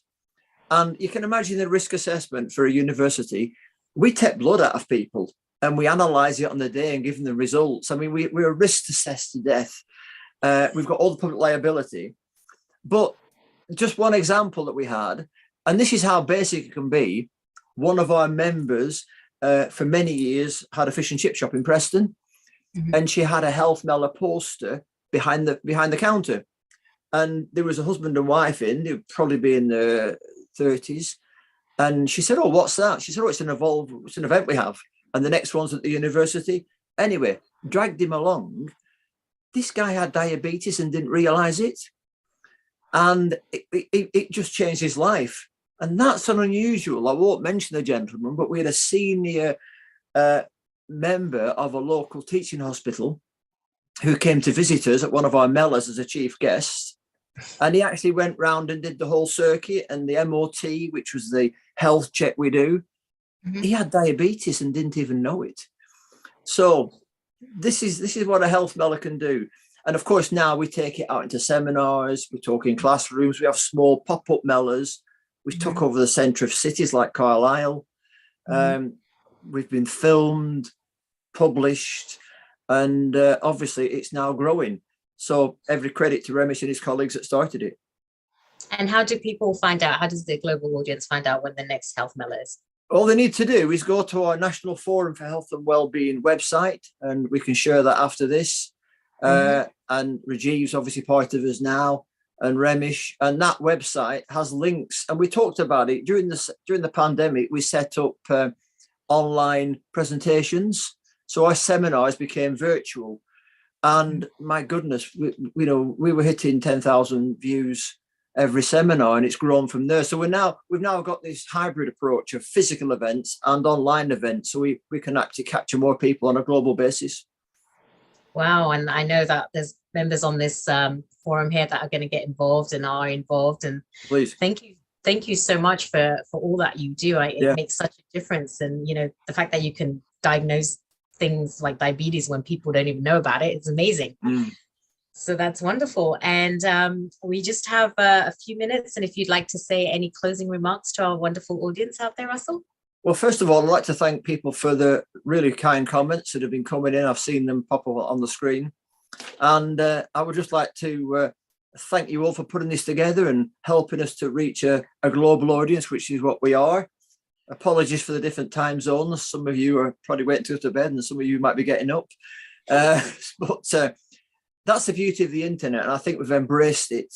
So if I can just say namaste and thank you again, and enjoy the rest of the event. Thank you so much. It was a pleasure having you here, and thank you for the wonderful insight that you gave us all into the health mailer. And we'll definitely check out the website and, come on and hopefully all go out there and support you guys. Thank you so much. Thank you.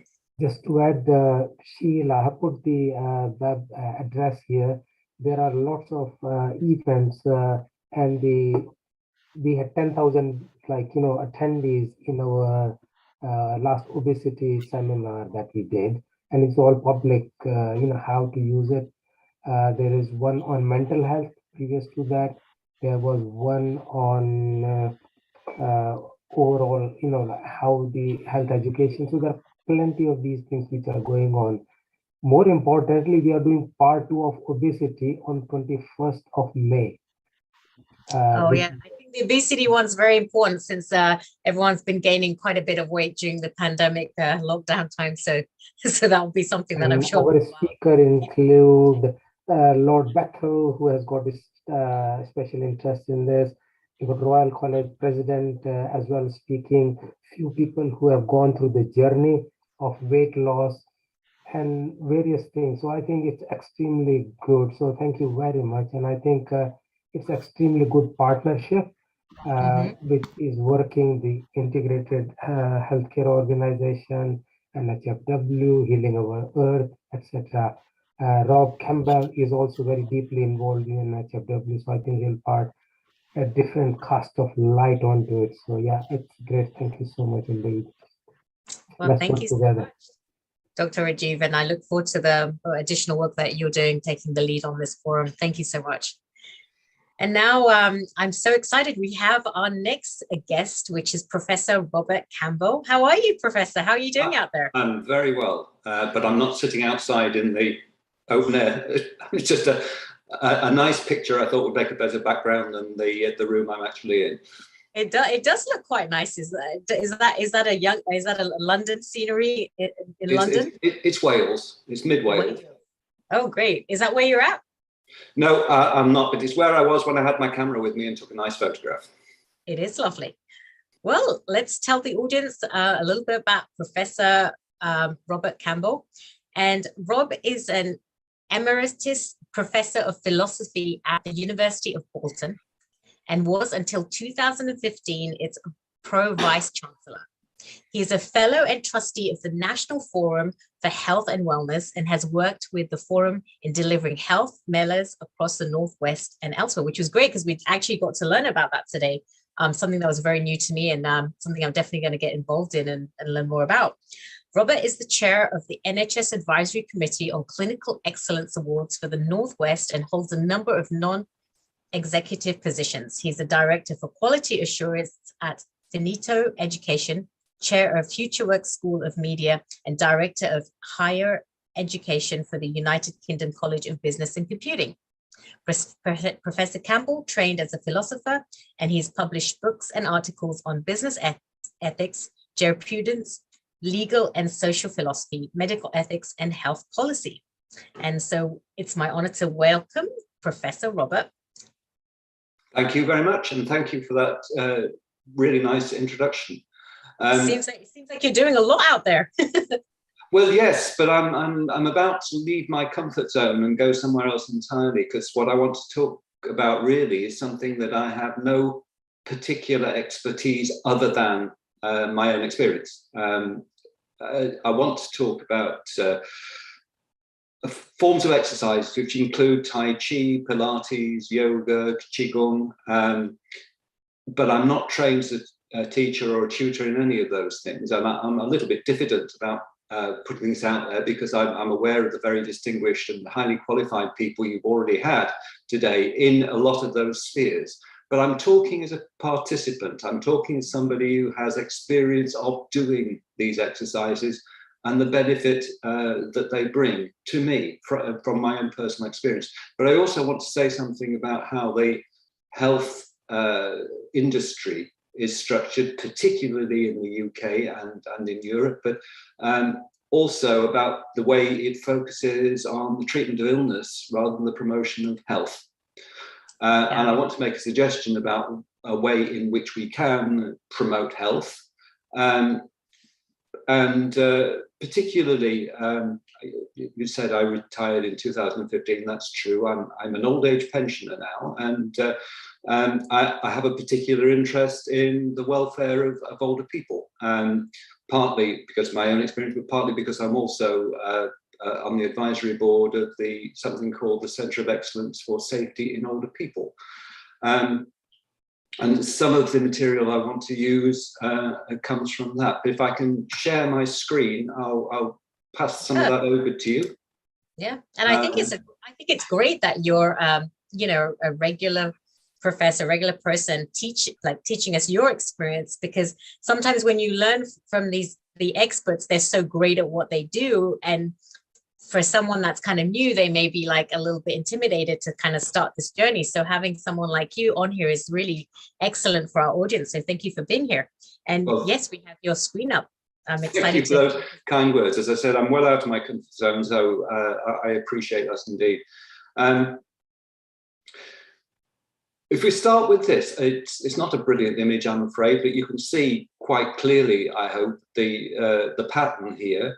If you go back to 1840, the life expectancy for both men and women was only just over 40 years. And for a long time, that didn't change very much. When you come into the 1950s, it's very much better. There you go, in 1981, a male could expect to live for over 71 years, a female at birth could expect to live for nearly 78 years. And that's, again, increasing. It takes us up to 2018. So there has been a huge increase in life expectancy certainly over the last 50 to 100 years. And part of that is down to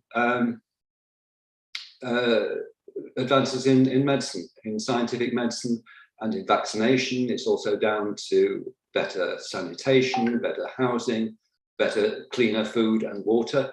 And those public health things are also important. But they do mean that our life expectancy is a great deal better than it used to be, and it's continuing to improve. The graph you have here is life expectancy for men. I tried to get the female graph up as well, but it wouldn't do it, so you'll have to put up with that. But you'll see that in the year 2000, it was projected to increase substantially to 2030, but it's now nearly flatlining.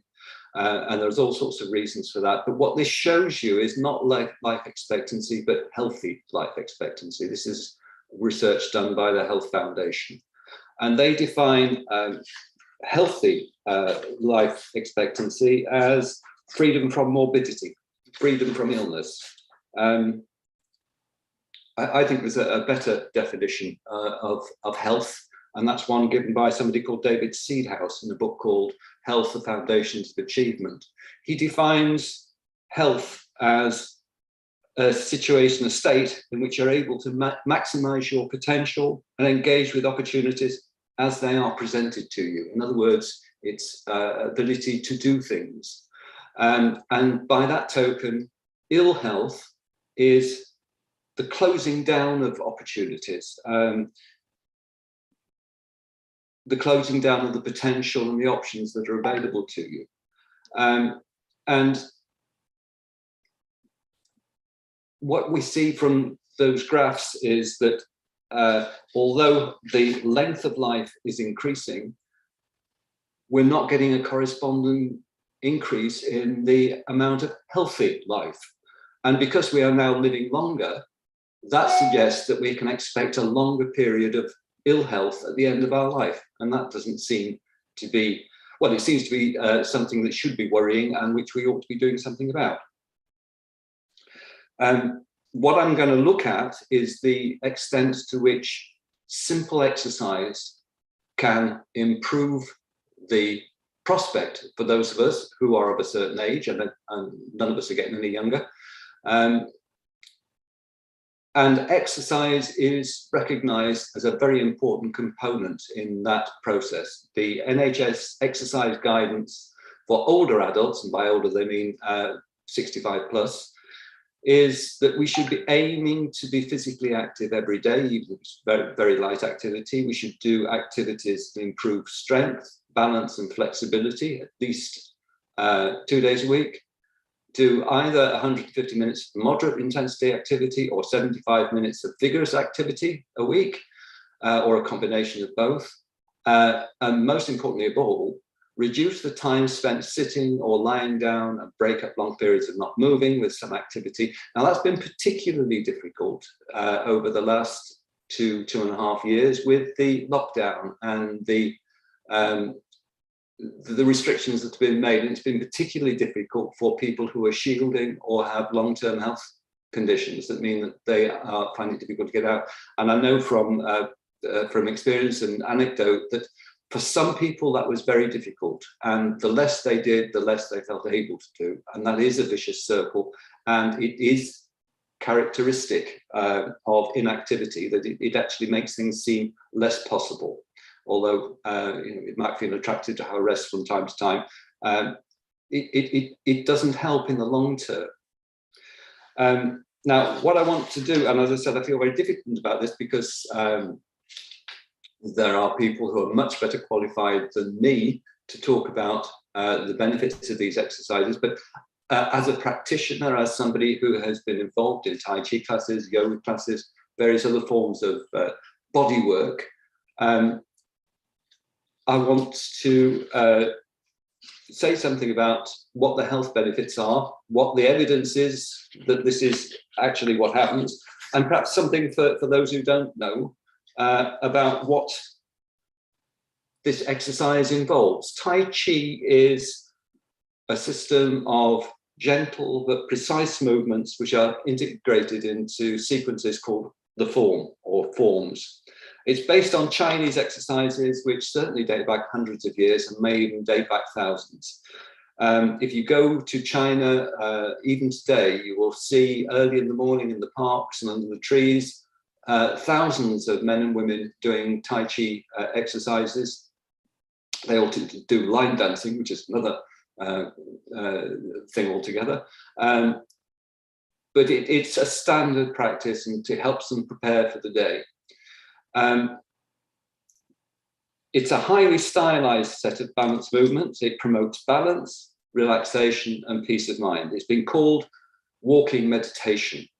And it certainly promotes mindfulness in the sense that it wholly occupies your mind and prevents intrusive thoughts. It forces you to concentrate on movement and balance and how you are moving and how well you are balanced.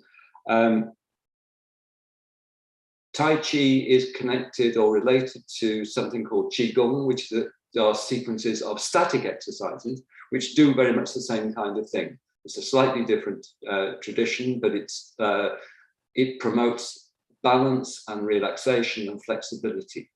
And it's claimed, and there is evidence for this, I've put it on the screen on the slide, it helps relaxation, improves flexibility, it reduces anxiety and stress, it improves balance and mitigates symptoms of osteoarthritis. There's some evidence that it aids recovery from cardio obstructive COPD. It improves cognitive function and it helps depression.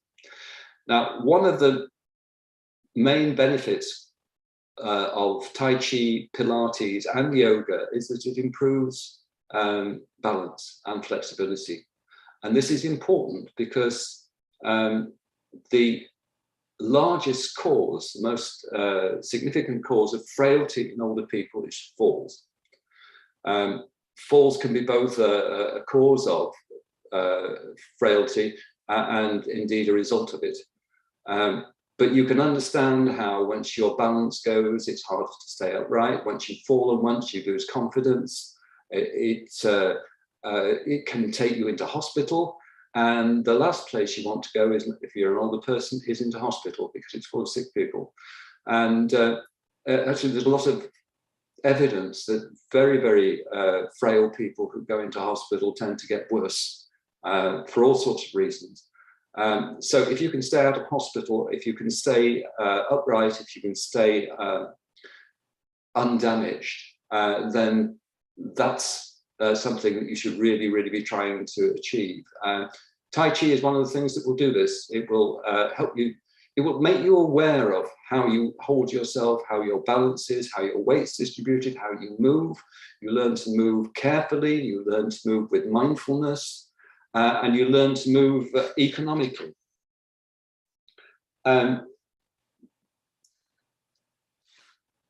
Pilates also has similar health benefits. This is a form of exercise that was invented by somebody called Joseph Pilates, who was working with injured dancers and soldiers early in the 20th century. It began as a series of bed-bound exercises for injured soldiers to help them get back to full strength. But what it does is, unlike Tai Chi, it's not a series of exercises, it's separate exercises, but each one focuses on very, very specific muscle groups and joints. You learn to activate patterns of muscles, you learn to cultivate what's called core strength. That's the deep muscles in your abdomen and legs and gluteal muscles. And it helps you to strengthen them, to do a lot of what's called body scanning, particularly in yoga and meditation, but it's also in Pilates too. How is your body working? What does it do? Do you have a stronger side or a weaker side? Do you favor one particular way of moving rather than another? And this is important because of the issue of habit. Habits are not bad things. You wouldn't want to work out from scratch how to brush your teeth every morning. You do it on autopilot and you're all the better for it. But you acquire habits over the years which are not so good for you. You acquire bodily postural habits, ways of moving. And sometimes these are not good for you, but sometimes they are actively unhelpful. And what Tai Chi and yoga and Pilates all do is teach you to be a little bit self-conscious about the way you hold yourself. Are you upright? Do you tend to lean forward or backwards? Do you tend to pull your chin in or stick it out? And all of these habits, because they become the new normal for you, you become habituated to them, it feels perfectly normal and you don't notice that you're doing it, but they all put strain on your body. And they can all result in, well, at least difficulties of movement and obstructions. So part of the benefit of Pilates, amongst the other things, is that it teaches you to be aware of how you stand, how you move, which muscle you use to perform particular exercises, but it also enhances your strength and your control. I'd done yoga for some years before I started doing Pilates, and I thought my balance was good. And perhaps it had been when I was younger, but I got to the period in time where I realized my balance was not as good as it had been. And what became clear from doing Pilates is that you can teach your body to be more balanced. You can learn to do better. And that's I think an important lesson. First of all, that your balance will not be, and your flexibility obviously will not be as good as it was when you were 20. But you can do things about it. You can train yourself to be better balanced, to be more centered, to be more grounded. This is particularly true of Tai Chi. It's what Tai Chi teaches all the time, how to ground yourself, how to balance yourself, and how to move as easily and economically as you possibly can. Yoga's one of the best known of the three exercises I wanted to talk about. And there are many different forms. Particularly at the moment, you will see hot yoga, you will see well, there's something called somatic yoga, which it puzzles me because I would have thought all yoga was somatic, but there you go.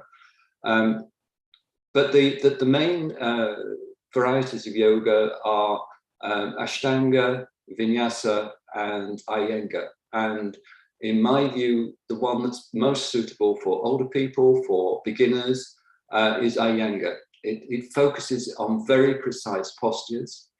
It is perfectly happy for you to use props, bolsters, blankets, bricks, belts, in order to get into the posture, rather than trying to imitate a pose. You're taught how to persuade your body to get as close as that as you can. And the stress is on holding the pose and learning to move within it.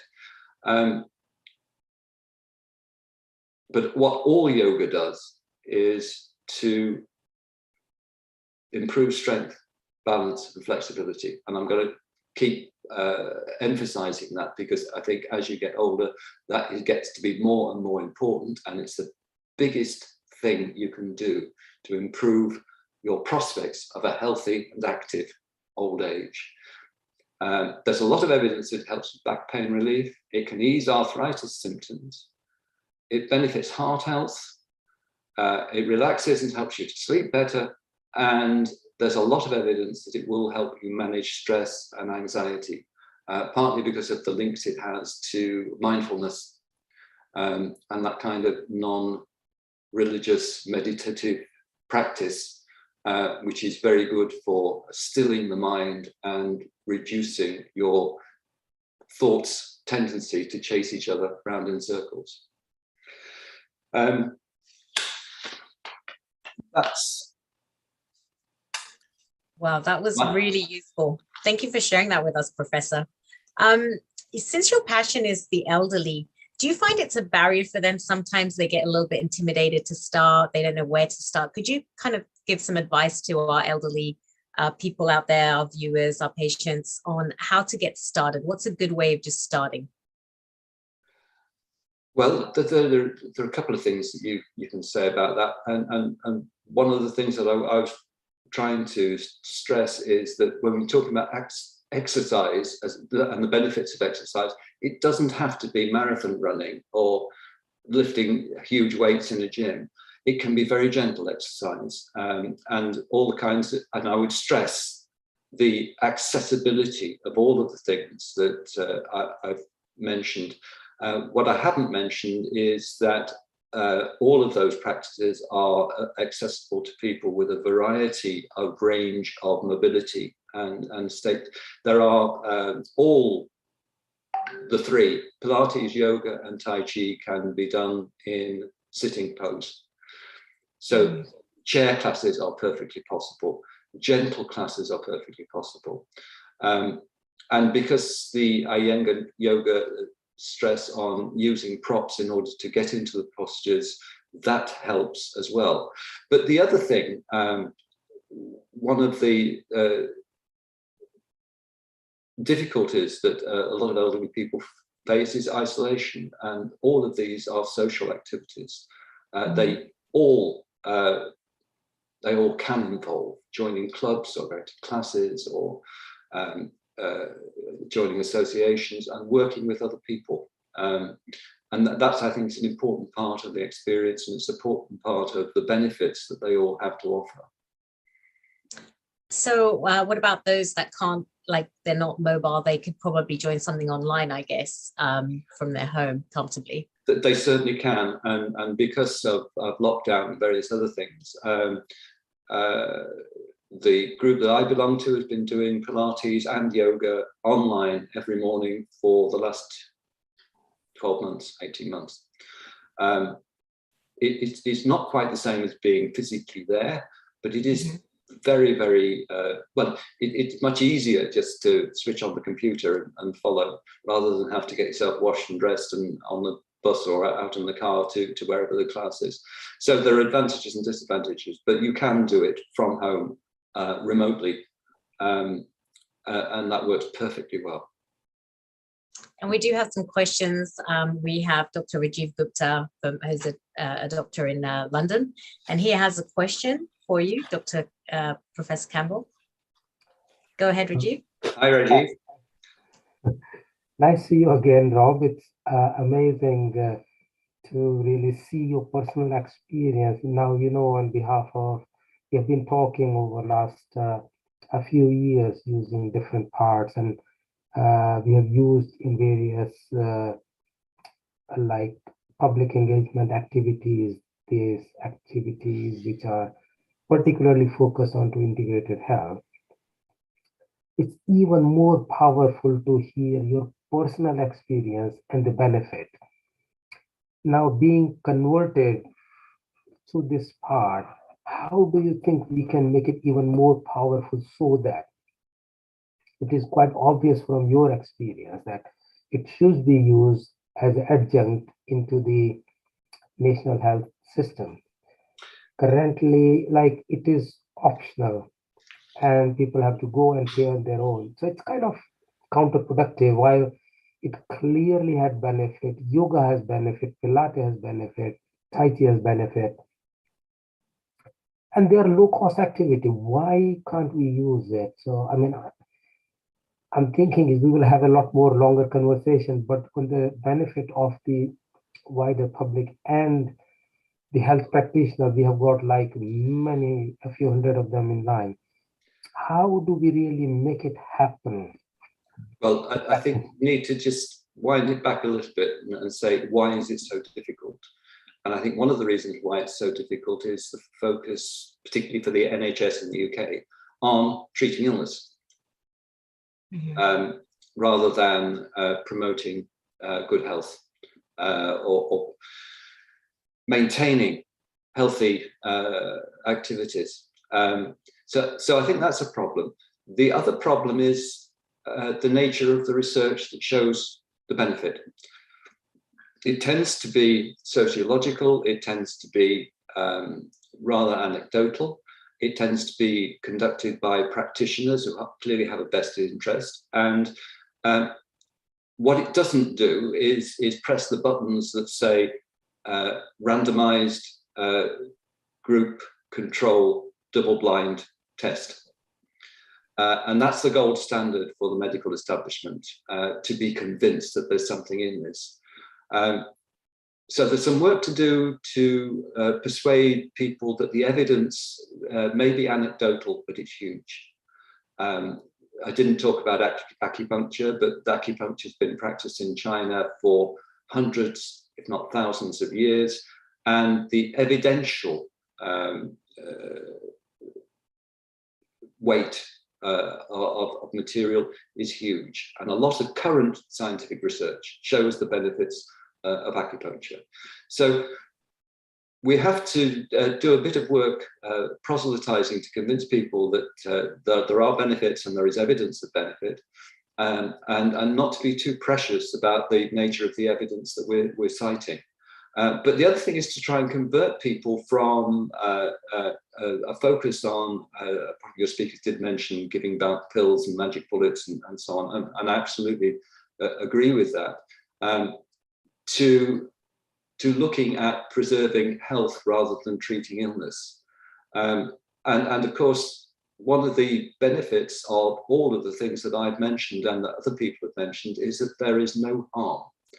There are no side effects to Tai Chi, other than perhaps aching legs.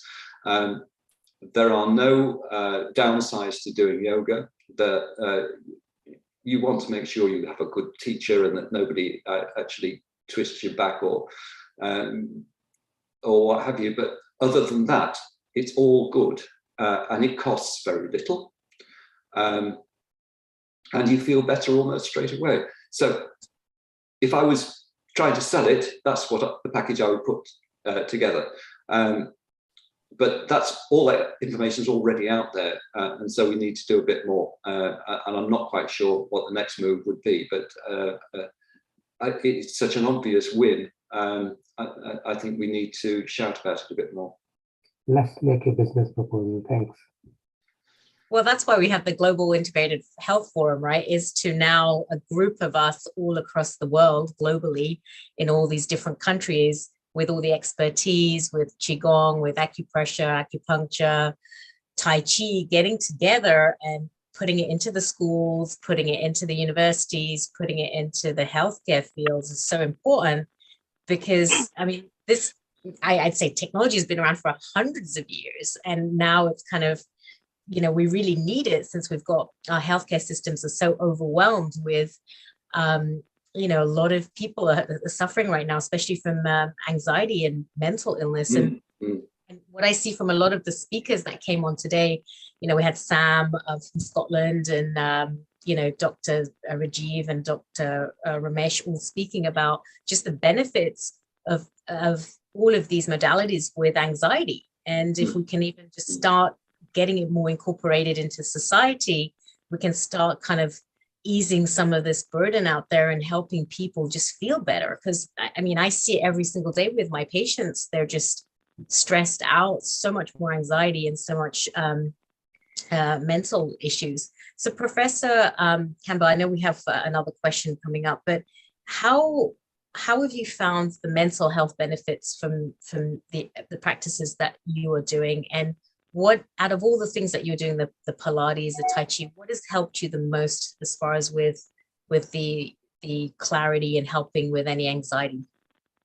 Well, I think yoga is the thing that I wish I'd discovered when I was younger and done it longer, because it has the physical benefits that I've mentioned, but it also has the mental quietness and relaxation.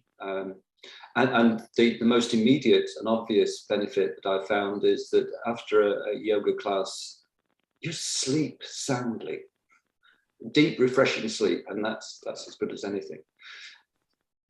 While I have the opportunity, can I say what? Well, I'm grateful for the opportunity to say what I've been able to say, what I've said, but also I think the program today has been an extremely interesting one. And I hope it gets very as much mileage as we can give it. Usually on these things, you get a much bigger audience afterwards, seeing it streamed rather than on the day. So I hope that the word can be spread as far as possible. Sarifa, do you want to, have you got a quick question before I sign off? Oh, hello. Hi, Rob. How are you? So nice to see you, and Rajiv and Ramesh as well. Just to support what you're saying, because I'm a trained nurse, as you know, and my background is orthopedics and accident and emergency. And it is so important that as we are all having a population that's growing a lot older, we need to make sure that they are actually able to enjoy that elderly era that they will be in. It doesn't mean that just because you're getting older, you get yourself in a nursing home or you get poorly and you're not able to do anything. And I think it's really important what you're saying about Pilates and yoga. One of my roles at Lancashire Teaching Hospitals was falls prevention coordinator. And I think the key element there is to prevent people from falling so that they will not get an injury or a serious injury, which will end up in hospital. And I think the most important thing here was that when you're saying Pilates and the Tai Chi, I think some of the things that we fail within the NHS is to get the funding to do the Pilates and the Tai Chi with the elderly, because as much as we want them to have a safe environment, it is so important that we do all the assessments and testing and the medications to ensure their hearing is safe, their eyesight is safe, that their medications and their environment is safe. But in order to ensure that we strengthen their muscles and strengthen their mental status, that Pilates, relaxation and Tai Chi is so important that it should really be introduced at such an early stage as well, not when they have actually had a fall, because I really feel that a lot of the prevention work can be done from quite a young age. So I do feel and believe quite strongly, particularly for elderly people, that they have an assessment early, the support mechanism is there, not that they go on a waiting list or they're waiting to see if there's a Tai Chi class or a yoga class in their area. These things should be readily available all over the place, because the NHS is really, really at points where, you know, they're not able to manage with quite a number of areas. And I think if we can prevent some of these things from occurring and kind of involve the elderly people to look after themselves and have these services available where they can have Tai Chi and yoga. And I think Tai Chi and yoga should really be introduced at a very young age in schools as well, because then you've got that development over many, many years. So when those children get older, they are just as healthy as when they were younger. So thank you, Rob, for everything that you've said, because it really is very, very important, the messages and your experiences as well, that we actually take them out there to the schools and the hospitals. Wow, thank you for that, Sharifa. Now, you're working at the NHS currently? I am, yes, I am. And what is your role there? I know you mentioned it, but just so an audience can hear again. Yeah, I'm a trained nurse. But I work as a children's advocate now in the Forensic Examination Centre. But my experiences previously have been in orthopaedics and accidents and emergency. And also I am volunteer secretary and trustee to the health mailer that we have been discussing as well. So I'm so pleased that we were able to introduce our health mailer, which is, you know, the National Forum for Health and Wellbeing, because last year we celebrated 20 years of the health mailer. And, wow. You know, it was such a shame that we couldn't actually have a health mailer because of COVID, but we were able to keep the momentum going with the, you know, engagement of Rajiv and Ramesh, that we've had introductions and seminars on the YouTube. But hopefully we will now, as COVID is, you know, getting much more kind of manageable, that we will be able to have a health mailer and introduce a number of things that we really have worked hard over the last 20 years, right from children up to the elderly. And, you know, what Russell said as well about public engagement, engaging the community. It's really seminars like this, because I've been listening to it since 2 o'clock and it's been absolutely amazing. And I listened to the one 2 weeks ago as well. And it really has given us as the health mailer team so much more prompts as how can we best do what we were already doing, but we've got so many other people now behind us as well, giving us ideas. So I think it's absolutely wonderful. So thank you. Thank you for coming on and sharing your wealth of knowledge. And it seems like what I'm hearing from Professor Campbell and our other speakers and Sharifa is that we need to start our elderly population early as possible. It's never too late to start, and it doesn't matter what condition you're in. You may be obese, you may be having movement difficulties, but there's a place that you can start in any of these modalities, yoga, Tai Chi, and anything, and just kind of start getting your mobility better, getting your strength better and your balance. And then there's other amazing side effects like less anxiety and mental clarity. And I know I'm going to bring on my next host. So do you have any final words that you'd like to share with us, Dr. Campbell? I mean, Professor Campbell, you've been so amazing with your wealth of knowledge, your own experience with all these modalities. And can you share some final words with our audience, please? Only to say how successful I think this has been. And thank you for giving me the opportunity to say the very modest amount that I've been able to put out there. But I hope it touched some chords. I think it did. It absolutely did. And we look forward to having you again as a guest and sharing your wealth of knowledge. Thank you so much for being here. Thank you. And next we have our beautiful host. And before she comes on, I'm just going to be going through our future events that are coming up on Healing Our Earth. And it's our long-awaited next week is going to be on the 24th of April, our vegan and vegetarian kitchen. And this is where we will get to learn how to cook some great, healthy, vegan, vegetarian food that's going to keep us up till what did we learn today? That we can live up to 120 as long as we're exercising and eating right and in good mental state. So that's coming up on the 24th of April, 2022. And following that, we're going to be doing our yoga and meditation session. And this is what we talked about today, was how important it is to start like your yoga practice and meditation practice. And this is what we're going to teach you here at Healing Our Earth on Sunday, the 1st of May, 2022. I have to say 2022 because I keep having to remind myself that we're actually here. I don't know where the past couple of years have gone. And here we have our wonderful, beautiful Sharon Rose. How are you, Sharon? Global namaste to you. I'm so happy to see you. You're looking radiant and beautiful out there, and you're in the United States, a little different part of the United States that I'm from, but I know you're definitely in another beautiful part. Where is it again you are, Sharon? Crestone, Colorado.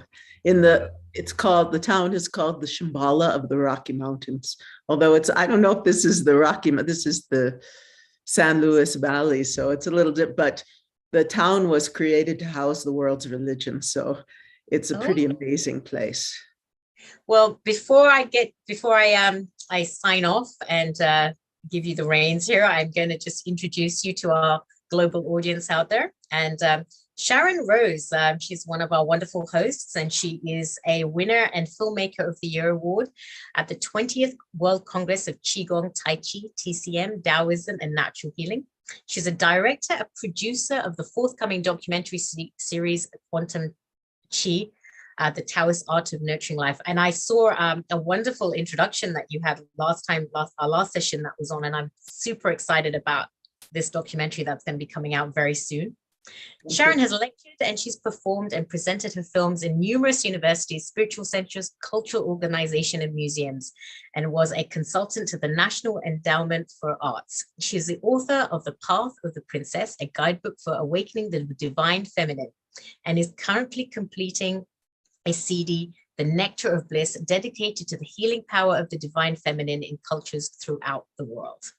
So it's my great pleasure and honor to introduce to you formally Sharon Rose, and it's my time to log off. And I've had a wonderful session with everyone. And please don't forget to go to our website, Healing Our Earth, and I'm also on Instagram, Bay Dentist, BAY Dentist, and I'll be posting a lot of health and wellness content. So follow me on Instagram, and thank you so much, Sharon. I look forward to seeing you soon. Yes, yes. Well, it's so wonderful to be with you all again. And Sheila, we're going to show, our next guest, Wai Ching, is the associate producer for Quantum Chi. So we're going to show, as soon as I introduce her, we're going to show the trailer for the first episode, which really explains a bit about Qigong. So stay tuned, everyone, so you can see that. And I have some wonderful guests, and I just want to announce to my Healing Our Earth family that I became a grandmother for the second time this week. Oh, congratulations. And so I'm very excited about that, bringing a new one in. So thank you so much, Sheila. Bye-bye. See you soon. Bye.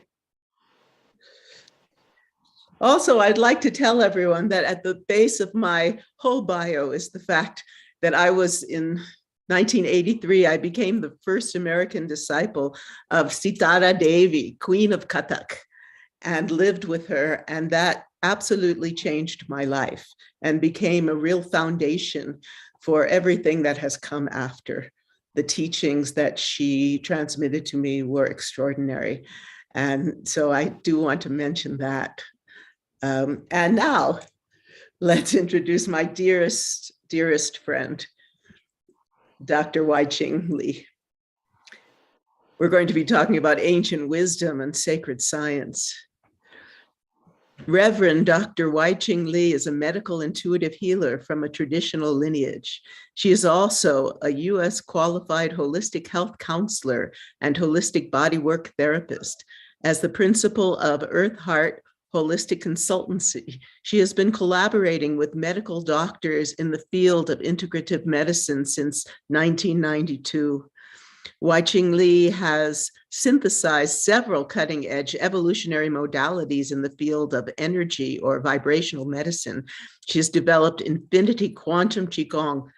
It's an incredible teaching, It has helped me so much. Not only the Qigong, but she's an extraordinary healer. So it's an accelerated restorative treatment and multidimensional healing. And she, of course, is the associate producer of Quantum Chi with myself from Sacred Mysteries Productions. Global namaste to you, I Ching. A global namaste from Cuenca, Ecuador. Yes. Where I'm channeling the energies into the landmass here and weaving the matrix, the ley lines together. Part of Qigong, a lot of people don't know that, right, Sharon? That's true. That's true. It's like the meridian, the ley lines are like the meridians of the earth. Exactly that. And then when we are, that's why people talk about being in harmony with the earth without realizing that that is such a reality. That is actually the science of really harmonizing our meridians, our liquid light matrix with the earth energies at 7.83 hertz. So we thought we might start that way because, you know, we are talking about ancient wisdom into sacred science. And there's so many studies now and scientific exploration that validates the ancient wisdom teachings of the indigenous peoples. That's all of us. We are all indigenous. We all belong to the earth. We are all shamans. We are all made up of life forces and the 5 elements. We are all that. You know, coming back to basics is that we are the earth.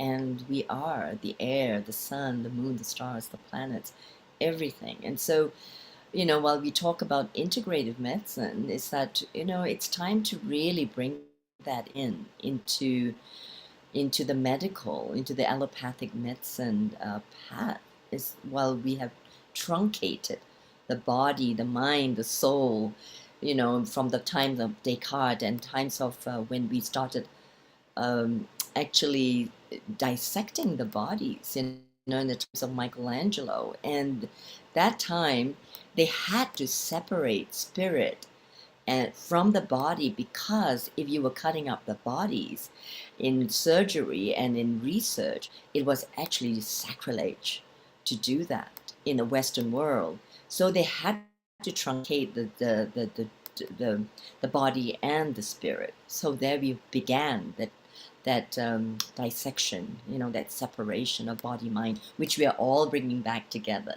now. Yes, that to me, that's one of the main focuses of healing our earth, and to bring all of this knowledge to the world, you know, this integrative knowledge of healing at the deepest level and healing at the most expansive level. Yes, it's extremely exciting to be on this forum and to be, you know, part of the core team and bringing that in, because that has been my mission for the last, you know, 30 years, since 1992. And being in hospitals and clinics, and not just being a practitioner, but also as a consultant, as a holistic consultant, doing feng shui and clearing of hospitals. You know, it's really imbued. Hospitals and clinics are imbued with these energies that are not exactly uplifting, not higher frequencies of higher vibrations. So I've been a holistic consultant to uplift that through the music, through color, through the use of flowers, and of course the food.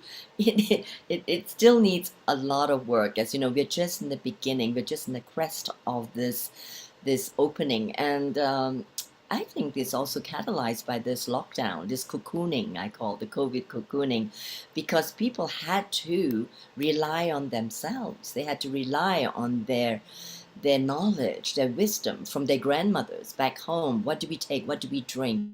The ginger, the turmeric, and how do we get back to the basics of good health?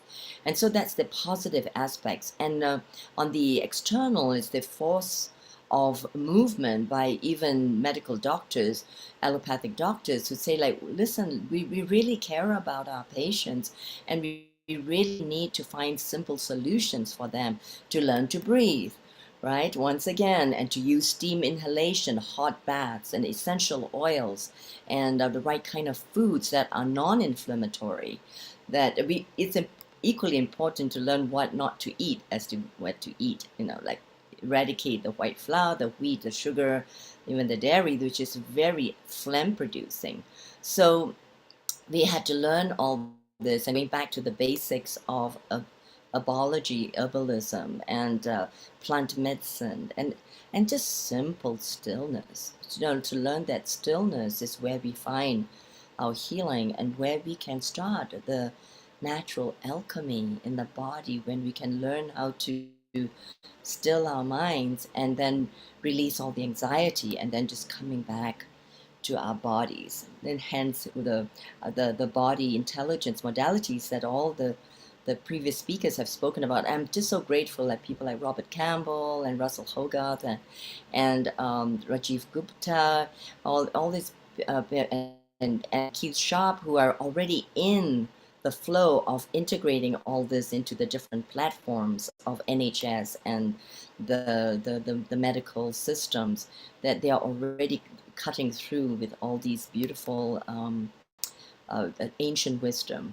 So I'm so grateful for that. And of course, grateful to Neil Kumar and Healing Our Earth as another platform, besides all the other platforms that are really, I'm just observing from the various viewpoints, because I belong to so many groups and the doctors groups as well, medical groups, that there is this surge. And I knew that we are weaving the new matrix of healthcare. So, and everything else as the other systems break down, right, Sharon? Totally. It's interesting you brought up the quietude. Oh, look. This is the trailer for our first episode of many healing arts. Qi is foundation of many traditions in China. Life is from energy. Life is from qi. And how about qi? Where does the qi come from? From love. From love of the universe. What does qi feel like? A buzz, tingling. You're so excited, full of energy that you want to be playful all the time. When the qi flowing, you can feel like warm, expand, some tingling. Because qi, when you move, it also have a power to heal. When you're doing Qigong, what you're doing is cultivating life force within your body. You become a conduit for information, for new information to come into the body. And you connect to the Qi of the earth and the sky. You're simply a conduit.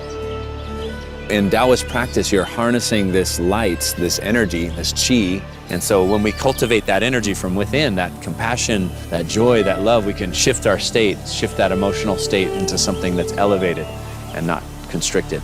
Learn to shift from externally focused, searching for happiness, searching for meaning of life. You go inwardly, recognizing you have more access to life inside of you.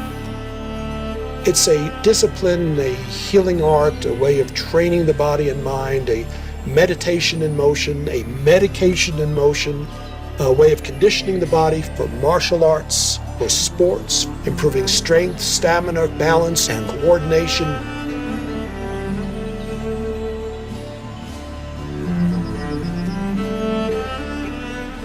Yoga practitioners and teachers love Qigong. The Qi focus turns their attention to a much more awakened internal sensory awareness. There's a sense of resting in a very natural, open, spacious, clear, luminous energy which then carries you spontaneously and creatively through the movements and the flow. Therein lies the ability of practicing Qigong to build up incredible force in the body for rejuvenation, longevity, self-healing, and healing others. Qigong for everyone. Qi is love. Qi is light. Qi is free. Qi is energy.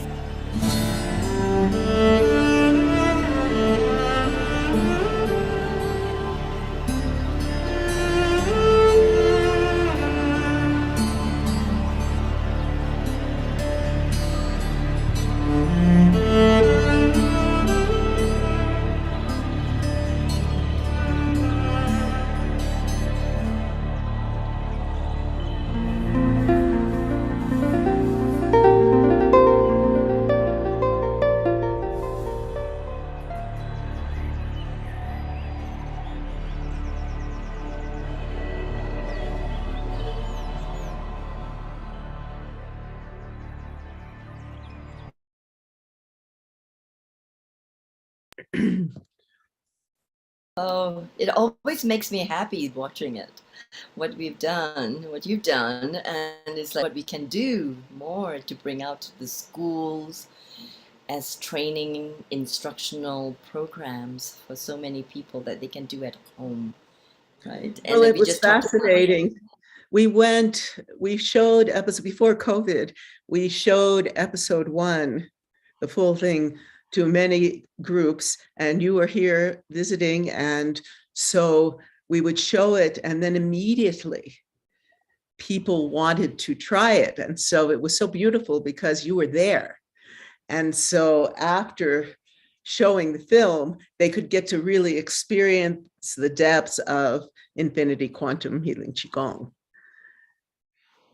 Yes, it was very immediate, and it was also immediate that people had results straight away. And that's what's been so gratifying about this work for the last 30 years, is just seeing people heal and really make it tangible movements in their body. You know, we talked about elderly earlier, and people with knee problems just getting healed just within the hour.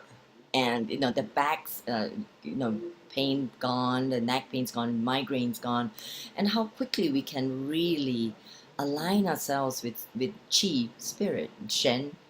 So easy, isn't it, Sharon? That we want to share all these techniques with everybody out there. And I'd be happy to do a quick meditation too, if you like, you know. So I'd love it. But you know first I want to say, we're still working on the series. and the vision for the series was to bring out these incredible teachings of Qigong and some Tai Chi and traditional Chinese medicine as an introduction to the beauty and power of these teachings. And so we have exercises. You have a really beautiful one and Dr. Kim, who's coming on soon, she's in the film as well. And to me, it was always a kind of almost an advertisement for the power and, you know, these ancient teachings of Qigong that came from China. Yeah. We have to. Yeah, we have to do that. And also, you know, while my topic here is really tapping into ancient wisdom, is also to look at how science has adapted the principles of energy, of course, you know, quantum science, into modern technologies that we can bring out to help alleviate and help accelerate the healing of people. And so with your permission, I'm going to show a few things, the technology like this one, based on the Fibonacci spiral of Tesla, and we want to honor him, Nikola Tesla, and how this is explaining to some scientists how Qi works, how chakras work, right, and how they spin, and the spin is, really relates to the toroidal spin of our bodies and our Qi body, and the prana around us, and the auric field, the organ field, and then the Fibonacci spiral based on the 369 golden mean calculations and how they spiral out. So this little device can actually help with all the devices. So many medical practitioners and chiropractors are starting to use this, you know, whether to activate the third eye, or, you know, the throat chakra and the heart, and also the lower dantian, and working with the rest of the body. Like I'm wearing this as well. This is the earthing card as well as the EMF shield, which actually protects us from radiation. Now this, as we know, we've talked about, and I want to highlight this, is that while we are practicing this body intelligence modalities, we are being, there's this onslaught of radiation. Like all of us here now, we are on the computer and we are on Zoom, is that we have to actually protect our bodies with Wei Qi, right? Back to the ancient wisdom, Wei Qi. But how many of us remember to actually do 20 minutes of Wei Qi practice before we get on the computer? We just get on it. And so we need to create this buffer for those of us who understand, the energetic principles, we create this buffer. But now we have wonderful technologies. Doesn't matter what brand it is, just go find something. And this one is a 6 USA patents, very reliable, that we have to teach people. And then, in this integrative medicine, I'm not talking about just the romantic ideas of wellness and health. We have to get realistic, and especially during the lockdown, I got seriously realistic with a lot of my clients. And a client in London, for example, in a wheelchair, she was not able to go out to the sunshine to really absorb all this beautiful rays, and no caregiver could come to her. So she started using the products, and of course while practicing the Qigong. And it was amazing that she was able to maintain the Qi body and the strength and the stability of the self. And so it's really to encourage that in this integrated ways, to really look at the bioresonance technologies that we have at hand. We have that, and also with regards to holistic nutrition, to really take the test, apply kinesiology as well as the bioresonance technologies to really test what foods suit us, that build up our matrix to the highest potential, and just eradicate all the foods that make us weak or contract or inflamed. So that's so important when we are having a viral infection. That's really, really important. And of course, there's not enough time to demonstrate everything. And of course, I want to actually encourage everybody to listen to solfeggio music or 432 hertz music that's available on social media. It's so easy and relaxing. That's very important at this time.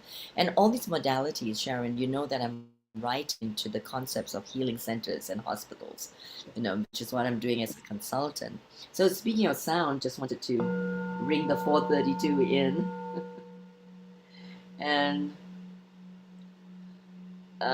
one of the latest clients on Zoom said that she wasn't ready to really reveal her emotions, but as soon as she heard that, everything was opened up in the floodgates. And that's another thing we have to do, is really bring in the emotional aspects of healing into integrative medicine, right? And we're supposed to be stoic and take whatever medication or MRIs or whatever, but we haven't really gone back to the part of being human with our patients, our clients, and nurses have been wonderful with that. And we need to really develop more of the human contact, like holding their hands or talking to them before they go have an MRI, because that's frightening for a lot of people. It's frightening going to a hospital. So we have to get back into that very personal feeling quality of healing, which after all is healing. That's why the doctor's bedside manner is so important, and really connect with the people through the heart and through the third eye and on a soul level. This I find is the most important thing when we talk about integrative medicine, and also in the psychosomatic aspects of it, in the somatic education, which I believe it was Robert Campbell who spoke of it, that he found it incredulous that there should be a somatic yoga. It should be integrated, right? Because Tai Chi and yoga, they are all taught as forms, and where's the energetic, where's the human emotions of it? And this, and that I brought this back into Qigong in studying somatic education. So people standing up, doing the Wu Chi, standing, they're breaking out in tears and even having past life regression standing up. So, yeah, and that really cuts through everything to this wonderful miracle, milagro healings. They're very Wow. satisfying. You have, we could be taught, we do, we talk for hours and hours. Our next guest is here, but I'm wondering if you're able to stay on and give us a meditation at the end of the show. Lead us in. Pleasure, as always. Dr. Kim, come on in. She's here with me in the studio today. Hi, Kim. She's coming. Nice to see you. Hi, Kim. How's Ecuador? Amazing. I'm staying in a belt of ruins, ancient ruins, and so it's definitely very energizing on many levels. Yes. Thank you. It's good to see you, sister. Well, we're speaking about integrative health and ways we can work together to really bring this together and affect the world. And Dr. Kim Engard, my dear friend, is here today because she has a tremendous experience in these areas. We're going to be talking about holistic medicine, future and integration in the medical world. Dr. Kim's experience with medicine and the healing arts spans over 30 years. In addition to her naturopathic medical practice, she is an international lecturer, teacher, and master herbalist. She is a Qigong instructor and practitioner since 1996 and is a student of her master teacher, Ken Cohen, who is also both Dr. Kim and Wai Ching and Ken Cohen are featured in Quantum Chi. She has been a practicing yogi for over 40 years and currently studies under Ashtanga lineage holder Annie Pace. She is committed to the healing arts and treating the whole person, body, mind, and spirit. She believes the key to healing starts with treating cause to dis-ease and integrates many healing and spiritual traditions in her practice and teachings. Global namaste to you. Namaste. Namaste. Thank you for having me. Well, I must say, I know a lot of people in the healing arts for many years, but you're one of the most amazing, and your knowledge is so deep and rich for so many years, and the levels of all this, how you integrate, is just profound. So it's a pleasure to have you here, and we'll start with, what would be your vision for bringing and integrating these healing modalities into, I know in the UK, they're working on bringing it into the national health system. And we're going to have Libby on after, who's brought yoga into the schools. And so what is your vision, and how can we work together to really make this happen? Well, as many people on the lecturing today talked about how they're integrating, my calling is, I don't know if it's different, but I do believe that as this dichotomy of yin and yang, as things are building up, there's chaotic energy because change at the level that we're doing it is so demonstrative, that I think there will be centers or places, as there already are on the planet, on Gaia, where there will be blueprints for this new beingness of integrating the whole person. And so my focus, which has, although I've spent so much time with COVID, having people come back to me that I haven't seen in 15, 20 years, people having these experiences, is not really just the virus, of course, it's the energy, celestial energy coming in, it's the solar flares, it's the energy of Gaia making so many changes right now that we as human beings, hopefully all of us, are part of that process. And I think that all these changes in hospital, I worked in hospital for 20 years, and it was a glorious time of my life, because although I was involved in allopathic medicine, I already had a lot of healing arts teaching and experience and an active medical herbalism and body working practice. So, that bringing that energy in to be present with people and be with their whole self is certainly critical. All these integrations are critical. But I think there will be a new blueprint, and there'll be areas around the world. And this is already starting, of course. And of course, it's ancient, right? I mean, it's not like we're recreating something entirely new. On some level, we are. But there also needs to be these centers, because there are a lot of people that I'm seeing with, as glorious as it is, the opportunity now is priceless, literally, that all my patients who are integrated, that are working on themselves on every level, mental, emotional, spiritual, physical, they're having amazing breakthroughs, those folks. And I'm thankful for that. That gives me great joy, right? But then there's all these other people coming and saying, I've waited too long on these problems. And certainly things like were mentioned previous, being inside. Some people found great solace and positivity of that. Other people really suffered and are still suffering with this around the world. And there needs to be places where people can find refuge. This is very, very important. And I'm not here to bring any kind of negative message at all, but that's just a calling of mine, that I have to really find a way, with as busy as I am in working with people every day, 10, 12 hours a day, to be part of that process, because there's a need and a calling, and it's a divine calling.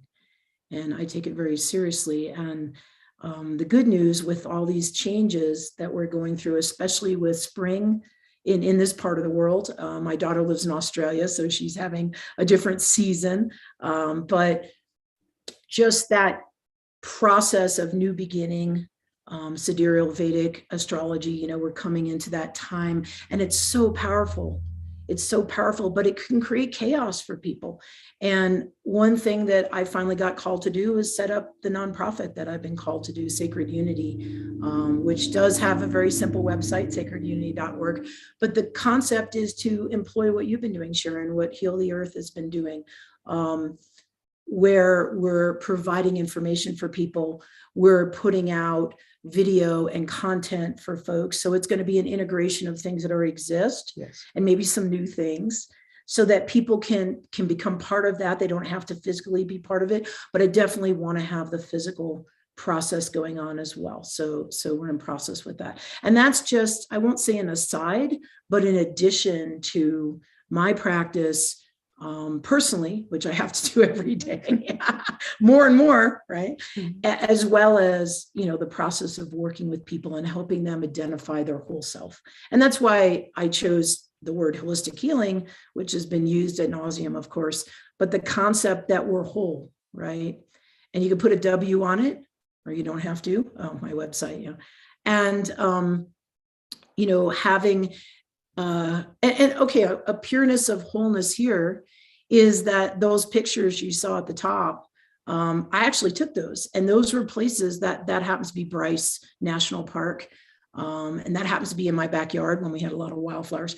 So I took that up on the hill. That's a Rosa canis, which is rose hips, and that's a lupine. So these are some things where I have a personal association with what I put on the website. So I think we're all being called to make that depth of connection with ourselves, with others, with the earth, with the energy that's been so well talked about so far. And that having people come to wholeness is the key right now. And that can be exactly what was, what you guys were just speaking about, is using sound. I've been using a lot of sound and tuning forks and chakra balancing. Of course, I've done that for a long time, but I'm clearing people, in a way that's different than how I approached it before with treatment therapy. And working integratively around the world with clients and then patients in the states that I can practice medicine in, with other practitioners, and having really beautiful relationships with them, where we can integrate the healing, and the patient is integrably involved. They're intimately involved in that process, because it's the whole self, it's the whole person. And this is the future. It's not going to work, in the future. I want to say Analia, her name. It's not going to work to be cold and look at us as, it had its benefit of finding the details. I'm a scientist as well. There's a benefit to understanding details in the microcosm, but we really need to balance out the macrocosm now. It's really important for us to be able to take those details. And I haven't lost it, haven't lost my scientific eye or my looking at studies, good studies. There's plenty of manipulated studies, all those things that are important, right? But it's an integration. And that's the whole point of these talks, right? Yes. But we have to help people understand what that integration means, because I just had a patient talk to me about, she's in an area in the States here where there's thousands of people moving every day to their area in Arizona.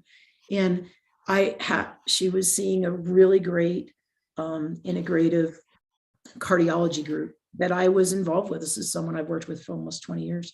And going back just for a checkup and everything, this person's a cancer survivor.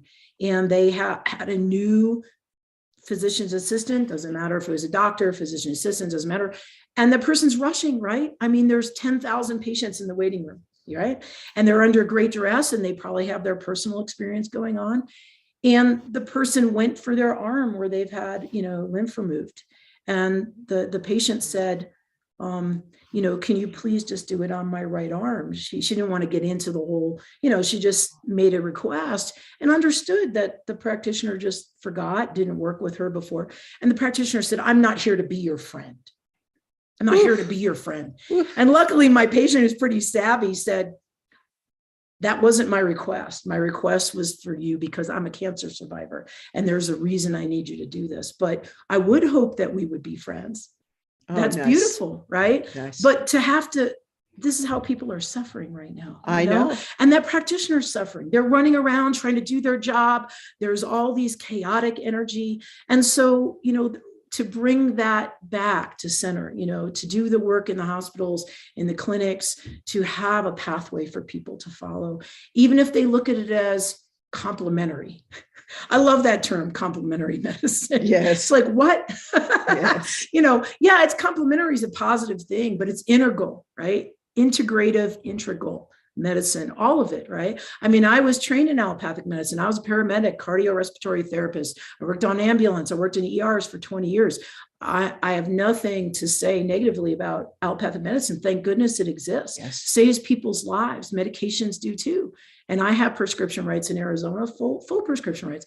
But that integrative, it doesn't take the place of the integration of the whole person. And that's the part that I think practitioners, whether they're allopathic, whatever, that they're aware of this, they're having their own personal experiences. I've had patients say to me, my primary care doctor, his wife had fibromyalgia and they had to look to alternative or complementary therapies, or they had to integrate other things. And now that practitioner has a different way of looking at it. And that's a beautiful thing because our personal experiences, we can choose that. Right? We can choose that. And all of us, no matter how holistic we might be, the holism is growing, and we can say ascension, we can say expansion. I like to say expansion because I feel like we're all expanding in this process, and we all have those moments where we have doubt and fear and concerns and worry. And we just need a place and a thing to do when we have that. And that's that integration with the divine. That's that sacred unity within ourselves and with each other. Yes. Right? Yes. And that would be, my message is to be able to help create places where people, including this place right now, to be able to find those answers, and give people pathways that resonate with them. Lots of different pathways of divine wisdom, of practices. It's really important. Yes. And well, first of all, I want to tell you that a few years ago, I was bitten by a brown recluse spider, and I ended up going to the hospital, and the nurse had just taken a Qigong class. Wow. And she was so excited. And so you're really bringing up this thought for our forum that we need to make these practices available for the nurses, for the doctors, so they have the experience, the personal felt experience of these practices and how they would help. I mean, I was talking with a Rolfer friend, and, he talks about working with people who have had surgeries. Mm-hmm. And the surgery is there to alleviate some issue, but they don't deal with, the residue from the surgery. They're cutting through muscles. It's affecting you on many, many levels. But generally, no doctor I've been to, except you. Well, I have something to share about that. When I was working in the hospital and then even teaching at the naturopathic medical school for over a decade, it was great to be able to bring an experience that I think there are places around the world where this is happening more. There are residencies for holistic minded doctors and other practitioners to do this, but I had the great benefit of working with homeopathy for a long time and actually knowing the surgeons. And even before I was a doctor, being able to work pre and post surgically with the patients.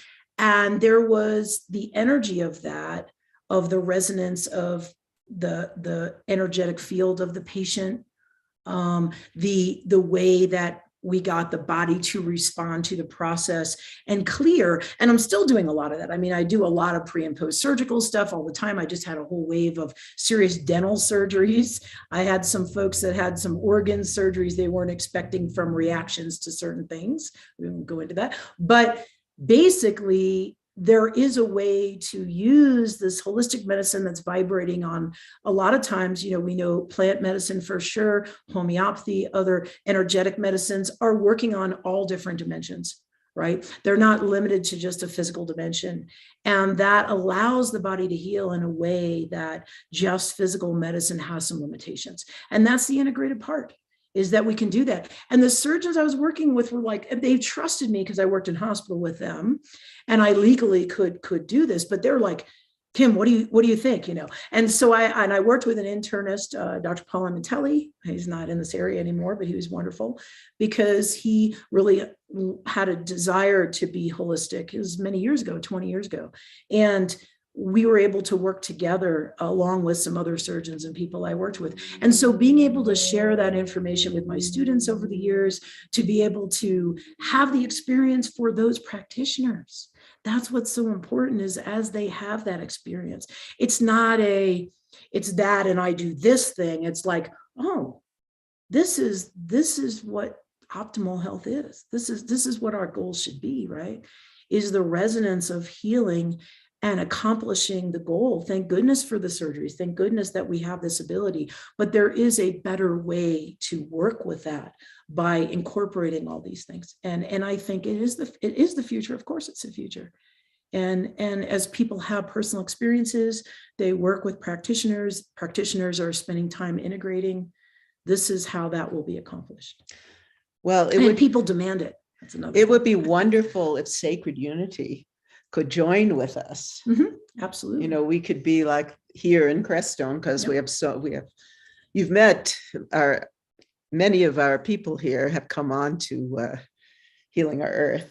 Yes. Hannah Strong, John Milton, Cindy Tate, a lot of people.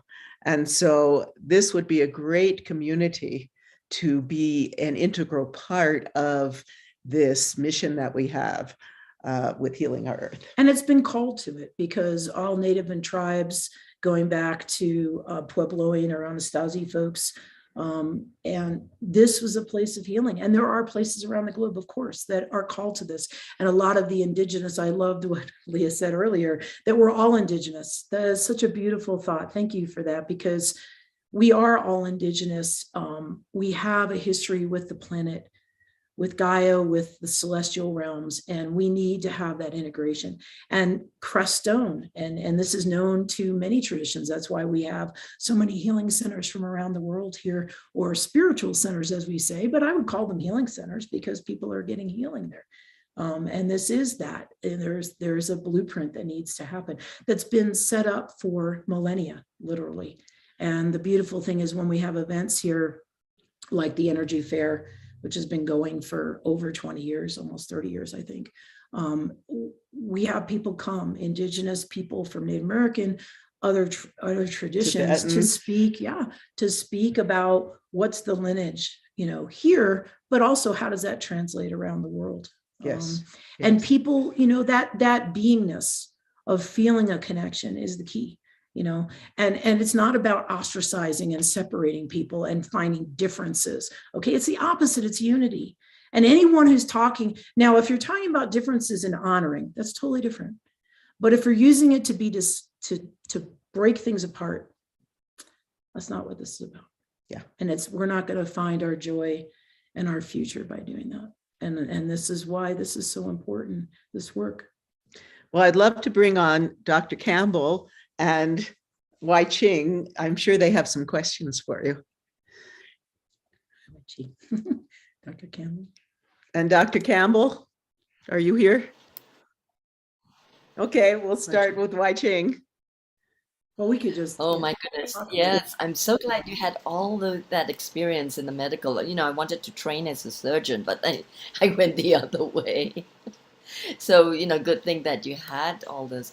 Now, what do you feel would be the best way to create a curriculum for surgeons? Because I have trained neurosurgeons and nurses and pediatricians, and they don't want any certification. They said they just want to do it quietly and just do it. And so that's really marvelous that this neurosurgeon is channeling in energies while he's doing the surgery.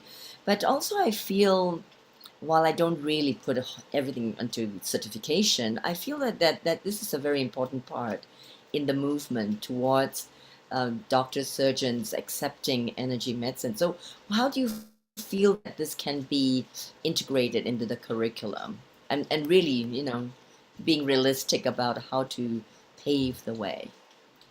Well, I think, like you're saying, as a curriculum, I think it's important whether they want a certification or not, there's a commitment level, right?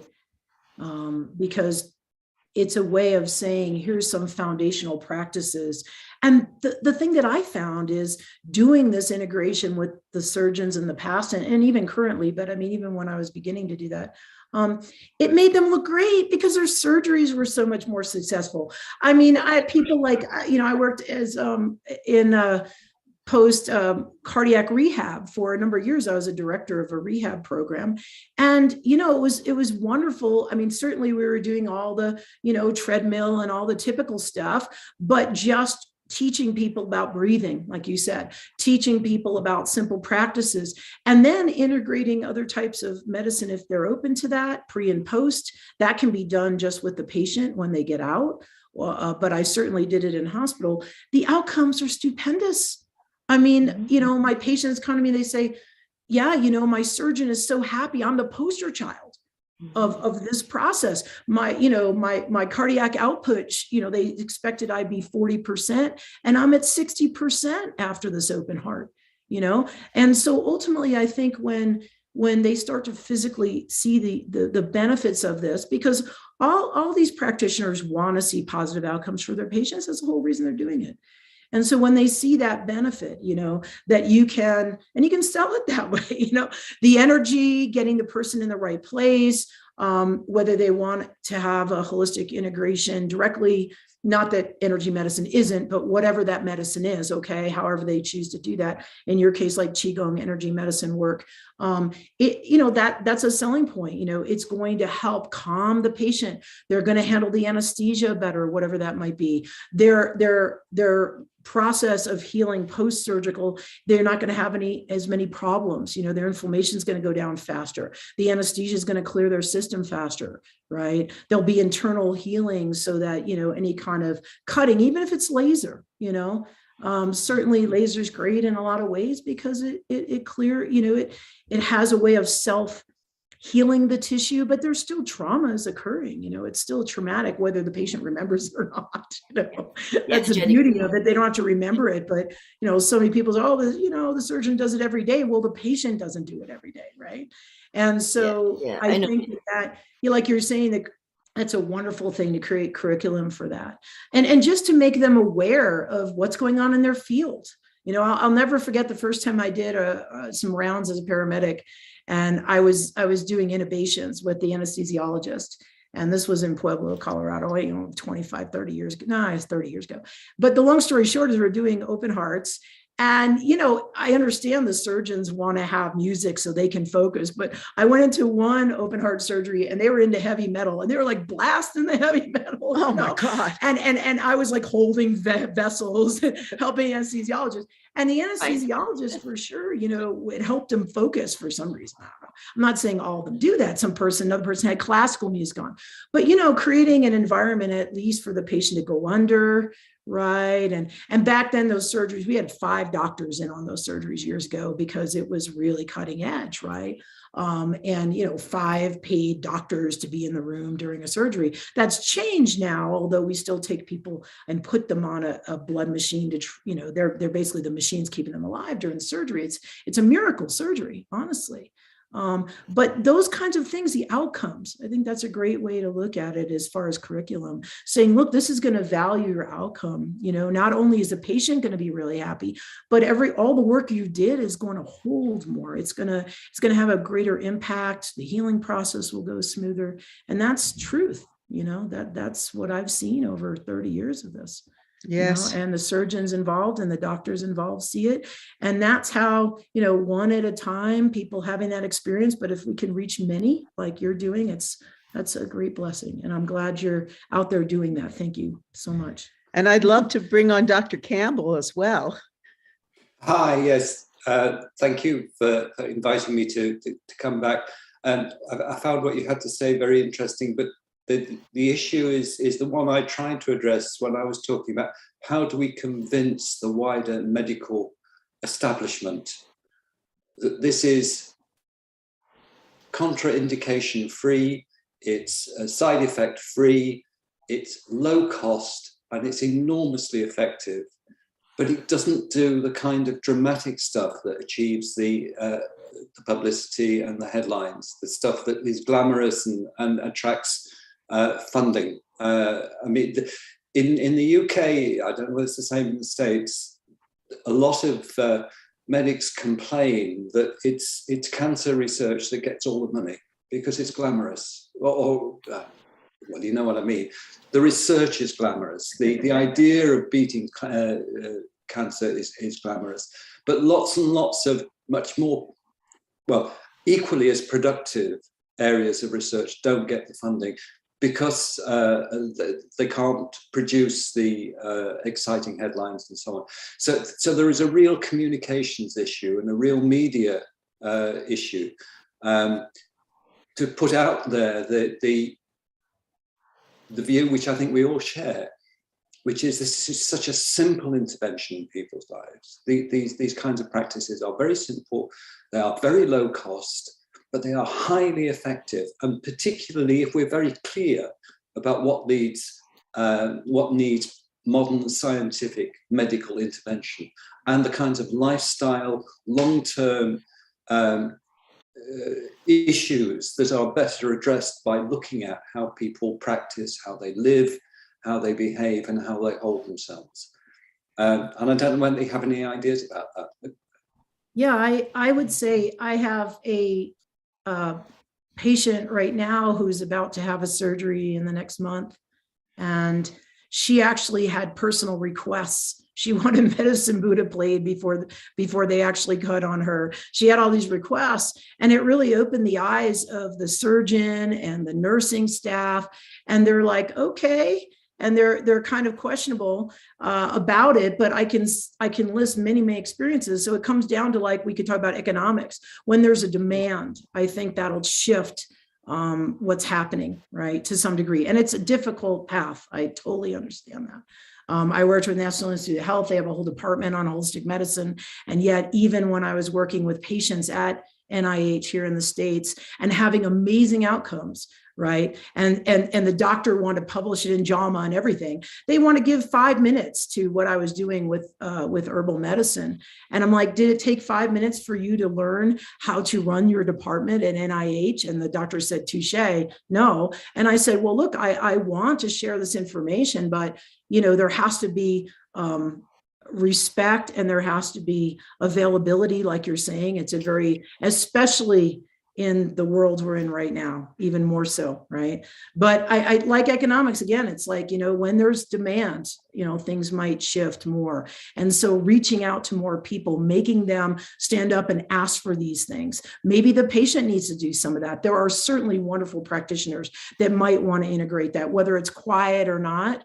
But I think if patients and people start asking for certain things and they're saying, this is what I want, and sometimes they may be denied, but I'm seeing a lot of people get what they're asking, honestly. I just talked to another friend. It's not a patient, but she's a retired nurse, just had an emergency surgery this past week, and she had some requests. And it was a private hospital, but she said, I don't want general anesthesia. I want this, I want that. She knew what she asked for, and they obliged her. And she also wanted a certain energetic environment because she's a spiritual practitioner, and they obliged her. And so I think that that's one way we can approach it. It may not be the complete answer for sure, but I totally feel your concerns and frustrations. I totally understand that. Well, Lewis is here with us and he has a question. So, hi, Lewis. Global Namaste.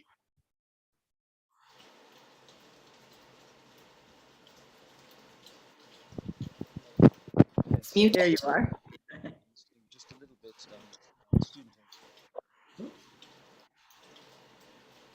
We can't hear you.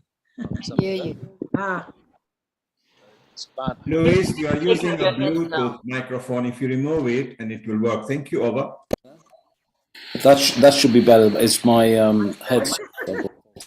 Sorry about that.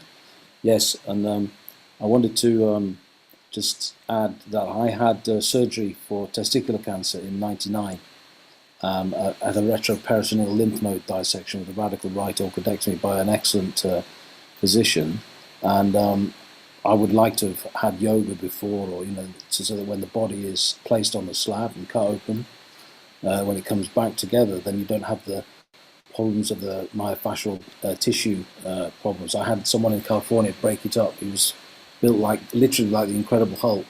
It's the most painful thing I've ever done.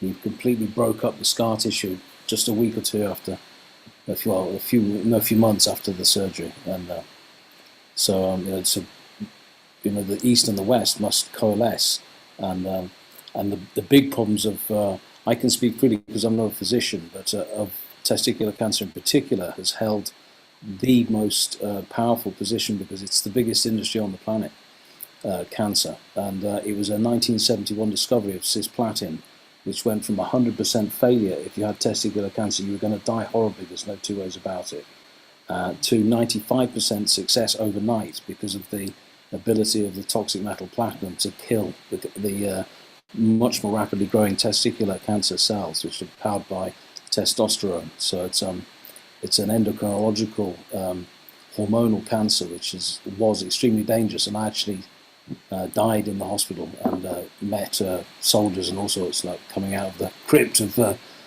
St. Paul's Cathedral. So there's a whole load of and I'm a biological specialist myself, so I'm interested specifically in our own species' ability to self-liberate itself from the really serious issues such as the black goo that infects our DNA. And that's a very serious situation that was addressed by Wilhelm Reich, not Wilhelm Reich, by Reich technology. And that's been a process of elimination, literally by assassination of people who talk about that stuff.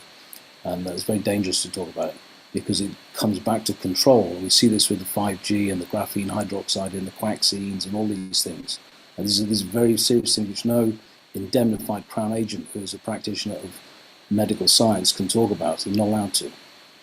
And so it's not up to the professional people really to deal with this problem. They can't do it. They're encapsulated by power and money. And so it's a really serious issue. And so the West must kneel to the East because 5,000 years of continuous Chinese civilization cannot possibly be wrong. But what happened with the end of World War II and the invasion of China and then Tibet by forces that are ruled by Vaticano and all these other things, these are all big-time politics, which involves enormous amounts of suffering. But if you search for Black Goo, Harold Kurtzweiler, he does a lecture with the bases on YouTube.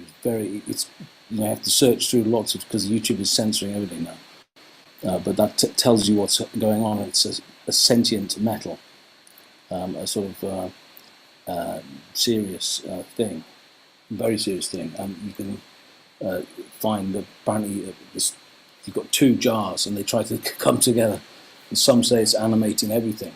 It goes into teleological evolutionary theory and all of this sort of thing, with Darwin and other alternative theoretical perspectives. So, but anyway, I'm hogging the thing, and it was a very wonderful meeting, and I'm not a medical practitioner, but I want to say I've done a lot of Tai Chi afterwards, and so really the West could do with like some form of complementary thing, but the problem is that it's got to be complementary to their money, and then it's a problem. And I'm so I can speak it freely. And until it collapses, which will happen at some point. But thank you, and I do want to say we are students of Tenzin Wangyal Rinpoche, and last night, well, I've been thinking a lot about the emotional body. I mean, I think about that a lot. I just had a real head injury, which actually cleared it out for me. And good old pineal clearing. Yes, and my smash your head into cement. Brain spotting. Do some brain spotting. It's the most profound thing I've ever done. It's just staring, listening to. You can find the music for free online. I'll put the link in the chat. You just stare at a stick, this distance apart. 40 minutes. I was hit when I was fighting. It just unlocks the brain. So I've done 30 sessions. It really helps. So if you've had a head injury, anyone who's had a head injury or brain cancer, last night, do brain spotting. EMDR. Last night, I was kind of looking through Facebook, and all of a sudden, this video started playing of Rinpoche talking about the power of silence. Right, that came up earlier. Yeah, and the nature of mind, and the not only clearing the emotional chatter, but the mental chatter that accompanies it. And I have to say, in Crestone, it's so quiet here. We're very lucky. We're way up in the mountains, and it's so quiet that one can begin, it's like going up into, a temple or a place of refuge up in the Himalayas or something. And that quietude really helps. Well, at first, some people who are very chatter oriented can't handle it, but it really helps to understand and actually feel that silence. Yeah, being with yourself, your whole self, the whole oneness, right? You need to make the connection. Yeah. And it's healing just in its own right, for sure. Well, it has been, as always, a pleasure. And, here, us at Healing Our Earth would love to have you be part of this whole forum that we're doing. Well, you're here to do that, and have Crestone do that. And, we've talked a lot about what can be done. And over many shows, the course of many shows, we talk about education, that if we could bring these practices, time-honored practices, into schools.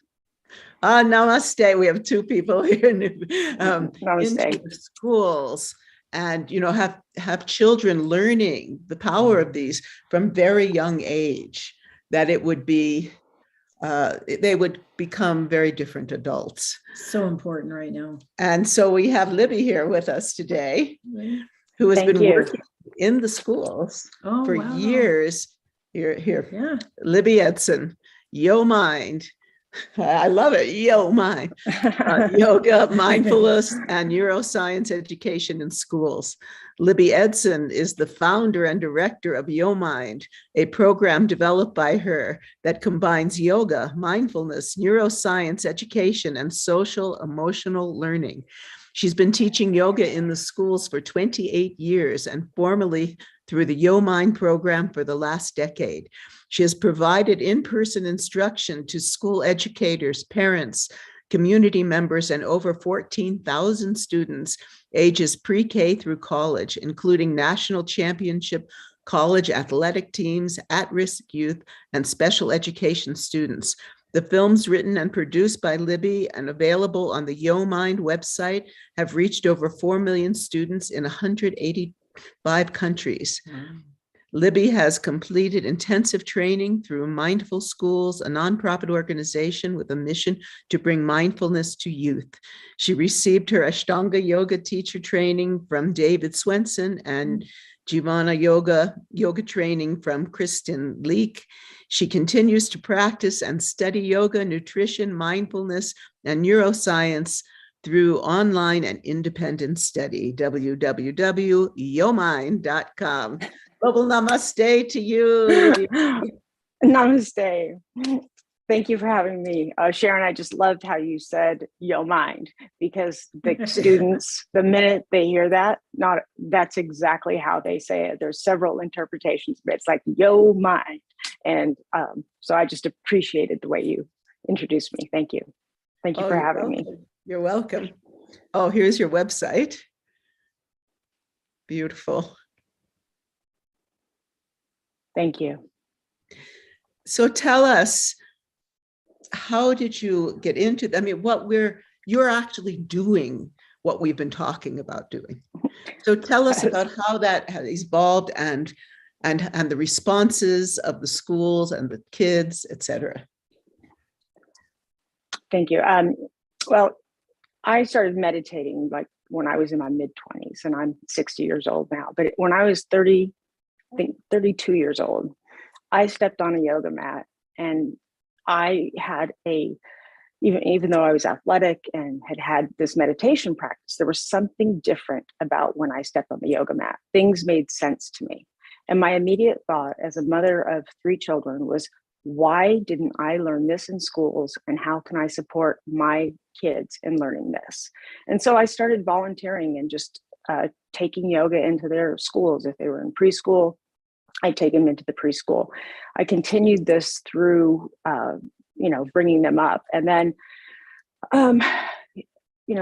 would volunteer at the elementary school and teach PE for a week, the PE classes. And I got yoga mats, and I taped them so that I could just say, put your feet on the, blue dots, and taught them all of the yoga poses. And I found that they just loved doing it. And they had these, there was such a great reaction, even 15, 20 years ago.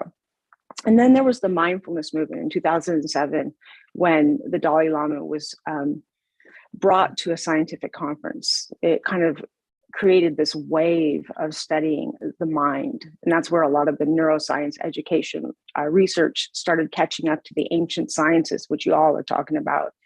And from that, I think prior to 2007, there was hardly any studies done at all about neuroscience and how yoga, Tai Chi, meditation, mindfulness, all these things that people have been practicing for thousands and thousands of years for mental and physical health. All of a sudden, the scientific and medical community decided to start investing money, and there've been, studies done. And so now in 2022 and in 2012, when I started the Yo Mind program, there was so much scientific data available to support the experience that I had. When I stepped on the yoga mat, I said, wow, something is different. So the evolution of Yo Mind was that I was sharing yoga with kids. I've been teaching in the schools, like I said, 28 years. And I realized that for students, and also we're talking about penetrating a 20th century school system that is based on facts, and we don't want to offend anybody. And so we can't really bring things in as with any kind of spiritual component without agitating someone. Even though we're all the same and we, our minds are all the same, we have to be mindful in the schools about how we present these practices. And so I said it, and the second factor was, or that was how I brought in the scientific part. And then as I studied it more and more, I realized that if you look at kids and say, hey, sit down and sit still and take a breath, that's often hard for a lot of kids. Every child is different. And so adding some mindful movement and providing a variety of ways that they can access these practices, that's where we need to be in the school systems. We need to be looking at the individual child and kind of reforming the system so that we're meeting the needs of the kids and prioritizing their mental and their mental health first, the mental and physical health, and then they can start learning. So the response I've had has been, overwhelming. I've had students come back to me. Like I said, I've taught 14,000 kids in person now. I have story after story of how it has changed lives. People have discovered things about themselves in yoga class. So that's kind of how we started with Yo Mind, and it's just grown and grown. You asked me about the responses that I've gotten. I think I want to be more specific about what the mission is. The mission that I started with is I believe that yoga, or this mind neuroscience education, teaching kids emotional literacy, teaching them and giving them opportunities to be embodied through physical movement. I believe those things need to be taught before we can actually expect them to learn reading, writing, or they need to be taught science right along with reading and writing. Because the way what we know about the mind, if the mind is in an agitated and emotional state, it's pretty hard to access the rational parts of our brain.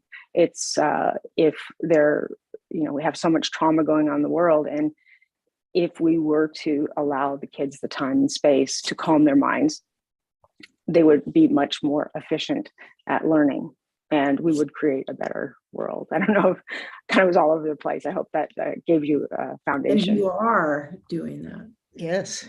Yes.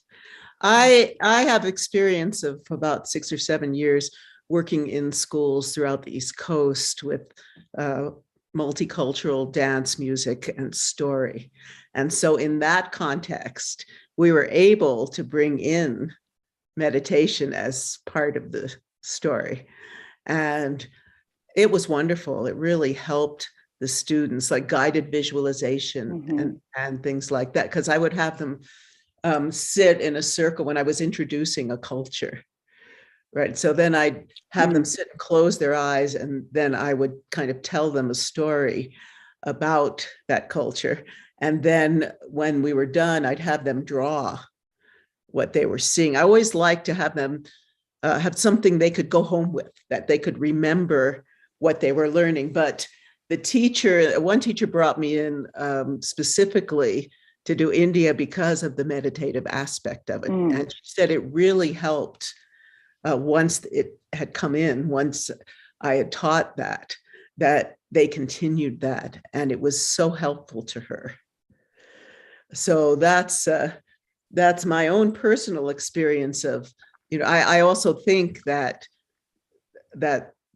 using music and dance, rhythm in particular, chanting, it's just, it clears the mind, it focuses the mind, it helps weave the synapses. It's a really good thing to do. And even we also brought in yoga, as far as India, what you could do India without yoga, right? So it was really very beneficial. And I like Sharon, what I'm hearing. Sorry. I was going to say, Sharon, what you're saying there too is that, the movement part is what I meant by the embodiment, yes. And every child has a different access point. Some children will love dance, some will want kickboxing, but it's how are we going to provide this kind of physical embodiment that can then allow them to quiet their mind. And yes. So and to get back kind of to your original question, there's I teach yoga as a superfood, and I teach the kids all the things about yoga that help not only the body, but the mind, and looking and in a very scientific way, teaching them about the principles of yoga, kindness and truthfulness. And I show them how on the mat, it's like a mirror. It's just for us to do inquiry, and we're just using these shapes, and we're using that time to notice how their mind works. So like when they're challenged in a pose, or if they notice a sensation in their body, what are they feeling? Where I'm just trying to cultivate that space, reassuring them that whatever they're feeling is absolutely okay. And I think that's like a really big part of it. So I'll get kind of back to the sequence I teach in if you're interested, but I also want to say it's like the bottom line is like yoga is a superfood and kindness is a superpower. And that's kind of the arc. And through that, I touch on sensations, getting them comfortable with having sensations and letting them know that if they're uncomfortable, it means that they need something. If they are comfortable, it means their needs have been satisfied. Teaching them the emotional literacy, teaching them about how sensations are connected to emotions, talking to them about how their brain's working, reassuring them the whole time that everything they're feeling is okay and that they are A-okay. And then continuing on to that, it's like, teaching them that the people around them also have these feelings. And all of our feelings are just signals from the body that we need something. So when we're noticing someone's saying something or doing something, we know everything that they do or say is to meet a need. So we're teaching empathy and compassion and kindness along with this. Also teaching the kids about their brains. Once we've taught them about sensations and that these feelings, name it to tame it, all these mindfulness things, teach them what they need. Then looking at the drive systems in the body is so important. And I talk about this leading with science, just as you all have, because leading with science and let them understand how their mind works, we can eliminate a lot of both the mental and physical problems that people have if they're taught very, very young to skillfully navigate and meet the moments around them. You know, they won't have things built up in their body. They'll make better choices. We learn how habits are built, for instance. And the drive systems in the body, you know, because of the way our world works right now, most people are in chronic sympathetic activation. You know, that fight or flight system is so triggered, right? That a lot of us can't think clearly because we'll, you know, just looking at the neuroscience again, if we're in fight or flight, we can don't have access to the prefrontal cortex. And in kids, that's still being developed. So I teach the kids about that, and that showing them different breathing techniques so that how they can move from that sympathetic into the rest and digest system, you know, by extending their exhale, teaching them, demystifying the practices, saying that you don't have to have 2 hours to change the way that your nervous system is. So I teach them about that. I teach them about the drive system of setting and meeting goals, and what happens to their brain when we set goals and meet them, and that we need to do that. But most importantly, that kindness is a superpower comes from the tend and befriend system, which you guys are talking about, this global healing. And that's what we really, really want to instill with the kids. Once we get okay with ourselves and they know they're okay and they know how to navigate and talk to each other about emotions, they know that, you know, kindness is a superpower. The tend and befriend system has kept communities together for centuries. That's what makes us thrive, is taking care of each other. And so teaching kindness for the South, the relationship with the South, is the same as the relationship we have with the world. And so, you know, I think it's Kristen Neff that talks about, you know, kindness makes us smart, social, and brave. And so we've kind of come up with this Yo Mind is Kind agreement, which I can share with you in a bit. But anyway, it's teaching the kids that they're okay and giving them tools and repeating those tools and having them find moments of mindfulness, having parents involved. I'm going to go to Minnesota in about 2 weeks. I'll be starting an artist in residency program with a community there.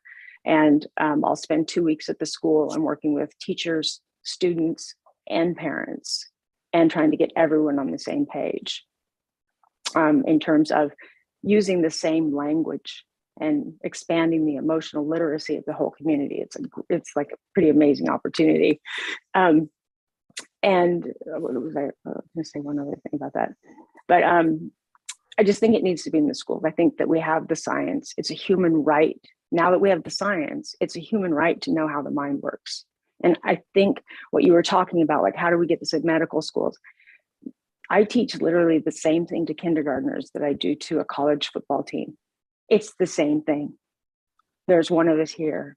If we choose love and being kind, but we can't get to choosing love and being kind if we're in an activated state. Nice. Right. Nice. Well, I'd like to bring in Dr. Lakshmi Vyas is here today. I've missed you. And I'd like to bring in my Wai Ching and then my dear friend Dion Eagleton, who actually will be joining us on the on May 1st for the show, meditation show. And do you have any questions for Libby or Kim here? Namaste, Lakshmi ji. Namaste, namaste. So nice, looking at you, Sharon. I missed you for the last couple of weeks. I could not join because of many reasons. I can see Libby spoke so well on yoga, and everything that she mentioned about yoga is a food, and it was wonderful. And it's very true. We really don't know, from where the yoga helps us, which part of the body it helps. I mean, you do it, and then you have you enjoy it. That's how it is. And Wai Ching, nice seeing you. And there's Mita also there around somewhere, and Kamlesh Patel, all of you. It's so nice to see all of you. I'm really sorry that I missed the last couple of weeks because I was traveling, and there's too many activities. The Chaitra month is full of festivals for the Indians. So there was one after the other, the Zoom meetings, and so I missed. Anyway, so nice to be back. Neil Kumar. It's really nice to have you. It's really, I missed you, really. I have. Your knowledge, is profound. So it's always a pleasure to have you. And I'd like to welcome Diana Wilton here. Hi, everybody. Yes, Diana. Diana, I missed your name, so I'm taking your name just now. Diana. Thank you. It's so wonderful to be a part of this, but I just came on. But I'm excited to be able to talk with all of you also in a couple of 2-3 weeks about how to access visionary experience. Anyway, it's great to be here and good to meet you. Yes. Sharon, did you want me to? I was so happy to hear. Have any questions or thoughts about this whole idea of a forum and how to bring what we have been immersed in for most of our lives to the general public? I'm afraid I haven't thought about that much. I'm very impressed. I just want to say about your last speaker here. Her work with children is remarkable, and with families and teachers. I'm deeply impressed and moved by that. It was so good to hear about it.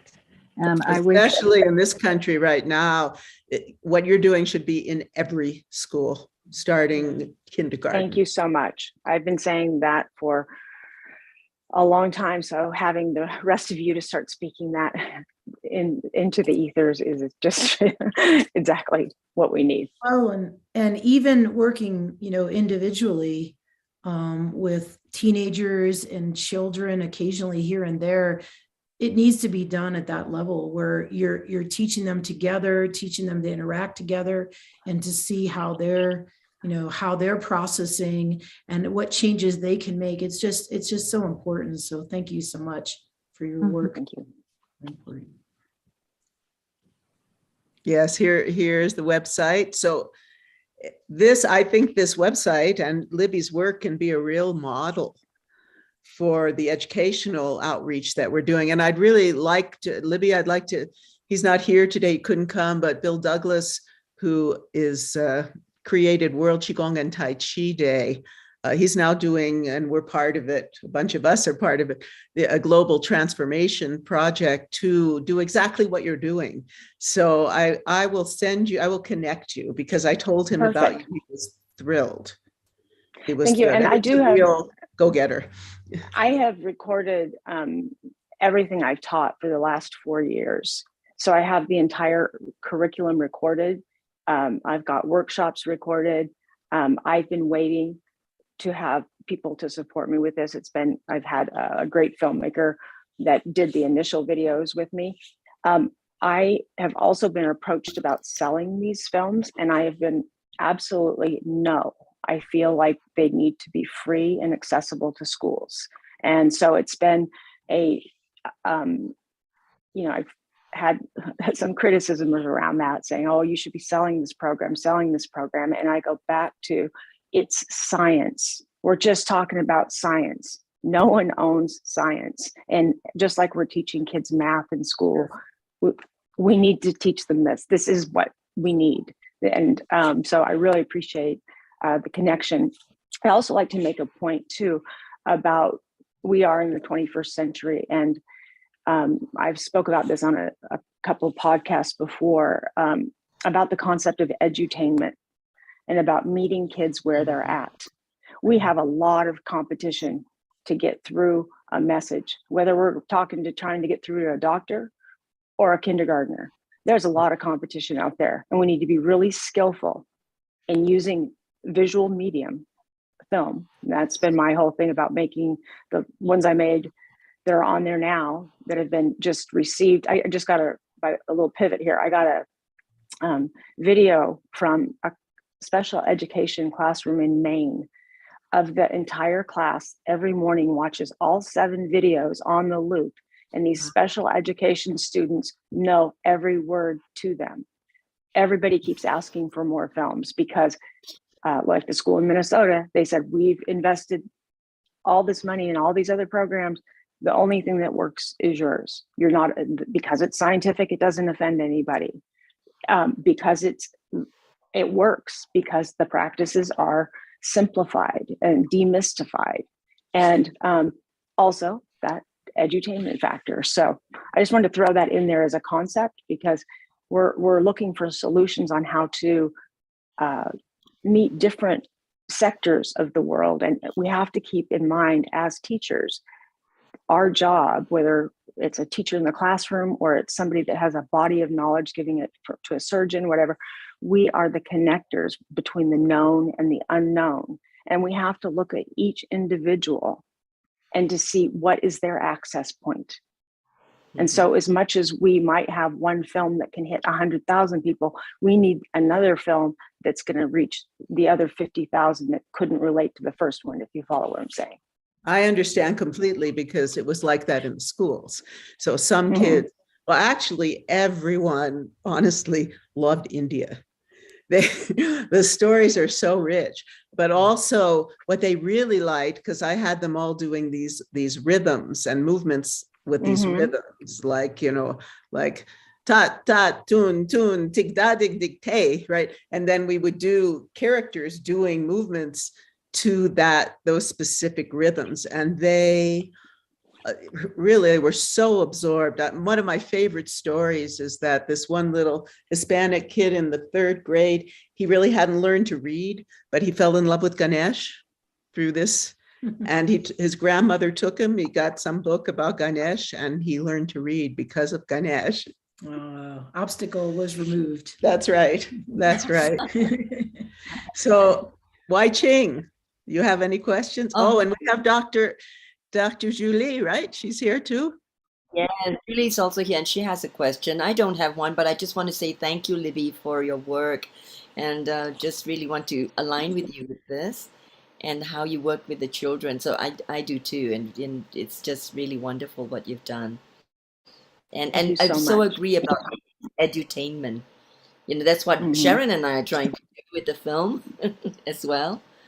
And then we have to bring the film, the first episode, I have 2 complete episodes, and then COVID hit, so everything kind of went into different place. But it's planned to, the first episode is really an introduction to the whole field of the Qigong and the different aspects it has for you. And then we go into the martial arts and the power of martial and the power of energetic protection, not just physical protection. And then it had planned to go into the emotional body, the mental body, our relationship with the earth itself, the quantum field. Oh yes, of course. And even at the end, we were going to go into the longevity, immortality. This is one of Wai Ching's areas of expertise, and inner alchemy. So yeah, Sundance. So this is the Sundance sequence. Nice. It helps to stretch the body, release energy, and calm the mind. To begin, stand up straight and tall like a mountain. The top of your head reaches towards the sky. Bring your hands together in front of your heart. Take a deep breath like you're smelling a flower. Now breathe out like you're blowing out a candle. Breathe in again, nice and slow, and reach your arms up to the sky. Stretch your body nice and tall. And as you breathe out, dive down like a swan and touch the ground. Float your arms around like a jellyfish in the ocean. And stop there. Look up halfway. And look back down, relax, stretching out your spine, releasing your head. Bring one leg straight out behind you like a crouching tiger. Now the other leg comes back. Make your body strong and straight. Slowly lower to the ground. And as you breathe in and smell the flowers, slither up like a cobra snake, nice and long. Dog pose is next, so tuck your toes under and lift your hips up to the sky. Wiggle your tail back and forth, back and forth. Now lift one leg up behind you and make circles with your foot. Bring that leg down and lift the other leg high in the sky. Wiggle that foot all around. Place that foot back down. Now hop your feet to your hands like a frog. And take 3 big frog jumps.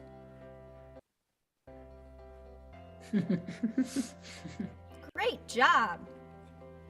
Now straighten your legs and relax your arms and head like a jellyfish.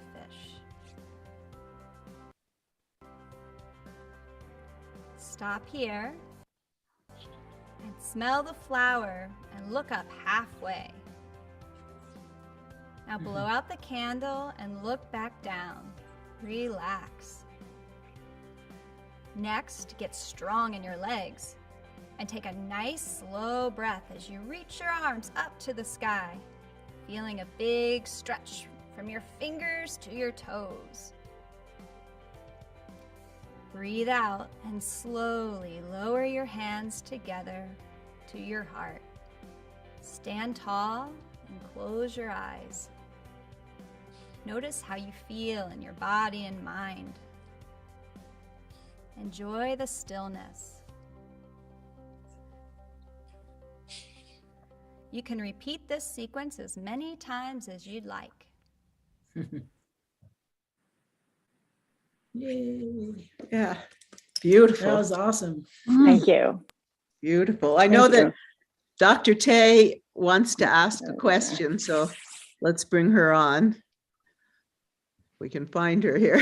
I read the question about how is kindness and flexibility connected. I think she's having a hard time getting on. Okay. So she's in Malaysia, actually. So okay.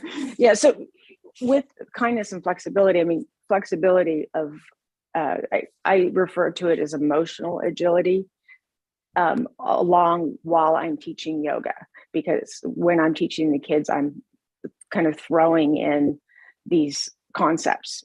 I'll have them do a movement and then we'll sit for a minute and practice, and then I'll throw in a little piece of neuroscience, and then I move them again, stop. So I'm teaching them the flexibility of the body along with the concepts of flexibility of the mind.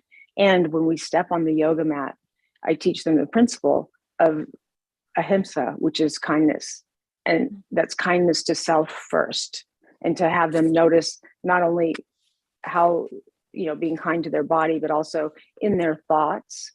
Are they being comparative with someone else? Are they, saying, oh, I can't do this? I'm having them watch their language, but also we have several experiences during the time, however many minutes I have with them. I usually try to have them focus on different things and have them notice how their mind, they do have personal agency over where they direct their attention. So that's the flexibility of the mind that goes along with the practice of yoga.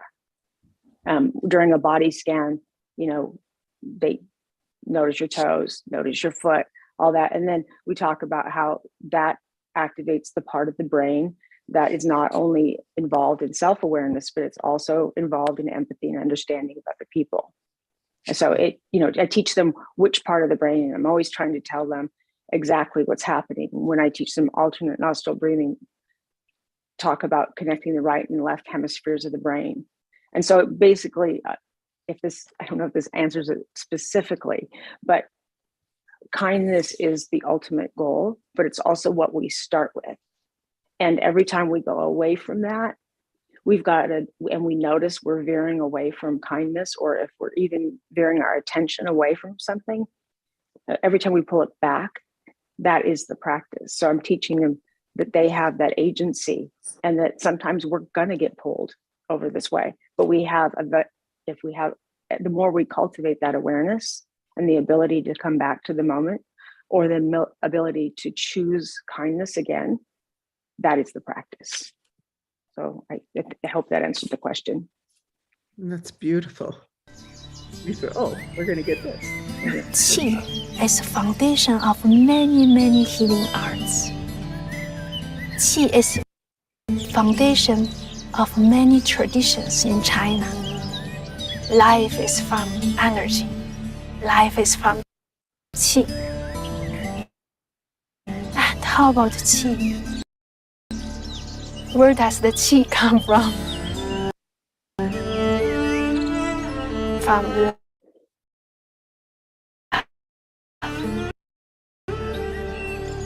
From love of the universe. What does Qi feel like? A buzz, tingling.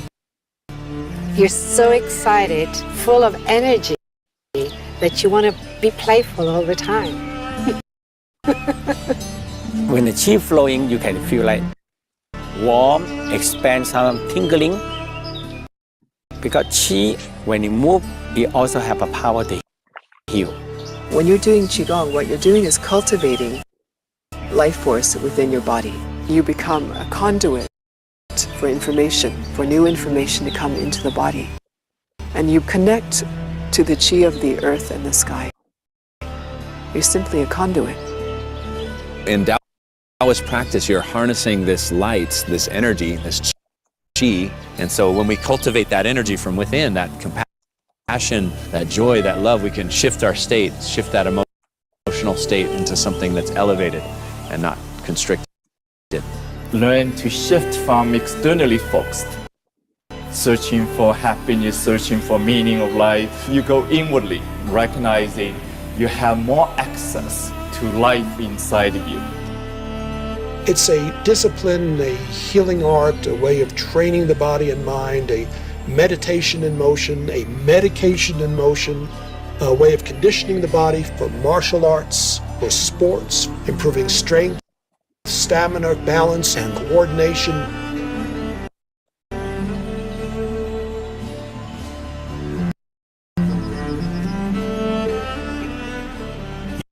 Yoga practitioners and teachers love Qigong. The Qi focus turns their attention to a much more awakened internal sensory awareness. There's a sense of resting in a very natural, open, spacious, clear, luminous energy, which then carries you spontaneously and creatively through the movements and the flow. Therein lies the ability of practicing Qigong to build up incredible force in the body for rejuvenation, longevity, self-healing, and healing others. Qigong for everyone. Qi is love. Qi is light. Qi is free. Qi is energy.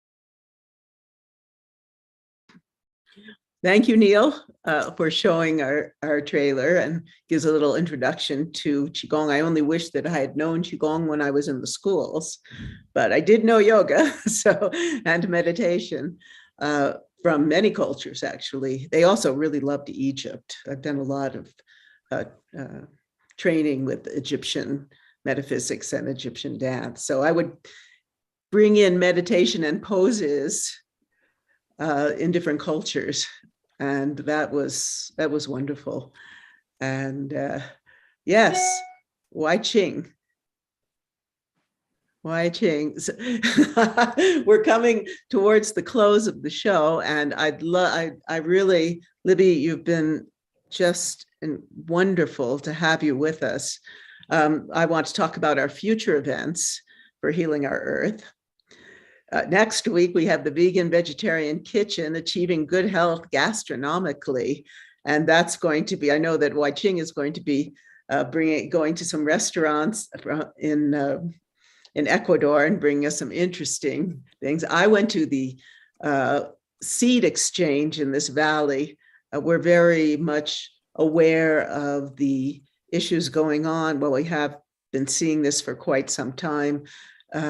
With food shortages, et cetera. And so I'll have some interviews with some of the people here who are working towards a real community effort to feed ourselves and be sustainable here.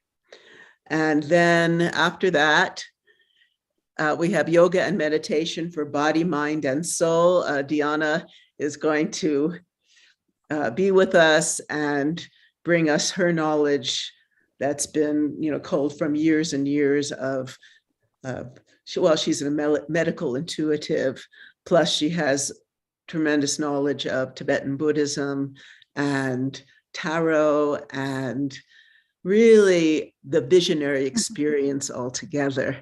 And as well, I'm going to bring, I think, Jing Li, who is in Quantum Chi and is an incredible Qigong and meditation teacher. So I'll have that for that show.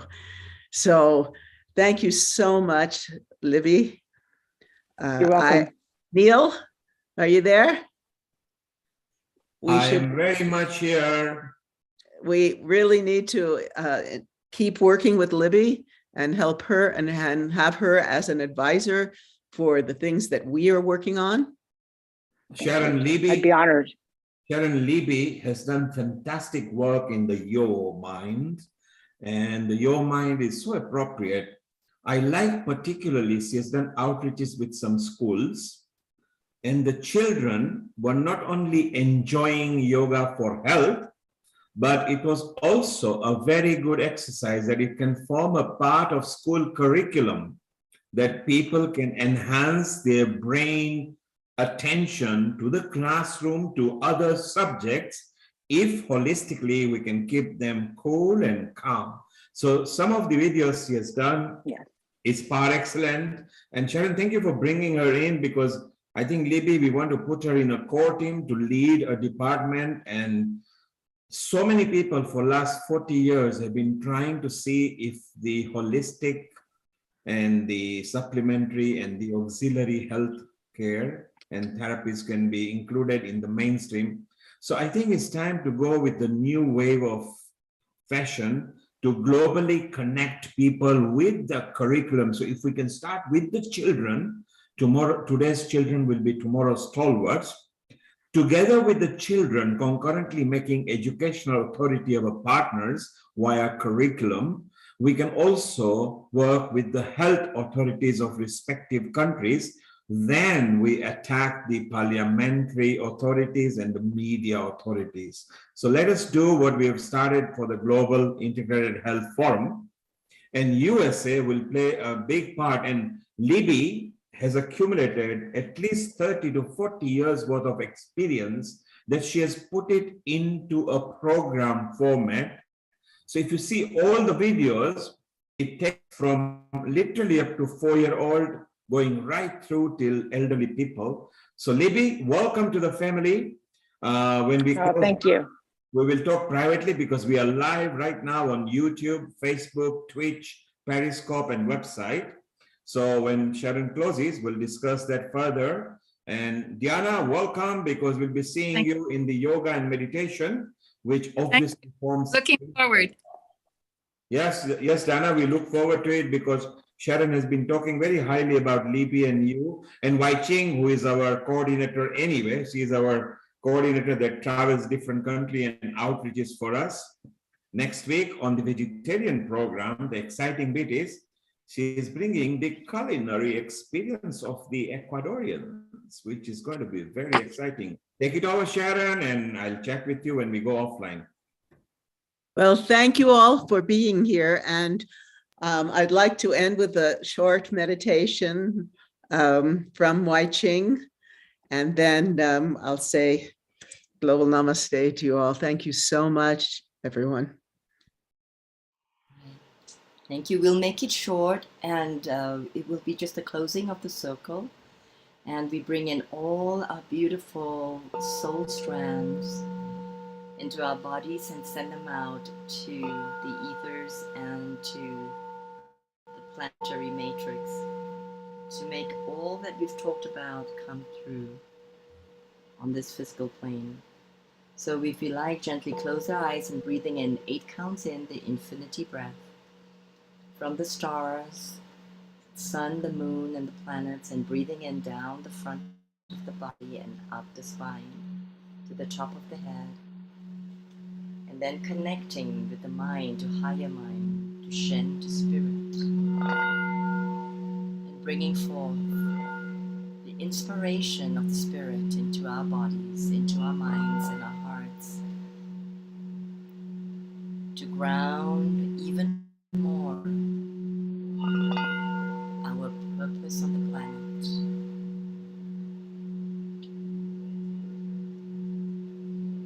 And breathing out all the past as we breathe in the new matrix of light into our soul matrix. And may the vibrations of the universe bring forth the gifts of ease to manifest and to ground the purpose, the mission of this forum for integrative health, as a title, as a label, to be more holistic as humans, for humanistic medicine, for everyone in the planet. Breathing in.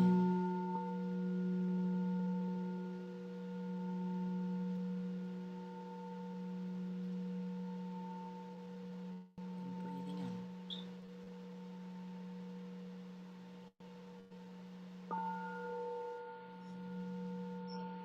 Smiling into the heart, the lips and the eyes, with grace and clarity.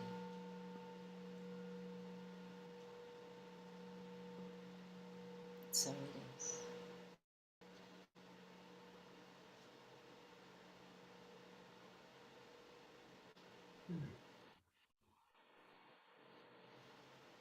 Thank you. Thank you so much, Wai Ching. It's such a pleasure to have you on the show with us. And to all of you out there, we wish you a beautiful week filled with love and joy and beauty. Go out in nature, grow some food, connect with the plants, and we'll see you next week and be speaking so much more about, well, we'll have our dear Seema, I'm sure, the coordinator for the health, for the vegetarian cooking show. She's incredible. She's going to be, I'm sure, offering some wonderful recipes, etc., and ways to really bring that connection with your food and the health of your food. So we'll see you next week.